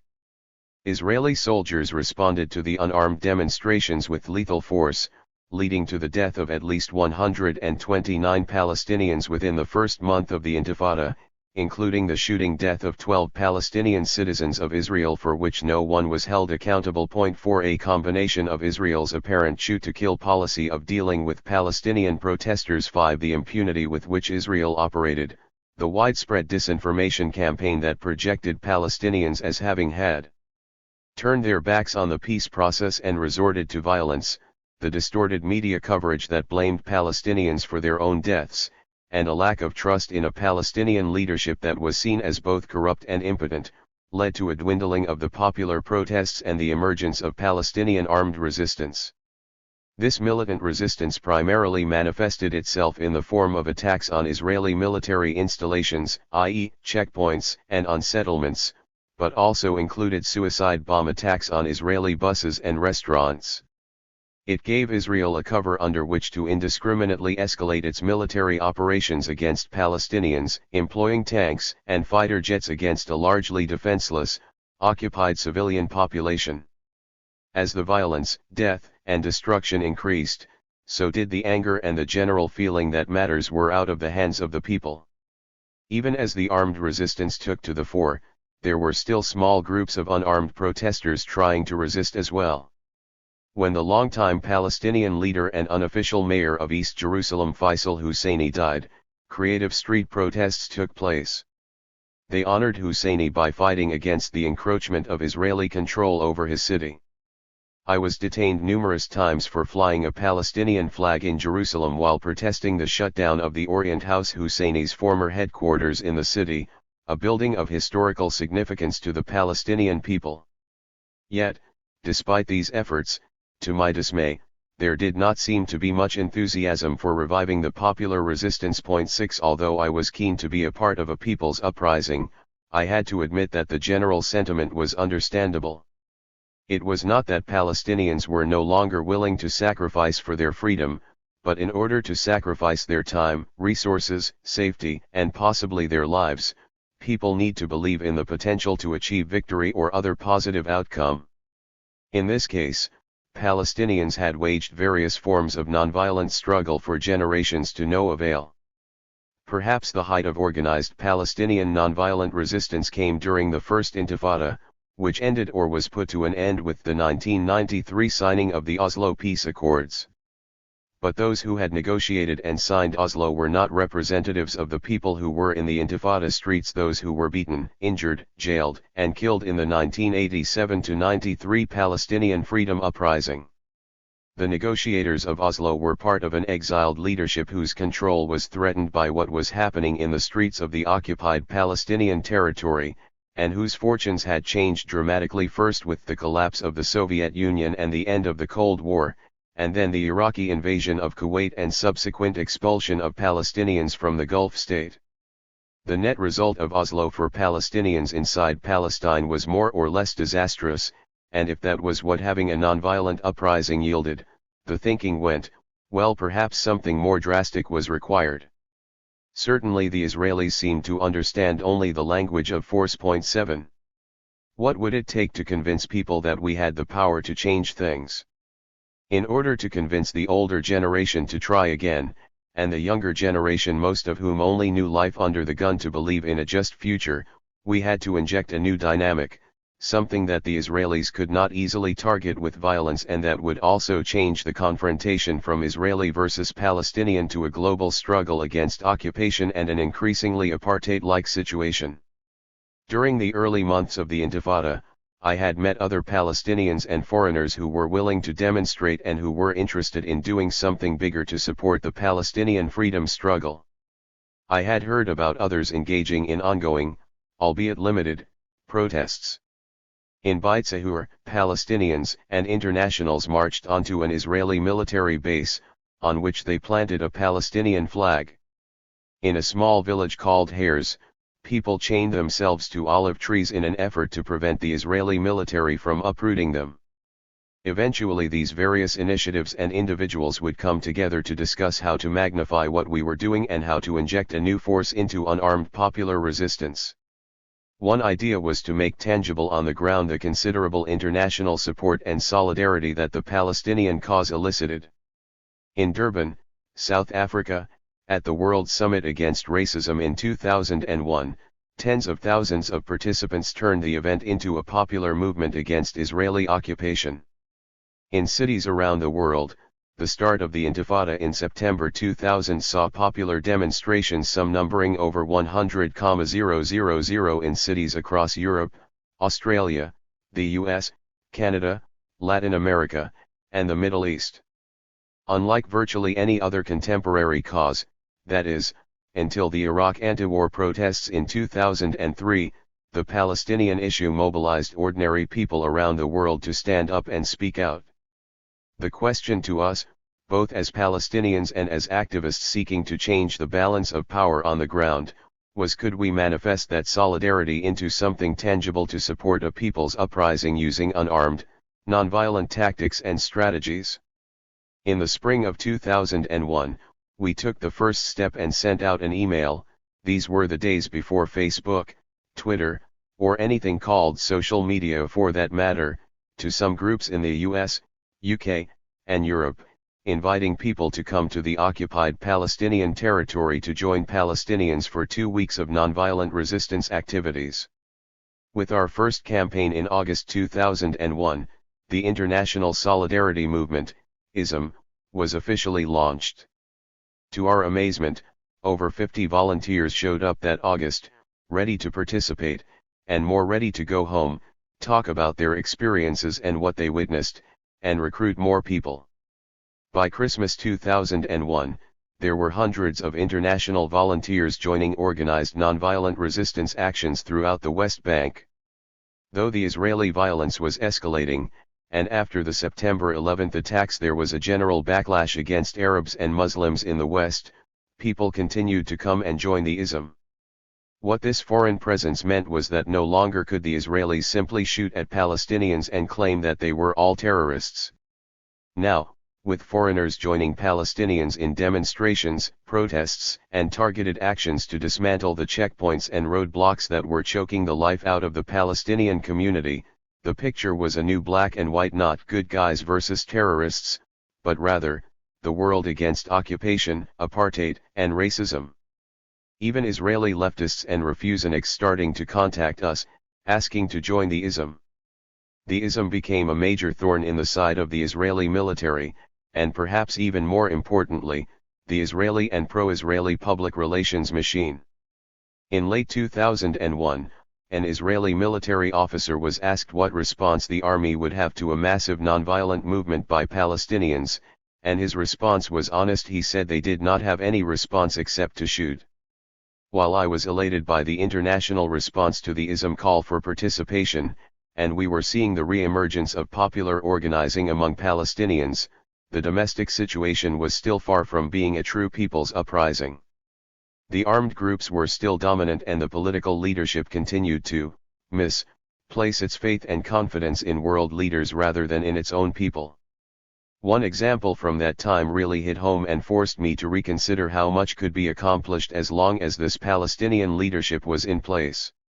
In the days leading up to Christmas 2001, the Israeli Prime Minister, Ariel Sharon, who had defeated Ehud Barak in elections earlier that year, made it clear that he would not permit Yasser Arafat to attend Christmas celebrations in Bethlehem, as he had been doing since his return to the occupied Palestinian territory in 1994. Attending midnight mass at the Church of the Nativity was an important symbolic gesture by the Palestinian leader, as it signaled the unity of the Palestinian people whether Christian or Muslim and helped counter unfortunate sectarian clashes that came up, albeit relatively infrequently. Looking back from today's perspective, such basic demonstration of respect and inclusion was remarkable. Sharon was seeking to deny Arafat any semblance of leadership.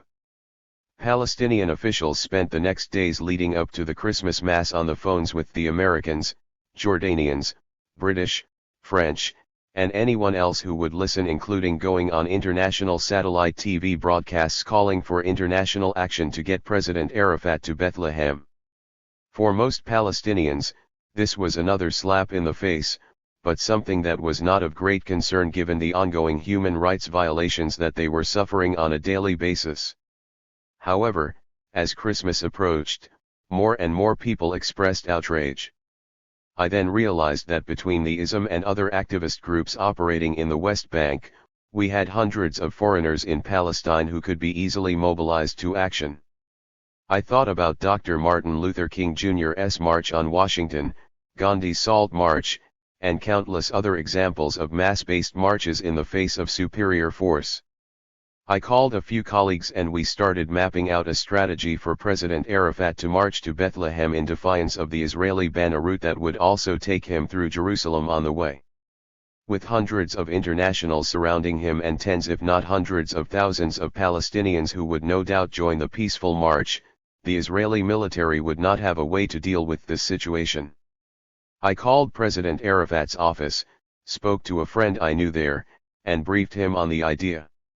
It was still a few days before Christmas, but time was short if we were going to make this work.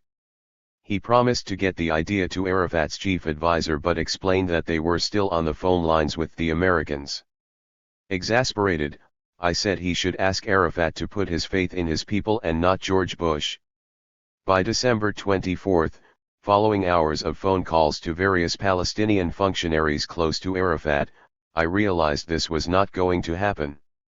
Disappointed by the outcome more, perhaps, because I knew the proposal was not even brought to Arafat himself, but rather shut down by those who told us to trust them, while delivering nothing but disaster, I realized that going forward, our efforts would not necessarily be in support of our Palestinian leaders, but rather in spite of them.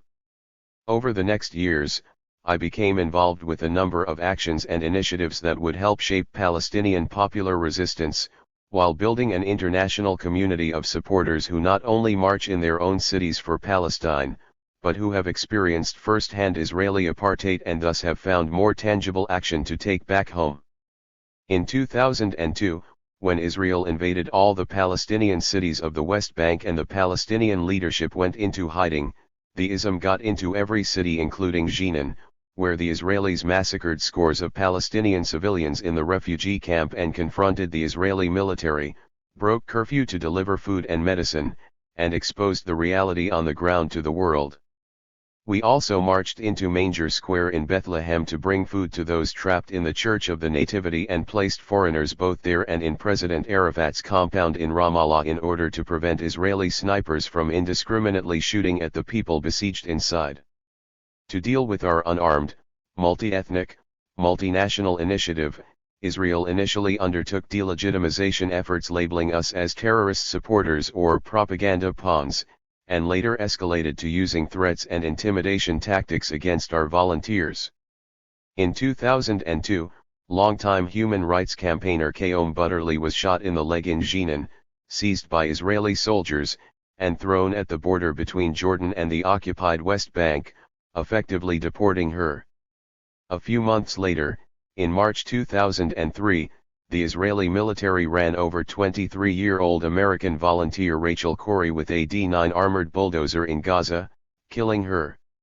Rachel had been standing in front of the bullet-ridden home of Dr. Samir Nasrallah, a local pharmacist, where she had been staying as a guest of the family. For 2 hours, the bulldozer driver played cat and mouse with Rachel as she pleaded with him not to demolish the home, until he seemed to lose his patience and plowed straight into her. Less than 3 weeks after that, Israeli soldiers shot Brian Avery, a 24-year-old American citizen, in the face, causing him serious injury. 6 days later, not far from where Rachel was killed, an Israeli soldier shot 21-year-old British national Tom Herndal, putting him in a coma for 9 months, after which he died. Tom had been helping Palestinian children to safety from Israeli gunfire when he, despite wearing the reflective vest of an unarmed volunteer, was sniped in the back of the head. The killing of our volunteers necessitated a reassessment of our tactics and strategies. Israel had shown that it was willing to seriously injure and kill foreign nationals, thus calling into question the notion that internationals could provide protective accompaniment to nonviolent Palestinian protesters. The lack of any kind of significant backlash against Israel for its actions provided a green light for it to continue using lethal force indiscriminately. This would mean the likelihood for more injuries and deaths of ISM volunteers. Could we continue to ask people to join us under such circumstances? These issues were discussed among ISM organizers and volunteers, until it was decided that we would not give in to Israel's intimidation tactics. No one was under any illusion that the actions we were engaging in were safe or without risk, but we believed in the power of what we were doing, and were determined that we had to continue. And we did continue, maintaining a steady stream of volunteers that came to the occupied Palestinian territory to join Palestinians in increasingly growing popular protests. However, after the spring of 2003, partially due to the negative publicity Israel garnered for killing foreign nationals, Israel severely restricted access to Gaza and, with a couple of minor exceptions, we were not able to get our volunteers in. The isolation of Gaza continued to grow, with the situation deteriorating following Israel's unilateral disengagement in August/September 2005. In a much heralded pullout, Israel evacuated approximately 9,000 Jewish settlers from 21 illegal colonies in Gaza and redeployed its military from within the Gaza Strip to its borders. It then proclaimed that Gaza was no longer occupied. However, nothing about Israel's disengagement ended its occupation, or the isolation of Gaza.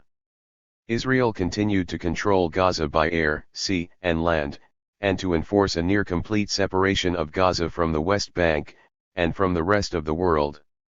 Under international law, the measure of whether a territory is occupied is the amount of effective control that a foreign power has over a territory. 8 In addition to control over Gaza's land crossings, 9 airspace and territorial waters, the Israeli military maintains a buffer zone inside Gaza's borders, covering approximately 1/3 of its agricultural land, and shoots at Palestinians who enter this area. Israel controls what goods come in and out of Gaza, including food and medicine, controls Gaza's access to fuel, water and electricity, controls Gaza's economy and Gaza's population registry. As such, Israel maintains effective control over Gaza and, consequently, is still an occupying power there. After elections for the Palestinian Legislative Council in January 2006 saw Hamas win a majority of seats, Israel imposed severe restrictions on the occupied Palestinian territory and, following internal strife in which Hamas ousted Fatah officials and took control of Gaza, increased its stranglehold, imposing a near-hermetic closure on the Strip. The restrictions included a ban on exports from Gaza, and a ban on imports except for humanitarian aid, which were reduced by 75%, and the kinds of goods allowed through limited to an unpublished list. 10 According to Israeli authorities, the entrance of goods into Gaza was limited to a humanitarian minimum, which meant only supplies considered essential to the survival of the civilian population. 11 As such, a wide range of food items were banned: batteries, toys, certain medical supplies, school supplies, all raw materials, and much more. Israel also cut fuel and electricity to the Gaza Strip. This policy, declared illegal collective punishment by the UN as well as human rights and humanitarian organizations, led to a severe decline in the humanitarian situation of the people in the Gaza Strip. Patients died from a lack of access to required medicine and medical care, the majority of factories shut down, unemployment rose to over 40%, over 80% of the population became food aid dependent, and the general health and welfare of Gaza's most vulnerable increased, with a rise in the rate of anemia in children and pregnant women, as well as instances of malnutrition and stunted growth in children. 12. Yet despite the reports, the statistics, the verbal condemnation of Israel's policy by humanitarian agency representatives, no one did anything to make Israel stop. In 2008, I began working with the Free Gaza movement, mobilizing to challenge Israel's closure of the Gaza Strip via the sea. That year we successfully sailed into Gaza's port 5 times in defiance of Israel's illegal blockade. After Israel launched Operation Cast Lead, December 2008 to January 2009, we tried to send an emergency mission to Gaza, loading our small boat with 2 tons of medical supplies and 14 volunteers, including doctors and journalists and a Cypriot member of parliament. That mission never reached Gaza as an Israeli warship violently rammed our small vessel, causing the boat to take on water and nearly sink. In 2009 we would sail twice more, each time attacked by the Israeli Navy and prevented from reaching Gaza. This caused us to reassess our strategy and give up on the idea of sending a single boat to Gaza. Instead, we built up the 2010 Freedom Flotilla, where rather than one small boat, we had 7 vessels, 3 passenger and 4 cargo ships carrying over 10 tons of supplies, and instead of a couple of dozen volunteers, we had nearly 700 from 36 different countries. In the early morning hours of May 31, 2010, the Israeli Navy launched a violent, unprovoked military assault on our flotilla, killing 9 civilians, eventually a 10th would die from wounds suffered on the ship, and injuring dozens of others. The following year, I worked with even more international groups to organize Freedom Flotilla 2, asserting that we would not back down to Israel's violence, as well as worked with Palestinian youth in the West Bank to challenge Israel's racist and apartheid policies and expose the companies that supported them with the Palestinian Freedom Ride 13. All these efforts were geared towards supporting the Palestinian liberation struggle, providing an alternative to armed resistance, and making tangible the vast amount of international solidarity that the Palestinian cause elicits. In the early days of the Second Intifada, the most someone could do to support the Palestinian cause was go hold a sign in a demonstration or donate to a charity. Today, there has been a revolution in terms of what is possible, and that is having consequences far beyond the individual action. In 2005, a collective of Palestinian civil society groups came together and put forward a call for boycott, divestment, and sanctions, BDS, of Israel. The call was aimed at supporters of Palestinian freedom and put forth a new standard by which progress could be measured. Civil society was speaking clearly and loudly that smoke screens of peace talks and processes could not replace the realization of full Palestinian political and human rights, based on international law. Modeled after a similar effort that targeted the South African apartheid regime, the Palestinian call represented the best collective action effort by Palestinian civil society in more than a generation. And the timing could not have been better. From 2001 to 2005, thousands of international solidarity activists had participated in the ISM, while even more had joined other solidarity-type groups that had cropped up. All these people had joined us in Palestine, bearing witness, breathing tear gas, standing in endless lines at checkpoints, enduring Orwellian questioning by teenage Israeli soldiers, and experiencing the terror of Israeli military operations. Back in their own countries, virtually all were keen to do something to take those lessons and experiences home and challenge international complicity in the daily drumbeat of occupation. If ISM was the way that international solidarity could be made manifest on the ground in Palestine, then BDS was the way that it could achieve practical results globally. While solidarity with the Palestinian cause was not new in 2001 when the ISM was launched, the application of that solidarity to engage in changing the dynamic of the conflict on the ground was. Whether it was joining protests against the wall or dismantling checkpoints or planting olive trees in the West Bank or sailing ships to occupied territory, or maintaining a presence through each Israeli invasion of Gaza, we had created a new reality in which Palestinians could receive practical support directly from internationals. There was no need for the Palestinian leadership in this, and we did it despite its continued strategy of keeping its own people on the margins. Today, the BDS movement is winning as artists, academics, banks, private companies, investment funds, churches, and a whole host of other institutions and individuals question the morality of continuing to support Israel directly or through structures that maintain the occupation. And it is former ISM volunteers at the core of most of the BDS groups around the world, even as ISM continues to maintain its presence in Palestine despite Israel's efforts to criminalize, terrorize, deport, injure, and kill ISM participants. Back in May 2002, a few weeks before I was due to get married, I led a group of internationals through the empty streets of Bethlehem under curfew and siege. Our destination was Manger Square, the Church of the Nativity, and our cargo was food, water, medicine, and solidarity. This was the same place that just a few months prior I could imagine President Arafat surrounded by hundreds of thousands of Palestinians joined by internationals marching into and changing the dynamic of the Israeli-Palestinian conflict forever. As I led the group into Manger Square, having navigated around a matrix of checkpoints, all I could see were Israeli soldiers and armored vehicles. We quickly headed for the door of the church and I stood in front as others scampered in to join the Palestinians under siege inside. Afterward, I was detained and taken with the other internationals who did not enter the church, to the Bethlehem Peace Center where we were held at gunpoint.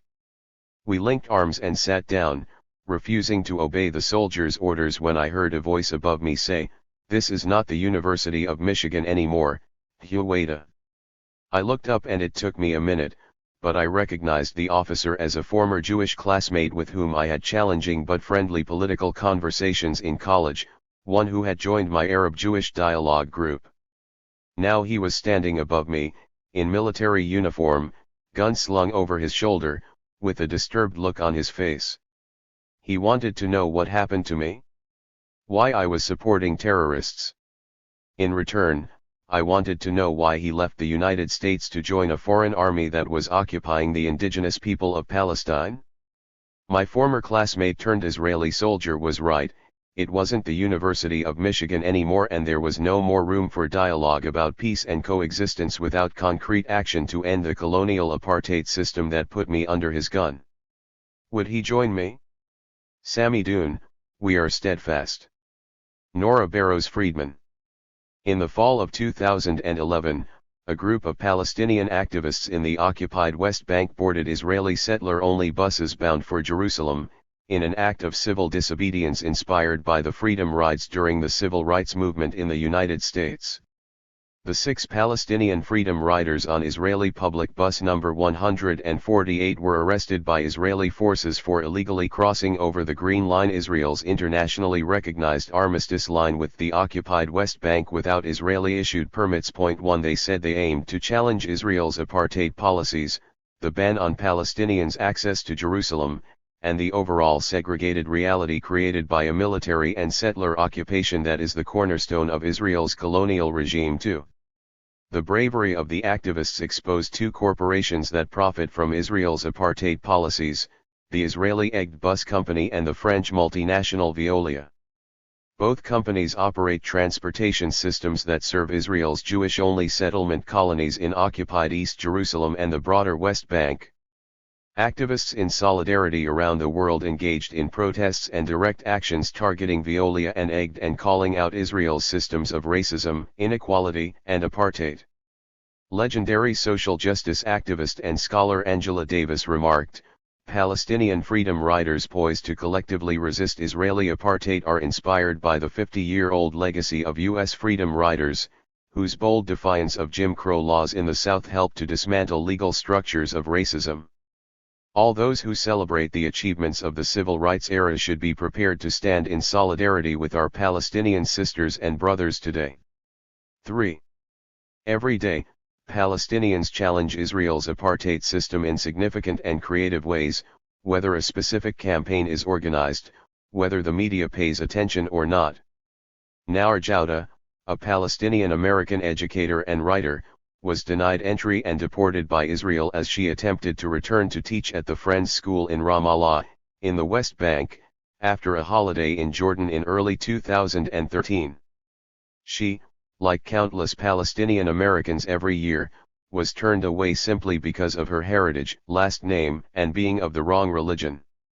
Writing poetically in the electronic intifada after the arrests of the Palestinian freedom riders, Jowda highlighted the risks that both Palestinians and African Americans have taken for freedom. In the 1960s in the U.S., the saying was "we shall overcome." In Palestine, we say Sami Doon, or we are steadfast. There is courage, perseverance, strength, and a deep sense of justice that binds rights struggles around the world. The mantra of sumud, or steadfastness, that Palestinians hold dear, is difficult to adequately convey in translation, but it is not unique to them. It is a common root from which the oppressed draw inspiration and build solidarity. To those who stood against injustice in the 1960s, and who are proud of that moment in human history, the time has come to raise your voices again now, this time to demand justice for Palestinians and an end to rampant Israeli discrimination. The ride to freedom is long and ever evolving. But it is also a ride that knows no geographical boundaries, whether in the Jim Crow South or occupied, apartheid-administered Palestine. 4. One of the most significant themes within Palestine solidarity organizing is that of cross-movement building, creating coalitions within the historical and current intersections of different struggles. Discussions about anti-racism, anti-sexism, immigrant justice, and oppressed people's liberation struggles are all amplified within the Palestine solidarity movement. As Hoda Mitwali of CUNY Law in New York City so poignantly said, our work has no value or purpose if we're not connecting it to other struggles. Solidarity with those who have shown solidarity with us.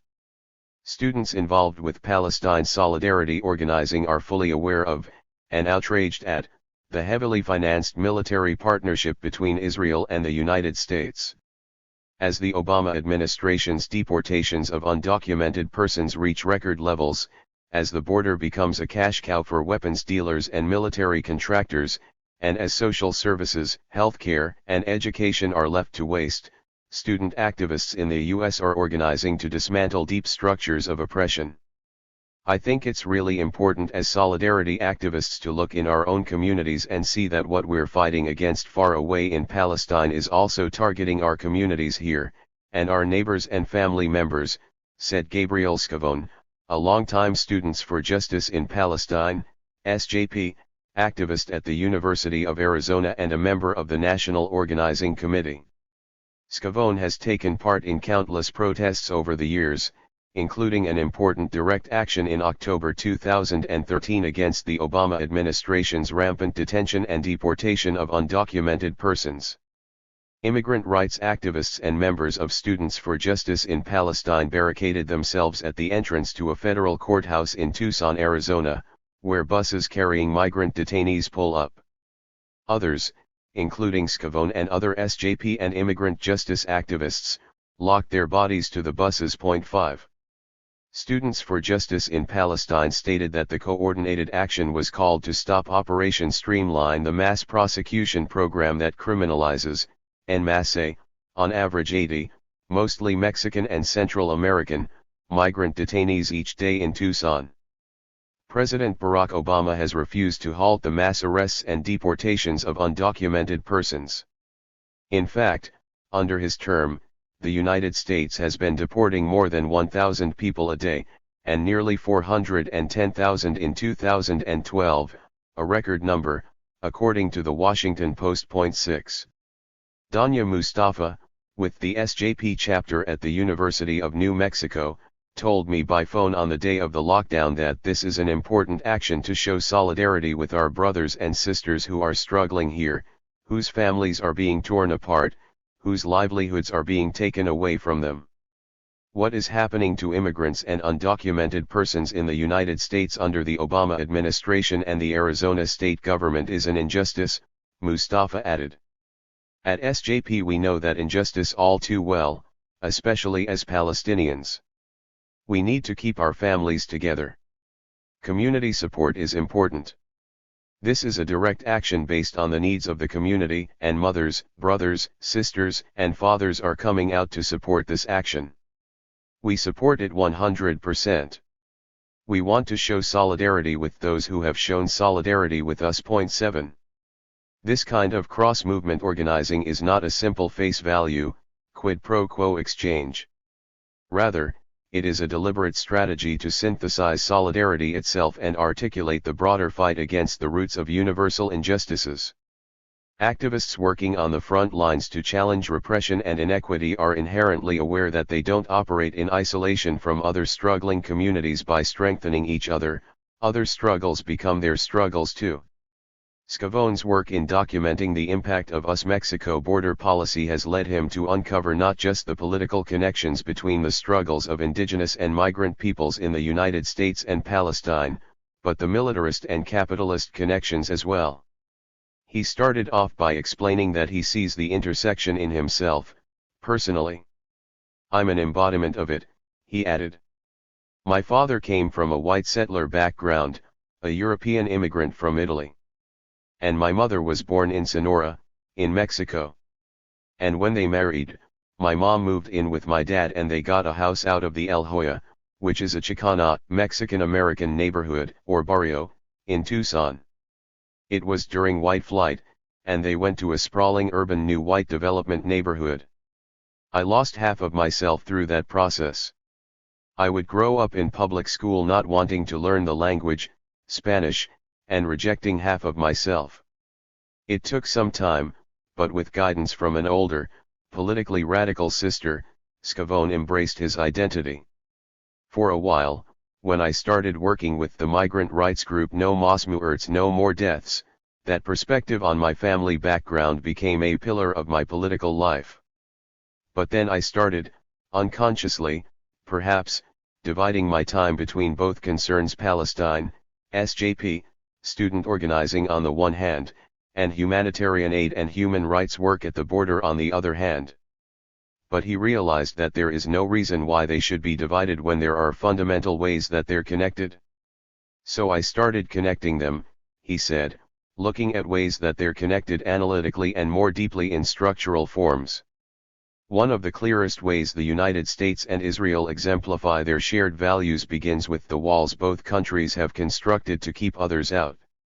At the US-Mexico border, which stretches from California to Texas, the U.S. government's expanding practices of border militarization have reached unprecedented levels, and Israel has stepped in to not just share the technology it has field-tested on Palestinians, but to profit from this project as well. In March 2013, one of the two leading contractors for Israel's wall in the West Bank, an Israeli company named Elbit Systems, won its second contract worth $145 million to provide surveillance systems for the U.S. Department of Homeland Security. Elbit's first contract with the U.S. government provided 450 unmanned drones to the Arizona Border Patrol in 2004. Writing in the Electronic Intifada, Jimmy Johnson reported, "The new DHS contract calls for integrated fixed tower systems that will assist Border Patrol agents in detecting, tracking, identifying, and classifying items of interest along the border." This contract largely reprises Elbit's role in the Boeing contract. Initial installations will be in Arizona. Both the U.S. and Israeli projects affirm settler state partitions of indigenous land, Palestinian land in the Israeli case and Tohono-O'odham land in Arizona. The Tohono-O'odham Nation is just one of several indigenous nations facing further partition because of U.S. and Mexican border policies. And both projects intend to stop the movement of persons under the guise of security aid. In 2011, Scavone started organizing tours to the border wall with other students from Palestinian, Jewish, white European, and Chicano backgrounds, just observing, seeing it firsthand, he said. And then talking about it, taking it in, discussing it, putting on conferences with students and speakers from all over the country from Palestine-oriented activism and from Chicano and human rights and border work. We put it all together and learned about each other's struggles. Denise Riebel works with UNIDAS, United Non-Discriminatory Individuals Demanding Our Studies, on issues related to the ban on ethnic studies. She attended the 2013 National SJP Conference at Stanford University, and was eager to plug deeper into the Palestine solidarity community around the United States. She said she quickly realized the stark similarities between the two struggles. Both people had their lands ripped from them, Riebel remarked. Both have to deal with white supremacy. And they always have to be on the defense. I realized those connections, which are really important. Riebel was a high school senior in Tucson in 2011 when the Ethnic Studies Ban, House Bill 2281, was signed into law by Arizona Governor Jan Brewer. She had been an enthusiastic student in her Mexican-American studies classes and was outraged when the state addressed its plans to cut them. The Arizona legislature ludicrously alleged that such classes supposedly promoted the overthrow of the U.S. government and were racist against white people because they provided an alternative view to the European version of the colonization of the Americas. In the lead-up to the state's ban on ethnic studies, Riebel and other students in Tucson tried desperately to get politicians to preserve this valuable educational link to the histories of Chicano/A and First Nations students. We were being ignored constantly, she said, with rage returning to her voice. We went through the system, sending letters and trying to set up meetings, but nothing was working. As students, we knew our voices needed to be heard, and they weren't being heard.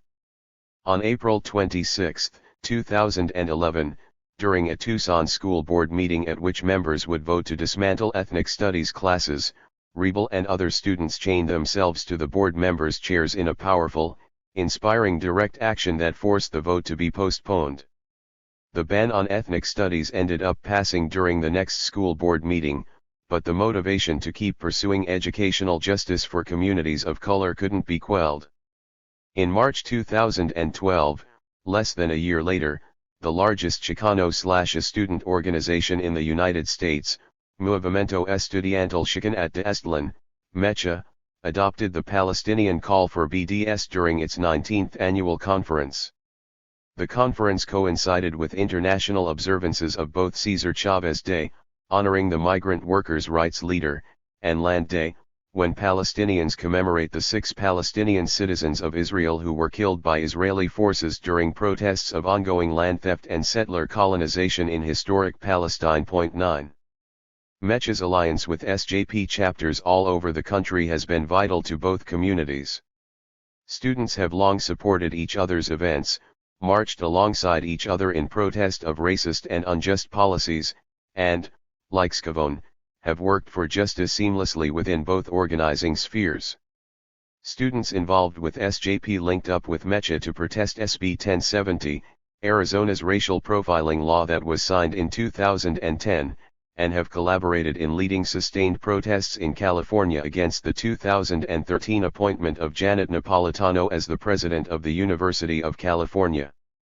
In her former role as the U.S. Secretary of Homeland Security, Napolitano implemented the Obama administration's expanded deportation policies of undocumented persons. Brooke Lober, a PhD student of gender and women's studies at the University of Arizona, said that one of the significant aspects of racist legislation in Arizona is that although there are some local specificities to it, it's not truly exceptional. She added, especially in terms of the history of the Southwest, it's been a really long-term effort by those in power to subjugate Chicanos through the prison system, through the labor force, and through school discipline and language discipline. Lober said that she brought a friend, Bay Area activist and educator Amirah Mizrahi, to the University of Arizona to talk about the Mizrahi, Arab-Jewish, 10 experience and the colonization of Palestine. She added that during Mizrahi's workshop, it felt like a Chicano-Mizrahi comparison began to get fleshed out, and it was really interesting to people. In New Mexico, Ruben Pacheco, an economics and political science graduate at the University of New Mexico and an active member of both SJP and other social justice organizations, explained his involvement in the Palestine Solidarity movement in the context of the rich history of resistance to colonialism in the state. In order to understand the struggle for Palestinians today, Pacheco said it was important to understand the resistance of indigenous peoples on the land he stands upon now, dating back to 1680 when the Pueblo Indians first revolted against the Spaniard colonists and effectively kicked them out of New Mexico for 12 years. In 1967, Pacheco added, the same week that Israel waged war on indigenous Palestinians and Syrians, and began its occupation of the West Bank, Gaza Strip, and the Syrian Golan Heights, a group of land-grant activists attempted to reclaim ancestral land grants that were converted to national forest land in New Mexico. As Israeli tanks were advancing during the Six-Day War, National Guard tanks were rolling through the mountains of northern New Mexico to prevent the Chicano activists from reclaiming their ancestral homelands. Pacheco's voice softened. We always talk about the different names that were given to Palestinian villages that were destroyed by Israel. Names of places have a historical connection to a people and their language. Changing a name is traumatizing to people. It erases memory. In New Mexico, the injustice runs thick, and both the Chicano and the American Indian populations have endured this type of historical trauma. Pro-Israel groups courting marginalized communities. While students from marginalized communities continue to support each other's struggles for liberation and equality, pro-Israel lobby organizations are building public relations campaigns that seek to defend Israel from accusations of discrimination and racism. For example, Project Interchange, a program of the American Jewish Committee which launched its own Latino and Latin American Institute intended to secure support for Israel throughout the Americas, and foster favorable political alliances between Jewish and Latin American communities in the United States, organizes educational delegations to Israel for members of the Latino/A, LGBTQ, and various religious communities, as well as media workers, business leaders, and politicians. 11 Other pro-Israel lobby groups such as the Anti-Defamation League are recruiting Latino/student leaders to go on all expense-paid trips to Israel. Reporting for the Electronic Intifada, Rania Kalik and Adriana Maesta sought out former participants of an ADL trip to Israel organized for members of the Latino/A community. One participant came away believing that the conflict is rooted in religion and centuries of mistrust between both sides, the journalists wrote. This is a typical line in pro-Israel propaganda that erases almost 7 decades of Israel's forced dispossession and displacement of Palestinians. Kulik and Maestas also noted that Michael Freund, the former deputy communications director for Israeli Prime Minister Benjamin Netanyahu, took to the pages of the Jerusalem Post to demand that Israel launch a comprehensive and coordinated Hasbara, or public diplomacy, campaign that makes Israel's case to Hispanics directly and en español. Citing America's rapidly growing Latino electorate, Freund explained rather candidly, the face of America is rapidly changing, and so too should Israel's Hasbara.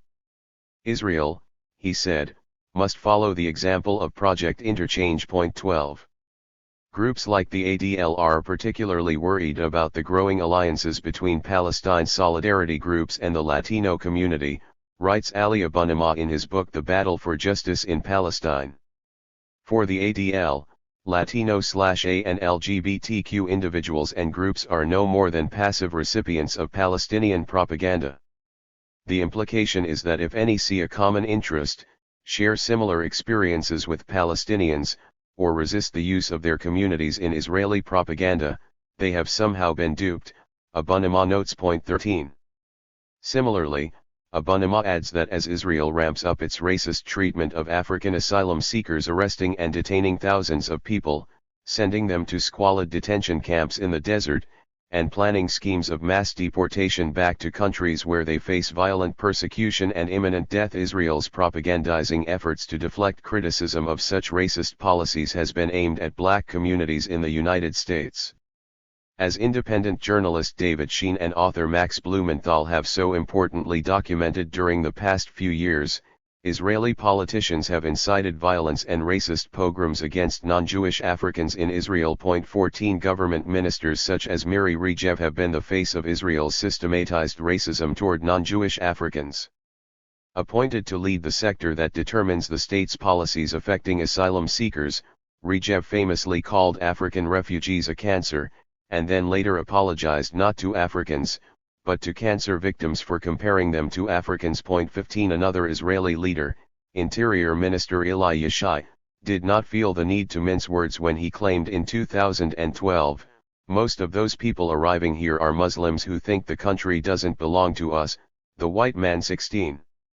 In an important 2012 article in the online magazine Color Lines, reporter Seth Friedwessler analyzed recent attempts by pro-Israel lobby groups such as AIPAC to fend off descriptions of Israel as an apartheid state and cover up its treatment of African refugees. By recruiting students from historically black colleges and universities as moral shields to make the case for Israeli impunity, AIPAC is finding and developing a cadre of black allies to declare there's no way Israel can be racist, Wessler wrote. 17. However, African American student groups on campus are not, for the most part, falling for Israel's courtship. Time after time, divestment resolutions calling for university administrations to pull investments from companies that profit from Israel's occupation are supported by black student unions. Black liberation groups like the Malcolm X grassroots movement and countless black student unions on campuses across the United States have stood alongside Palestine solidarity activists just as the once prominent Black Panther Party did in the 1960s and 70s. Fighting institutionalized racism. Walking through a relative's neighborhood in Sanford, Florida, on February 26, 2012, 17-year-old Trayvon Martin was killed by a man who stalked and then shot him at point-blank range. For the murder of an unarmed black teenager, Trayvon's killer was found not guilty and was released after a short trial in the summer of 2013.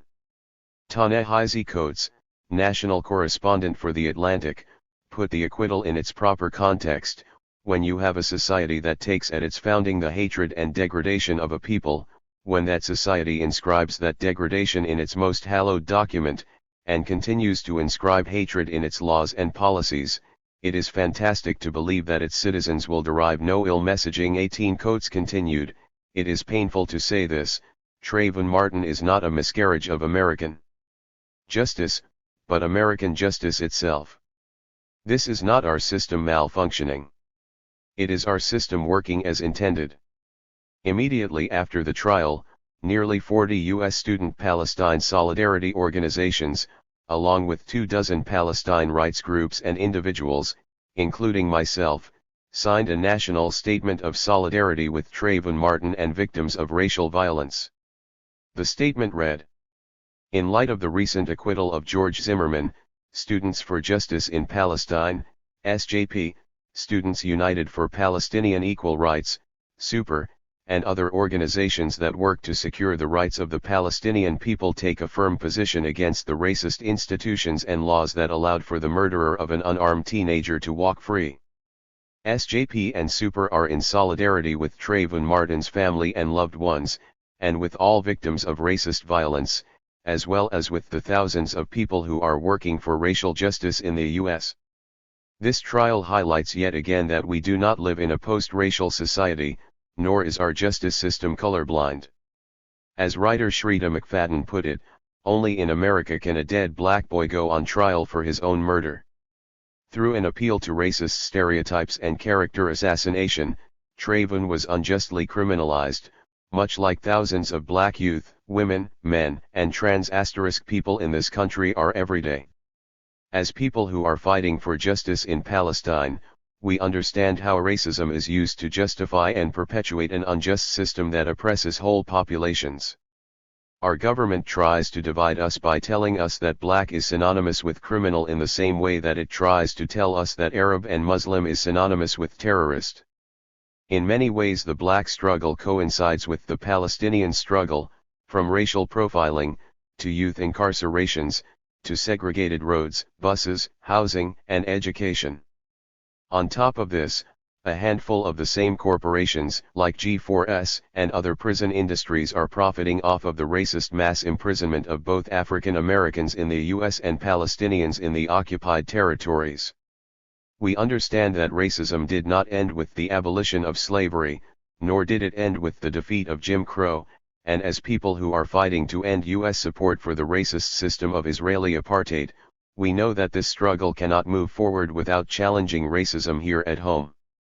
We also must address racism within our own organizing spaces and college and universities. Advocating for human rights is incomplete without challenging institutional racism in the university. SJP and SUPER are in solidarity with the victims of racist injustice here at home and those struggling to end it, because we know that la union hace la fuerza, with unity there is strength. Point 19. Nadine Ali of Florida Atlantic University said that although the campus SJP chapter is small, they've connected with other student groups on campus to fight local and global issues of injustice, including the kind of racism that let Trayvon's killer go free, as well as the codified U.S. prison industrial complex.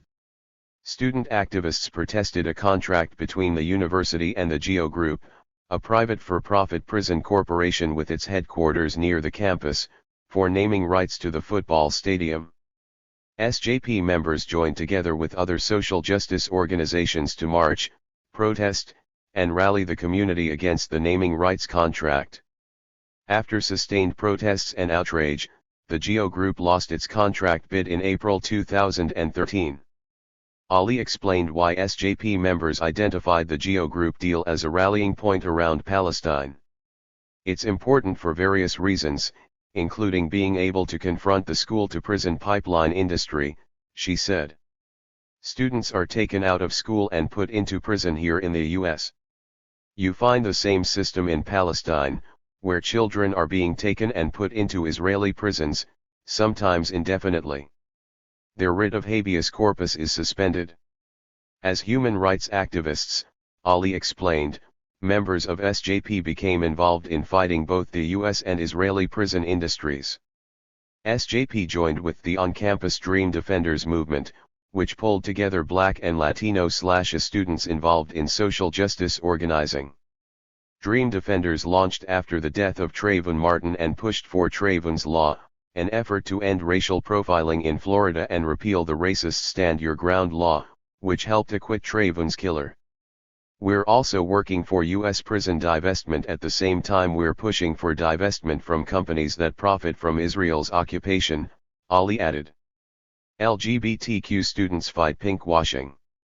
Judd Yadid, an Israeli journalist, described Tel Aviv's annual Gay Pride Parade as an experience not to be missed if one wants to experience Israel at its gayest, and some would say at its freest, from bronzed muscle gods and elaborately decorated floats to pointed political placards and masses of rainbow flags emblazoned with the Star of David. This parade, Yadid said, is one of 10 ways to discover Israel's miraculously well-endowed LGBT scene. 20.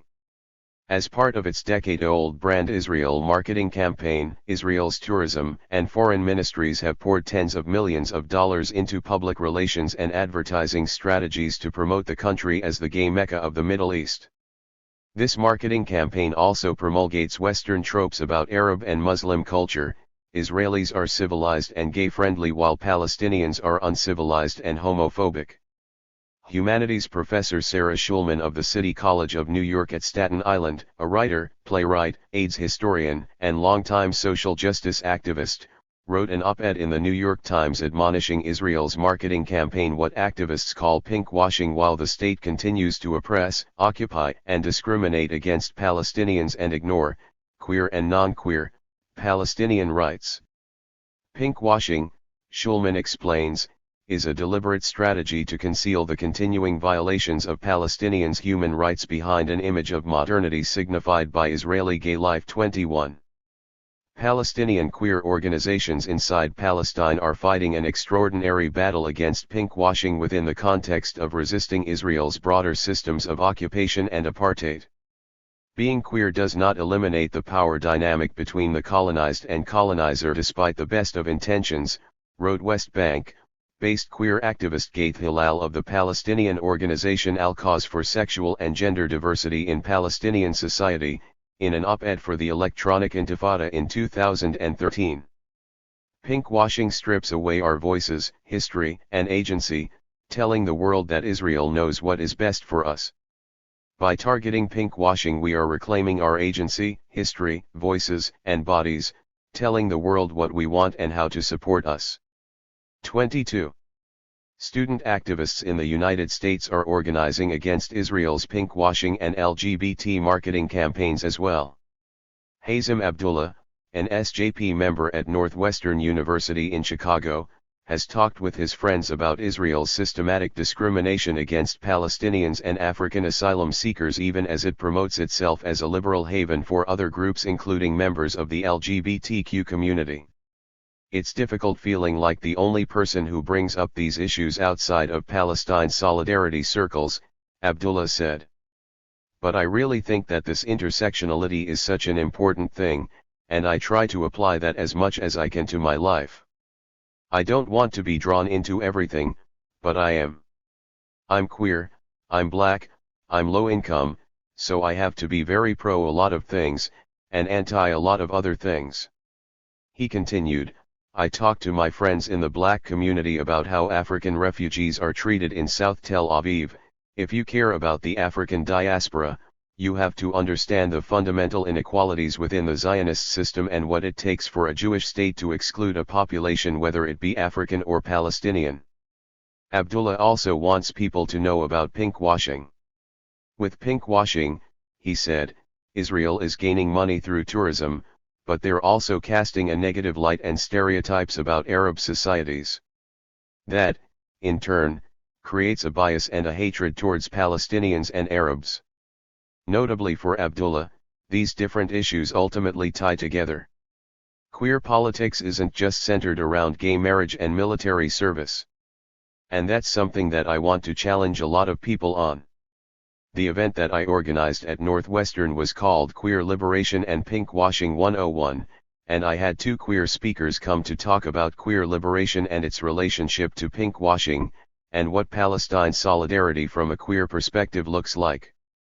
Abdullah thought that it was an important event to hold at Northwestern, because it challenged the stratification that exists even inside the oppressed LGBTQ community, especially among white LGBTQ persons. In considering going to Israel to experience the heavily marketed gay haven there, Abdullah said that members of the U.S. LGBTQ community should be aware of what Palestinians, including queer Palestinians, face as a people occupied, displaced, and discriminated against. I don't think that, going on a trip to a gay-friendly country means it gives you a pass to oppress and ignore another group, the Palestinians, he said. Bringing workers' rights into the movement. Sarah Moawad, a Middle Eastern Studies major at Harvard University, believes it's a prime moment to bring together different communities around a common cause. While Boston area activists have rallied around Northeastern University's repression of the Solidarity movement on campus, local unionized bus drivers have been in sustained protest against the French multinational Veolia for union-busting tactics. Palestine Solidarity activists, including students, have joined forces with those transportation workers in protesting Boston's contracts with Veolia, citing human rights and workers' rights violations from Palestine to the United States. Moawad explained that the Palestine Solidarity Committee at Harvard was contacted by a worker at the university, a chef who cooks Muslim students' dinners, who was involved in the protests against Veolia's union-busting practices. He reached out to the PSC and the Muslim Student Association, knowing that both the Palestine Solidarity activists and union workers had common cause in protesting Veolia. The fact that he knows this and reached out to the students is huge, Moawad explained. We can't disappoint them. To have this worker-student solidarity is immense. Shafka Hashish of New York University is excited about her involvement in workers' rights organizing. Active in groups such as Students for Economic Justice on campus and a member of the National Federation for the Blind, Hashish tied BDS activism to the disability rights movement in the United States. Boycott is now a strategy for the disability rights movement, she said, explaining the resistance against the shocking level of discrimination against differently abled workers. We started a campaign called Boycott Goodwill, the clothing store, because they pay disabled employees less than minimum wage. The National Federation for the Blind confirmed that disabled employees at Goodwill Industries have been paid as little as $1.44 an hour. In America, that's legal, Hashish added. There are 20 regional CEOs who take in over $30 million a year.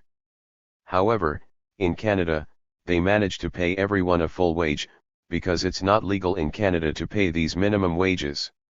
To see the National Federation for the Blind engage in a boycott campaign, Hashish said, was empowering. It's real, strategic action that can be implemented. And I see that the Palestine Solidarity community is doing this. And it's not just them, I see disability networks who have signed on to the Boycott Goodwill campaign. It shows that this must be something if all of these human rights and disability advocacy networks are taking this approach. Amal Ali, a history major at the University of California at Riverside, said that it's not a surprise that groups such as MECHA and other Chicano groups, African student unions, workers' rights activists, and LGBTQ groups are joining with SJP in common cause.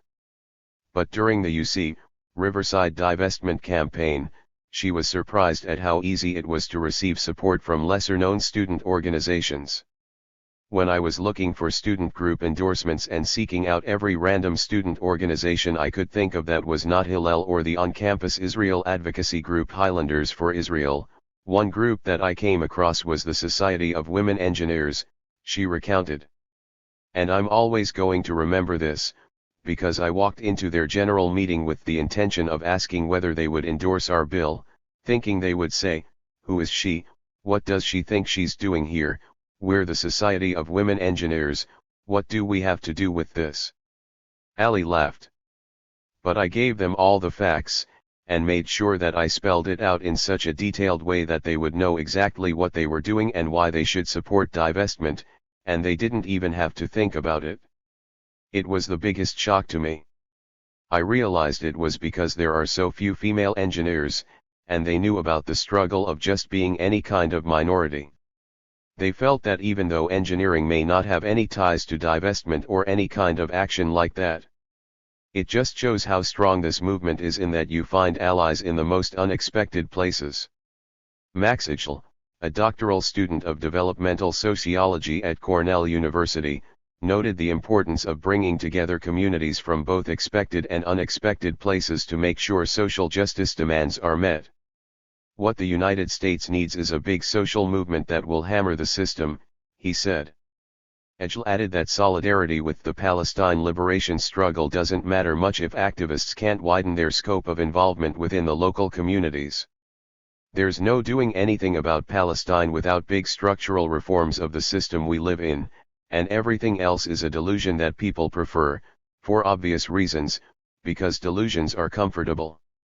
But they're not helpful.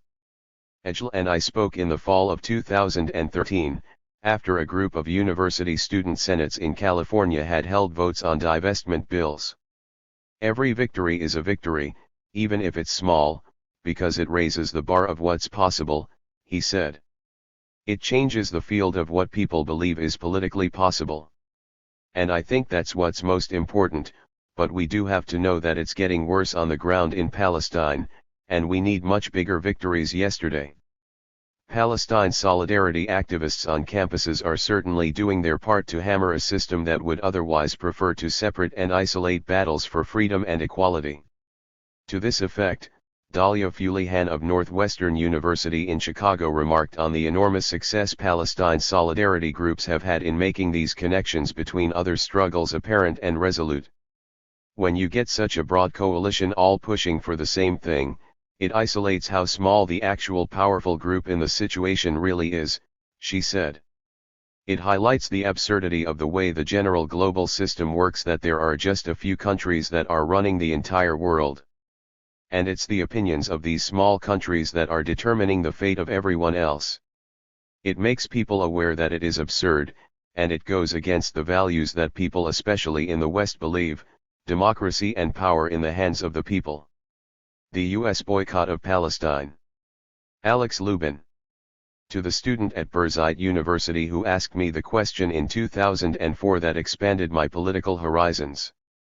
I was invited to talk to your modern Arab studies class about the United States. I took the opportunity to talk about the history of anti-miscegenation laws in the U.S., the subject of my first book. I thought the topic was important because Israel had recently passed the Citizenship and Entry into Israel Law, Temporary Order 5763, that regulates Palestinian citizenship and marriage in ways similar to U.S. anti-miscegenation law. I wanted to draw comparisons between U.S. and Israeli liberal settler colonialisms in order to better understand the U.S./Israel special relationship, as well as to consider the grounds for solidarity I imagined between the Black Freedom Movement and the Palestinian movement. But then you asked the question that exposed the limitations of my comparison. Why, you asked, if the U.S. and Israeli colonialisms were so similar in their use of racial ideologies to keep subject populations in their place, did African American civil rights leaders like W.E.B. Du Bois and Paul Robeson, Martin Luther King Jr. and A. Philip Randolph, support and identify with Israel and not with the Palestinians? Why was the Zionist movement so influential on the American left, but the Palestinian national movement mostly ignored? Something had been missing from my talk. In liberal settler societies like the US and Israel, the political left often upholds aspects of settler nationalism, even amid the revolutionary fervor of their social movements. Hence W.E.B. Du Bois and others could be radically progressive within the West, even embracing the precepts of the Communist Party, while upholding the Orientalism that underwrites Western Enlightenment. In my analysis, I had examined the US/Israel special relationship as a geopolitical alliance rooted to oil, as well as an effective alliance built around shared understandings of settler liberalism and providential destiny. But, as your question illuminated, I had not considered the US/Israel special relationship as a powerful set of feelings and policies that either erases the existence of Palestine altogether, or that frames the Palestinians as always and already a security threat to both Israel and the U.S.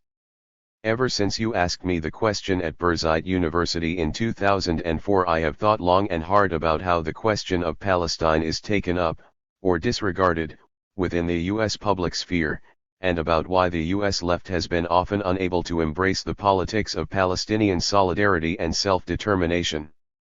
Perhaps one explanation lies in the realization that the US/Israel special relationship is constituted not only by diplomatic and economic relations but also by an international boycott of Palestine and Palestinian self-determination. The US boycott.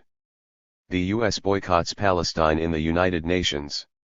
On more than 44 occasions since 1972, the United States has used its veto power in the United Nations to prevent passage of a resolution critical of Israel. On March 25, 1976, the U.S. vetoed Security Council Resolution S/12022, calling on Israel to protect Muslim holy places in its ongoing military occupation of the West Bank. In June 1982, the U.S. vetoed Security Council Resolution S/15185, calling on Israel to withdraw from Lebanon. The massacres of Palestinian refugees in the camps of Sabra and Shatila would take place 3 months later. In February 1988, the U.S. vetoed Security Council Resolution S/19466, calling on Israel to recognize the applicability of the Fourth Geneva Convention, which defines the protections for civilian populations during times of war. In May 1990, the U.S. vetoed Security Council Resolution S/21326, calling for an investigation into the murder of 7 Palestinian workers. In December 2002, the U.S. vetoed Resolution S/2002/1385, condemning Israel's killing of UN employees of the World Food Programme. In 2011, the U.S. vetoed Resolution S/2011/24, which condemned Israeli settlements built since 1967 as illegal under international law. These are but a small sampling of resolutions consistent with norms of international law that the U.S. has vetoed, often as the only nation in the Security Council offering a veto. The diplomatic impunity the U.S. offers to Israeli violations of Palestinian human rights and international law amounts to a U.S. boycott of Palestine and Palestinian lives. The U.S. also boycotts Palestine with the disproportionate amount of foreign aid it gives to the Israeli occupation. The U.S. has given Israel $234 billion in foreign aid since 1948, adjusted for inflation, and currently gives $3 billion annually. 1 This far surpasses the amount of aid given to any other country, and represents approximately 30% of the total U.S. foreign aid budget, despite the fact that Israel has a thriving economy and comprises only 0.001% of the world's population.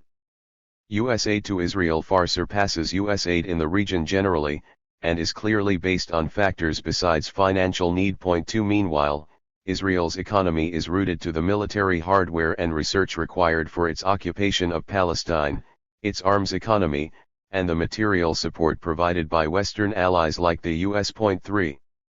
U.S. complicity.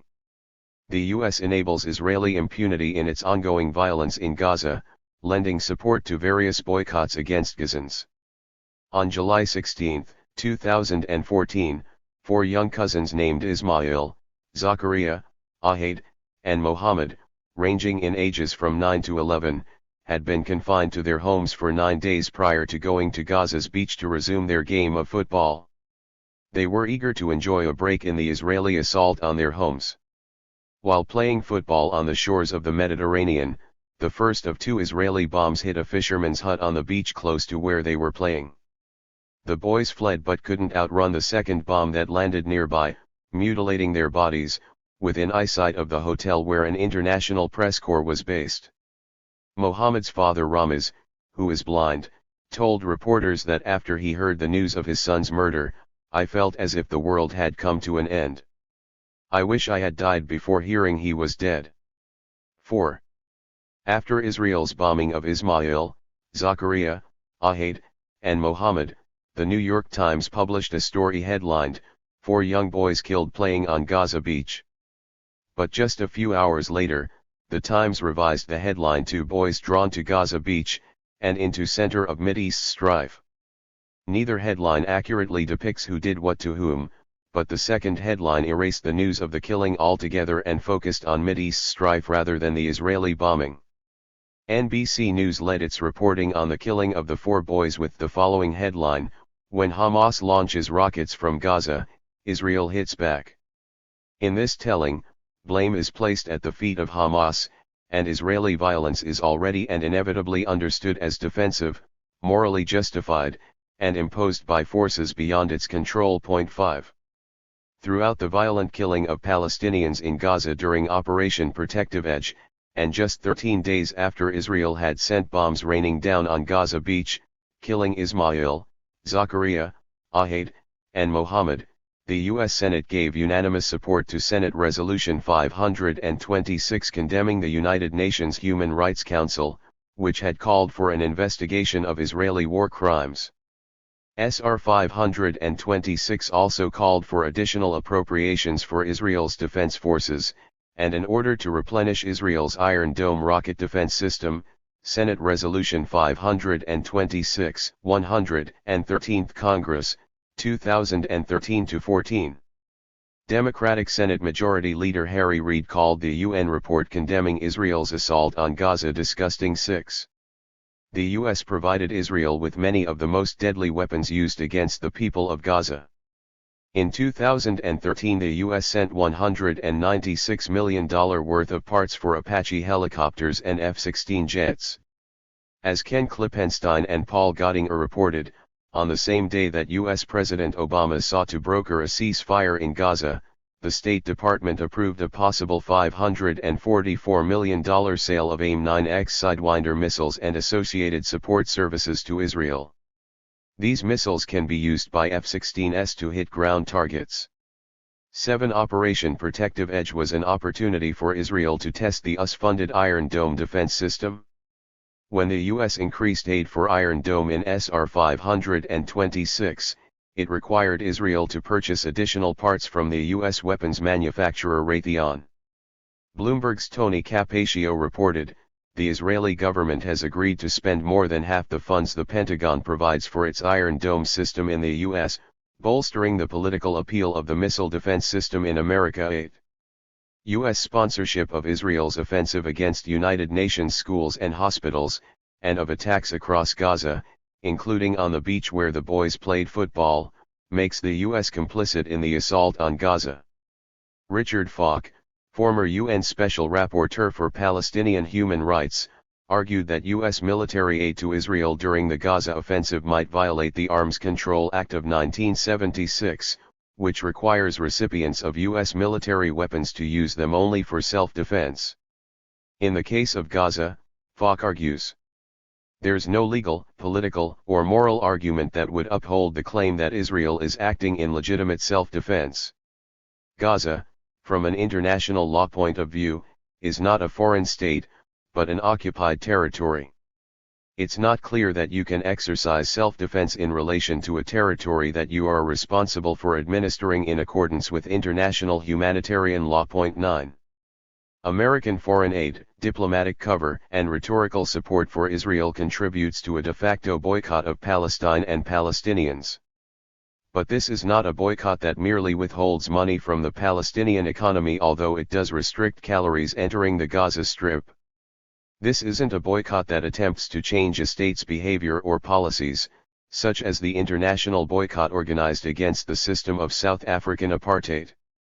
Instead, U.S. sponsorship for the Israeli colonization of Palestine is a boycott that seeks to erase the very possibility of Palestine, and to reposition Israel as the victim of Palestinian terror, rather than the other way around. Palestine does not exist. Your question, student at Birzeit, unearthed an archaeological record of neglect and violent disregard that is due not merely to imperial hubris, but to the impossibility of anything else happening. In the U.S., the question of Palestine does not exist as a legitimate question at all. Palestine has been erased and rendered unknowable, framed, as it were, in contest with Zionism. Hence, within the U.S., the question of Palestine is represented by the phrase the Israel-Palestine conflict. A conflict presumes disagreement on the part of at least two sovereign entities. It also presumes a level of symmetry that does not exist in Palestine. The US/Israel special relationship mutes the question of Palestine by positioning the Zionist narrative, a narrative rooted to Jewish suffering and security, as the only possible object of protection and defense. This is one of the reasons why anti-racist social movements in the Americas, from Edward Wilmot Blyden's Pan-African Movement, to Marcus Garvey's United Negro Improvement Association, to Martin Luther King Jr.'s Southern Christian Leadership Conference, have each identified with the Zionist movement's narrative of restorative justice rooted to national homelands. But the power of this identification has often precluded the possibility of identification with the Palestinian struggle to exist. Writing in 1979, Edward Said argued that the Zionist narrative had overdetermined Western understanding of the question of Palestine. As a result, both Israel and its U.S. supporters were repeatedly reacting to the wounds of the Holocaust by providing unquestioned support to the Israeli narrative of threat and security. In the process, argued Said, Palestinians had become the equivalent of a past experience, the Holocaust reincarnated in the form of a present threat. The result is that the Palestinians' future as a people is mortgaged to that fear, which is a disaster for them and for Jews. Said's intervention into the impossibility of Palestine in the Western imagination was to present Palestinians as representable in terms of our collective experience, our collective sense of things, our collective aspirations, above all, as a real and present, because historical, reality 10. And yet, more than 3 decades after Said's early intervention in the question of Palestine, U.S. government support for Israel and the Zionist understanding of reality endures. Hence, within the U.S., the question of Palestine is not regarded as within the moral continuum of the Jewish question as a problem of racial modernity, but instead is ignored altogether, because Palestinians remain not only unknowable but also existentially impossible. Americans have boycotted Palestine and Palestinians for a long time. The Palestinian struggle to be represented and to exist has taken many forms, employing the arts and actions of anti-colonial movements across the Third World. From the poetic imaginings of Mahmoud Darwish and Ghassan Kanafani to the powerful armed struggle of the Palestinian Liberation Organization, Palestinians have resisted their erasure in multiple ways. But many Americans have not even heard of these movements, which is why the question of Palestine, written over 35 years ago, remains so relevant today. A boycott of Israel? But, dear student at Birzeit University who asked me the question in 2004 that expanded my political horizons, you began a movement during the year of my visit to your campus that is beginning to change how Americans view the question of Palestine. As the Israeli occupation divided Palestinian communities into tightly secured enclaves, you began to argue that life in the West Bank was similar to life under apartheid in South Africa. In the process of drawing this comparison, you transformed the question of Palestine from a national question involving statehood and sovereignty to a question of justice involving human rights. You called for a broad international boycott of Israel in order to force Israeli compliance with international law and the Geneva Conventions. The call for the boycott followed the July 9, 2004, advisory opinion of the International Court of Justice, ICJ, that found Israel's separation wall to be illegal. The court ruled by a 14-1 vote, the construction of the wall being built by Israel, the occupying power, in the occupied Palestinian territory, including in and around East Jerusalem, and its associated regime, are contrary to international law 11, noting that Israel continued to ignore the 2004 opinion of the ICJ. In July 2005, Palestinian civil society bodies spanning unions, refugee rights associations, members of parliament, and community organizations across the Palestinian diaspora called on the international community to support a boycott of Israel that would mirror the international campaign to stop apartheid in South Africa. Inspired by the struggle of South Africans against apartheid and in the spirit of international solidarity, moral consistency, and resistance to injustice and oppression, we, representatives of Palestinian civil society, Call upon international civil society organizations and people of conscience all over the world to impose broad boycotts and implement divestment initiatives against Israel similar to those applied to South Africa in the apartheid era. Point 12. The Palestinian boycott, divestment, and sanctions, BDS, movement has three clearly stated goals. 1. Ending the Israeli occupation and colonization of all Arab lands and dismantling the wall. 2. Recognizing the fundamental rights of the Arab Palestinian citizens of Israel to full equality, and 3. Respecting, protecting and promoting the rights of Palestinian refugees to return to their homes and properties as stipulated in UN Resolution 194.13. The BDS movement employs international law and human rights to hold Israel accountable for its occupation. In this way, BDS is one among many strategies working toward decolonization and national liberation. The Palestinian BDS movement has made starkly visible the ongoing U.S. boycott of Palestinian lives, and asks Americans to realign their boycott with a commitment to justice. At a time when governments and international agencies have failed the Palestinian people, the boycott movement asks the international community to consider whether they support the Israeli boycott of Palestinian lives, or whether they embrace the norms of international law and human rights. You, the student at Birzeit University in 2004 who asked the question that expanded my political horizons, illuminated the absence/presence of Palestine in Western liberal discourse, while also showing me how as a professor I had a responsibility to engage in the BDS movement. Indeed, academia is one of the battlegrounds in what Ali Abunimah has termed the battle for justice in Palestine. 14 At Birzeit University, students like you have been held in administrative detention by the Israeli occupying army, while faculty members and students with foreign passports have been denied entry into the West Bank. In 2006 the Arabic language program at Birzeit saw attendance drop by 50% due to the inability of foreign passport holders to enter the West Bank. 15. While scholars in the West struggle to maintain the privileges of academic freedom amid the downsizing of higher education, Palestinian students struggle for the right to an education. In a 2008 petition to the United Nations Human Rights Council, UNRWA, the Palestinian Right to Education campaign outlines several ways that apartheid conditions structure Palestinian students' experiences. Palestinian detainees in prisons are denied access to education, unlike their Israeli counterparts. Israel's separation barrier blocks student and faculty travel to certain West Bank universities. Students attending An-Najah University in Nablus are regularly late to class due to checkpoints, at which they are often verbally abused. Israel prevents the formation of student groups affiliated with political parties, effectively criminalizing Palestinian academic freedom. The occupation prevents physical mobility across Palestinian and Israeli institutions, between Palestinian institutions, and internationally. Such restrictions of movement severely undermine the ability of Palestinian scholars to reach international audiences and to conduct research.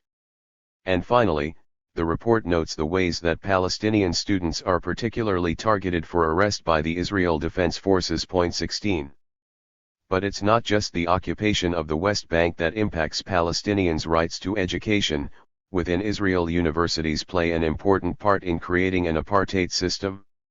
A 2009 report authored by the Alternative Information Center, AIC, demonstrates several ways in which Israeli institutions of higher education are complicit in the degradation of Palestinian lives.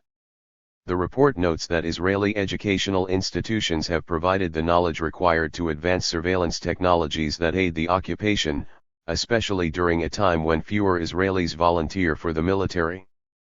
The Technion, the Israeli institution most renowned for applied sciences such as engineering and computer science, has all but enlisted itself in the military. 17 Moreover, Israeli institutions discriminate against Palestinian students through a system that financially rewards current and former soldiers who attend higher education institutions.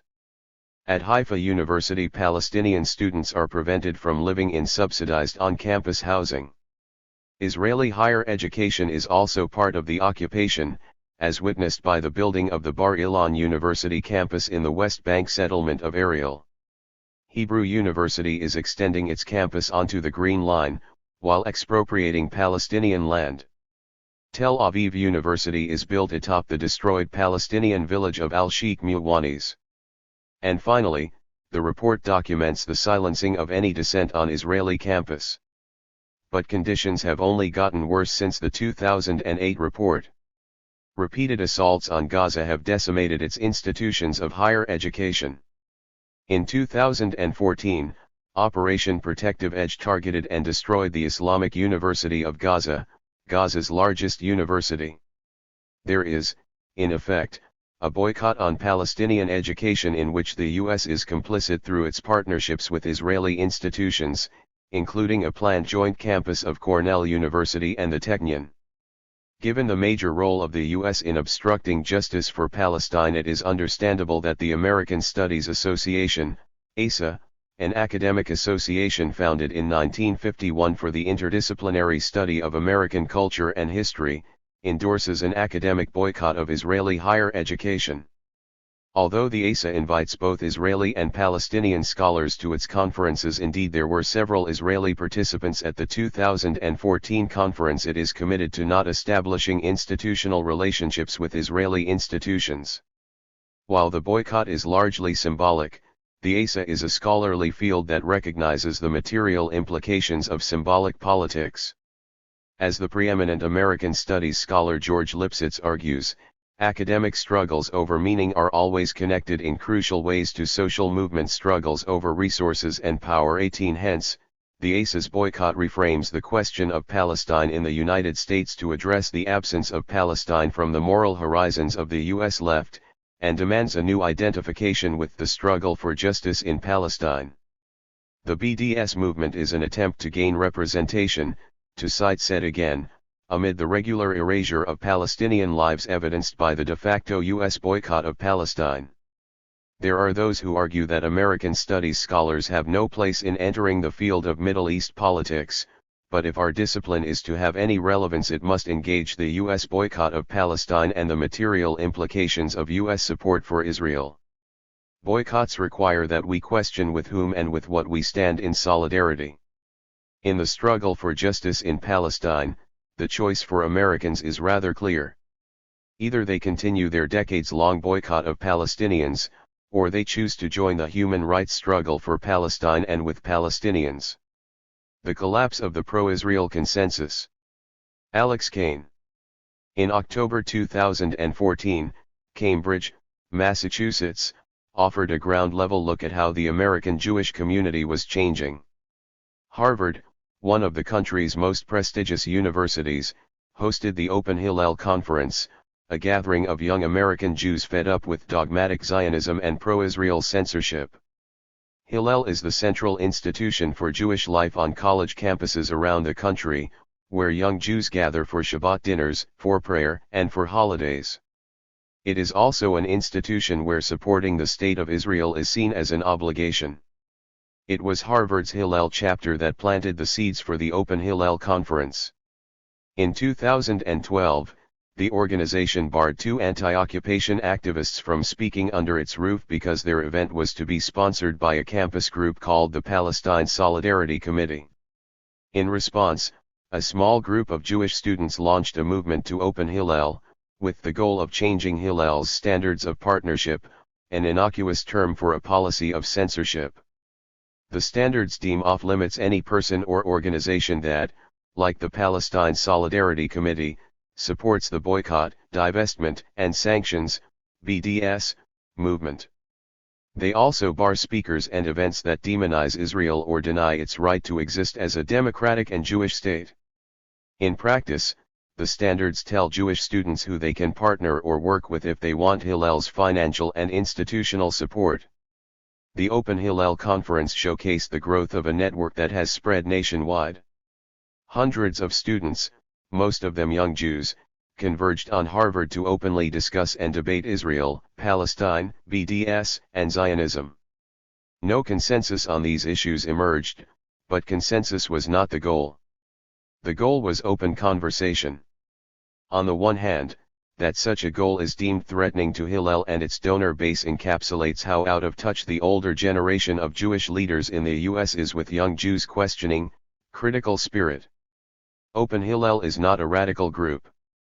They just want to speak about Israel, warts and all, freely. Hillel, however, is afraid that opening the conversation will allow critics of Israel to gain a foothold in established Jewish spaces.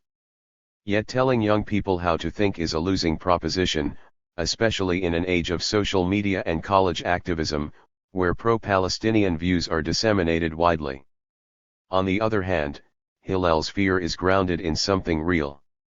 In recent years, more and more American Jews have begun to voice skepticism about Israel's current path of occupation and colonization, as well as its periodic assaults on Gaza, which maim and kill thousands of Palestinians. The leading communal institutions have tried to enforce a pro-Israel orthodoxy for decades, and it has largely worked. But in the face of ever more Israeli atrocities and the increasing international activism they spark, the Jewish communal consensus on Israel is cracking. If it fully shatters, as it is bound to eventually, it will have a profound impact on the discourse on Israel in this country.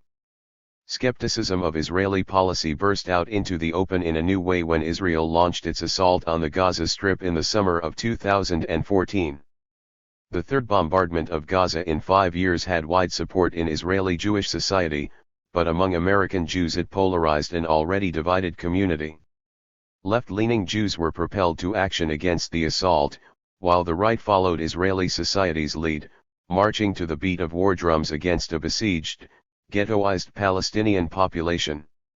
The groundswell of support for the Palestinian point of view has worried Jewish leaders.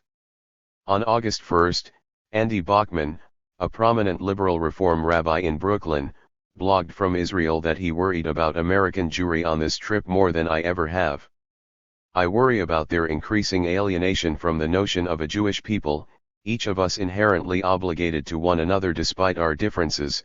I worry about our understandable abhorrence of the killing of innocents that too quickly shifts to blame, guilt and distance from Israel.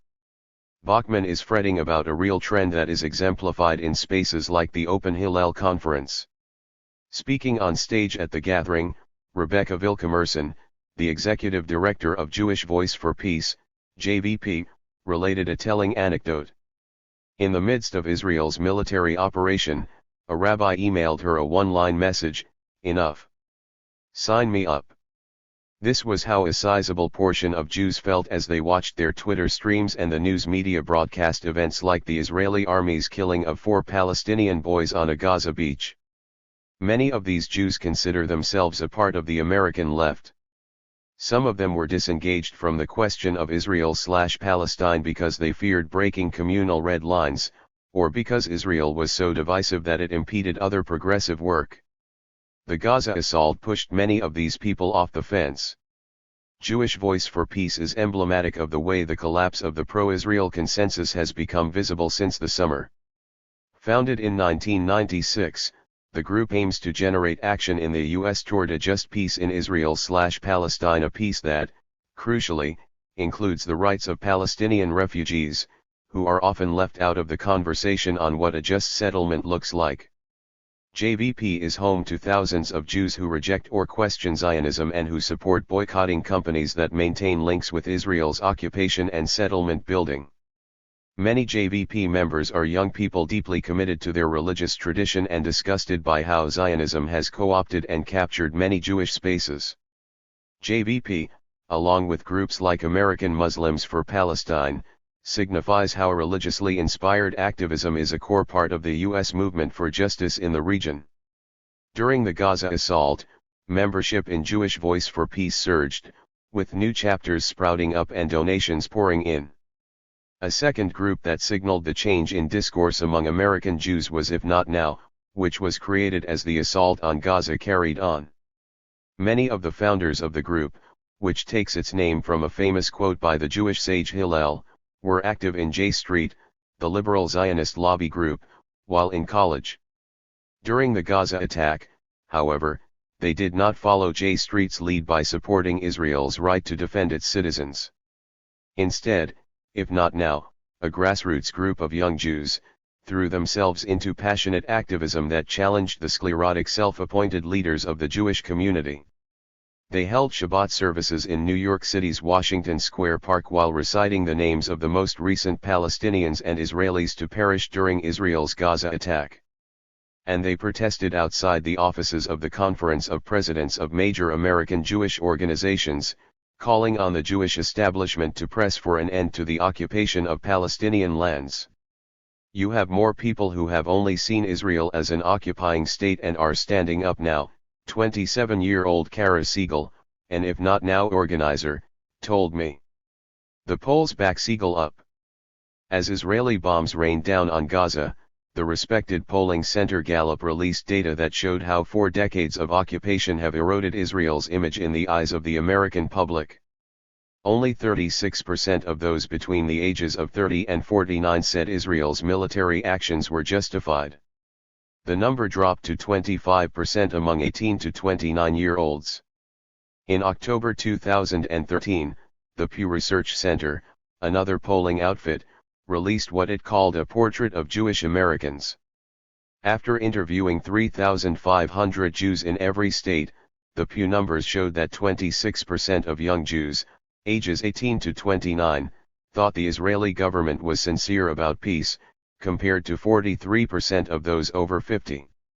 To non-Jewish Americans, the numbers may seem strange. Jews are thought to be supportive of the Israeli government, a stereotype fueled by the American Jewish establishment and Israeli leaders' claims that Jews worldwide are part of Israel and that Prime Minister Benjamin Netanyahu is the leader of all Jews. The idea that Jews are inextricably linked to Israel is relatively new, though. Hillel is a case in point. As the New Republic's John Judas wrote in January 2014, Harvard Hillel declared in 1944 that it was neither Zionist nor anti-Zionist. While that phrase is a radical departure from Hillel's current policy, it was mild when compared to other American Jewish leaders at the time, many of whom utterly rejected Zionism's ethos that Jews were a nation and needed a nation-state. It was common for Reform Jewish leaders in the 19th and 20th centuries to say things like, "America is my national home," as Rabbi David Philipson, a leading Reform figure most famous for his work in Cincinnati, Ohio, told Congress during a hearing on Zionism in 1922. In 1957, the sociologist Nathan Glazer surveyed American Jews and determined that Israel had remarkably slight effects on the inner life of American Jewry. However, Jewish views have drastically changed in the years since 1967, when Israel captured Jerusalem, the West Bank, Gaza, the Sinai, and the Golan Heights from Arab states in the Six-Day War. American Jewish leaders moved firmly into the Zionist camp, and have stayed there since. This move coincided with the larger American establishment's embrace of Israel as a natural ally against the Soviet Union and the Arab states the Soviets supported. In his book Knowing Too Much, Why the American Jewish Romance with Israel is Coming to an End, the scholar Norman Finkelstein argues that Israel's victory facilitated the assimilation of American Jews. Finkelstein notes this was paradoxical since Zionism's ethos is that Jews are alien in non-Jewish societies. Israel's 1967 victory, then, was not only a point of pride for American Jews, who did see Israel as a plucky little democracy battling Arab savages. The victory was also crucial to U.S. hegemony in the region, a reality that made American Jews all the more eager to support the state since it made their assimilation into the ruling establishment easier. The result of America's unremitting support for the State of Israel is that the country has acted with impunity in its dealings with the Palestinians. Carried out with American weapons paid for by American tax dollars, Israel's brutality in Gaza, the West Bank, and Jerusalem has increased with barely a peep from U.S. officials. And every single war in Gaza has been fully supported by the American Jewish leadership. That blind support is not being replicated at the grassroots level, however. Segments of the American Jewish community are returning to the sentiments voiced by Phil Lipson, although these Jews couch their opposition to Israel with sympathy for Palestinians, the primary victims of Israeli policy. Rabbi Philipson's testimony to Congress in 1922 did not mention how the Zionist project would harm the rights of Palestinian Arabs. They were, it seems, invisible to Philipson. But today, the Palestinian plight, broadcast by modern media, is the central reason why Israel is losing support. Israel's occupation is breeding resentment among young Jews.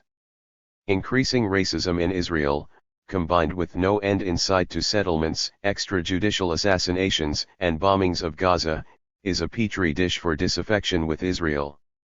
Increasing numbers of academic groups and cultural figures are supporting the boycott, divestment, and sanctions movement.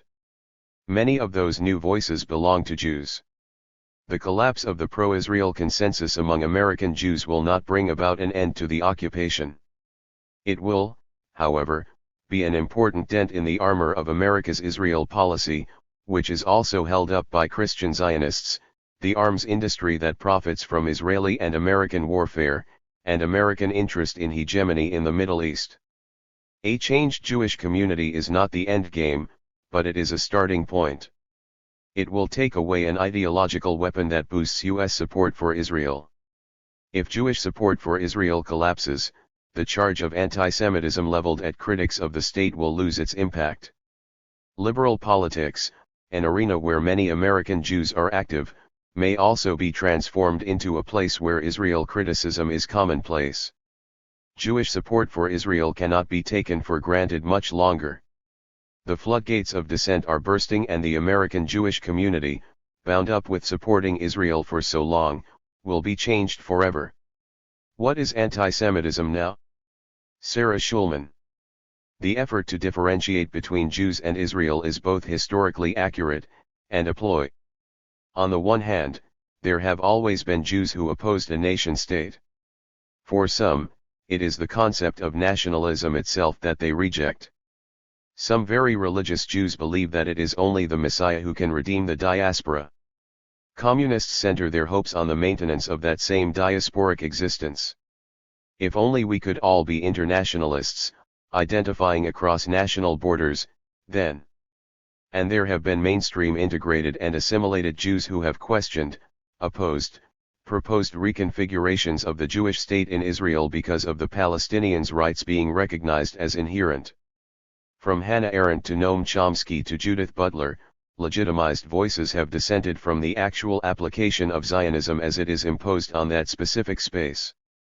So, given these historic realities, the separation of Israel and the Jews has a legitimate experiential base. At the same time, much of world Jewry, on the whole, has stood by, in either active or passive support, and allowed Israel to speak for us. Through occupation, apartheid, dehumanization, mass incarceration, violence, and genocide, we have not reacted. And I am ashamed to say that I include myself in this category, since I did not wake up and take responsibility until as late as 2009. We have misunderstood, ignored, indulged sentimentalism, applied ahistorical principles, capitulated to every dangerous lure of familial loyalty and felt afraid, held racist beliefs, and embraced supremacy ideology. We have planted trees, folk danced, celebrated holidays without questioning their veracity and or have remained indifferent, dissociated and immune. So, Israel could not have devolved to this base condition without the nod or hand up or indifference of world Jewry. Increasingly we are repulsed, and yet it would be dishonest to claim this as anyone's monster but our own. Redemption is crucial to Judaism. It's what we are all seeking and is the central image of our collective struggle. And so we now have the benefit of the handful of enlightened among us who fought Zionism and Jewish supremacy when it was dangerous, impossible, and highly stigmatizing. I thank them personally for giving me a way out. And I am grateful today for the fruits of their labor, including organizations like Jewish Voice for Peace, which of this writing has 190,000 supporters and 60 chapters across the United States. These dissenters and the fruits of their just opposition hold the key to any possible rescue of Judaism from the abyss of the Israeli failure. So, when we ask what is anti-Semitism, the first definition that usually arises is, holding sweeping unilateral views of an entire people. And yes, those concepts are alive and energetic. The American Jew is seen as rich, stingy, smart, duplicitous, and the Israeli version as brutal, racist, violent. Add to both categories, self-righteous and entitled. And while I recognize some of these attributes in some people I know and in myself, I also see the contradictions, complexities, exceptions, and rejections. The second most common definition of anti-Semitism is, holding all Jews responsible for the actions of some. This is both true and untrue. Yes, Jews are imagined as a group, and anything that rejects individuation is untrue. Israel could not have existed, or become the disaster that it is, if only the Jews wanted it to be that way. Military interests, Christian Zionism, and the desire to not assimilate millions of sick, traumatized refugees are all forces converging on the creation of this event. But on the other hand, world Jewry is, in many ways, responsible for what is happening in Israel, because we stood by at crucial moments and haven't stopped the injustice, although more and more of us are trying. Then there is political anti-Semitism as manifested by rising fascist movements around the world, as Judith Butler pointed out in her talk at the Open Hillel conference at Harvard in fall 2014. Golden Dawn, the Greek fascist party, now has elected representatives in the parliament. Hungary's neo-Nazi Jobbik party received 21% of the vote in that country's last election. Of course, American Christian Zionists, while supporting Israel, are traditional fundamentalists who believe that Jews returning to the Holy Land is a necessary part of the end times in which born-again Christians will escape death as they are raptured into heaven. And traditionally anti-Semitic movements like France's National Front also support Israel, while gaining their power base from Christian supremacist, anti-Muslim voters. So there is real anti-Semitism, some of which supports the Israeli state, and some of which does not. Now, we have the new anti-Semitism, where Jewish intellectuals and renegades who side with Palestinians and oppose occupation are called anti-Semites. It's a badge of honor, frankly, and one I am proud to have been branded with.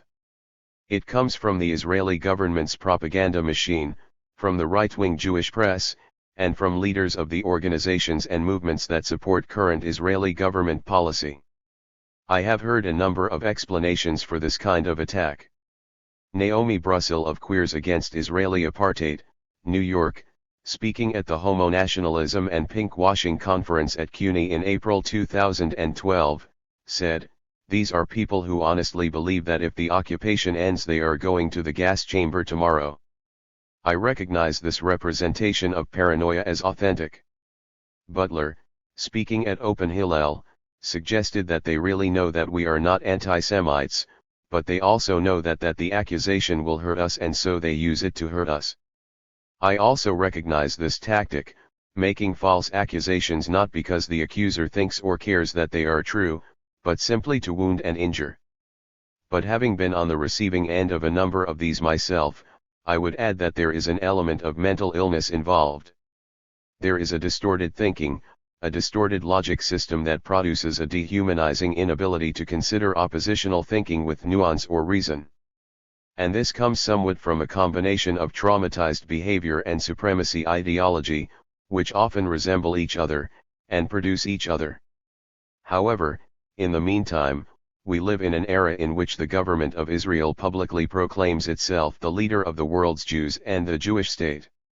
Tanks and planes that murdered 2,000 civilians in Gaza have Jewish stars painted on them. The Al-Aqsa Mosque is being threatened by Jewish fundamentalists, and Jewish Israeli soldiers and police scapegoat, bully, brutalize, falsely arrest, and murder Palestinians every day, as Jews. In those contexts it is reasonable for an assaulted Palestinian or someone who supports them to agree that these actors are in fact who they say they are: the Jews.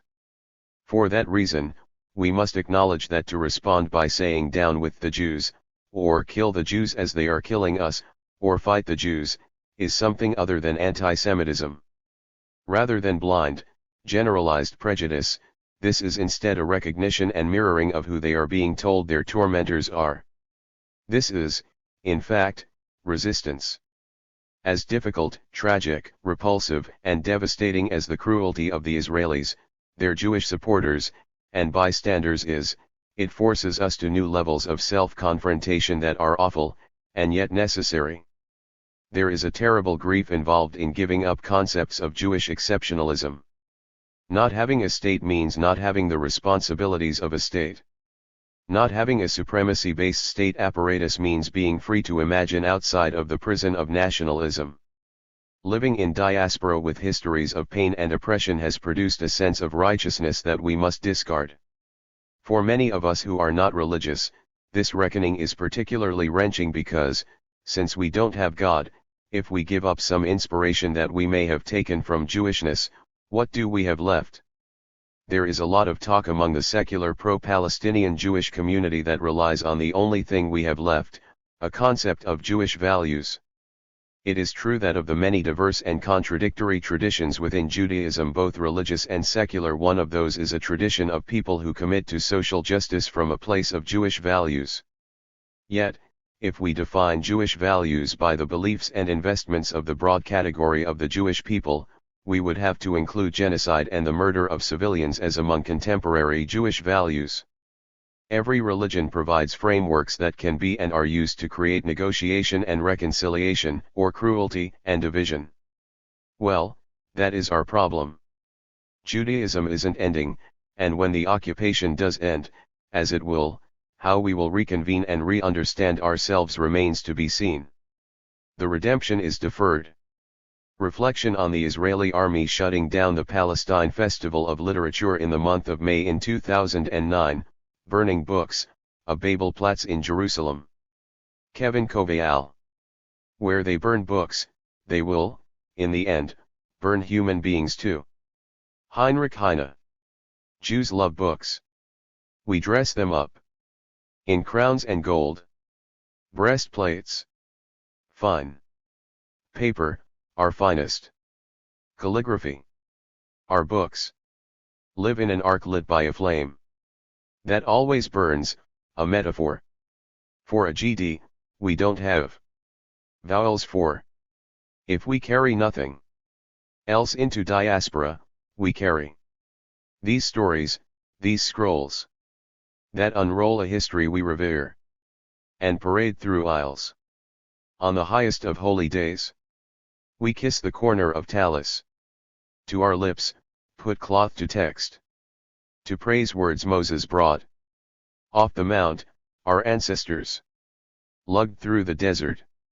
Stories told and told again at a kitchen table somewhere, the 5th and 15th time we heard them bored out our Seder mind, but the 50th and 502nd time something stuck.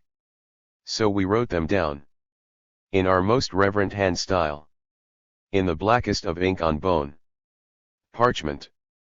We record the trials and rivals and lineage and heroes of our families 'cause we love books.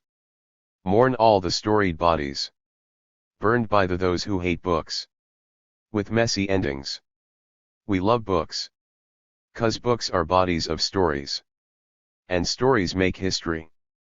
And we are a people who believe in the stories of people to tell history, and mourn all the bodies and stories burned before they are recorded in the eternal book, authored by the voiceless and vowelless. But it is 2009/5769. And this spring Israeli troops shut down the Palestine Festival of Literature. Behind barrels of guns, they stormed into a theater where poets were reading poems, and demanded silence behind triggers where bullets scream and governments checkpoint, and Knessets approve military bombardments and schools bombed and burned. On ground they are meant to be on fire from words and ideas, not metal. In the name of a Jewish state, Israeli educated young men aimed guns in the faces of women reading poems. In the name of a Jewish state, stories silence forever. Which raises the question, who are we because of empire? What democracy are we scared of? How can we deny the right to sing, to Chazan a Palestinian song. Mad men bring books to the bonfire. Power mad men bring bodies. Our books been banned and burned and bordered, bodied into boxes. And camps 'cause they demand memory, insist our presence in the story of the world, and books are memory of never forgetting, and people house books in their stories, and stories should never be crushed by missiles. Books record the day and days in exile, and days that should not have been recorded. The horrors and the horrible. The record of families spilt and broken and bastards forever. Books are records that never forget and preserve and serve memory and history when militarized revisers deny events as lived by the natives. The records prove otherwise, proof of existence, and empires want proof of purchase and perchance, and pursue silencing stories that make them look criminal in the honest of day and moon of night. Records are stories a people hold dear. Who knows this more than us? All us wandering immigrants. All us seekers of safe land. All us unfettered poets of wind. All us literate builders of pigeons. All us inventors with scraps. All us people of the book. Though we don't seem to know much anymore except the havoc reaped on our bodies in exile, the learned behavior of executioners we internalize, the bureaucracies and boots and lines of refugees we terrorize, gather families into open air prisons, and worse, we bury bodies in graves of steel, bodies who house forests of stories. Where is the ark in the center of the congregation? The ark in the center of the city of peace, filled with bodies of stories, records stacked and unfurled, unsequestered and unsilenced. It is mad men who burn books and bodies and hold poets at gunpoint. This the work of emperors and empires, Führers and fascists, scared colonists, insane to control what no state could. The record of people living, despite the state's efforts to have them not.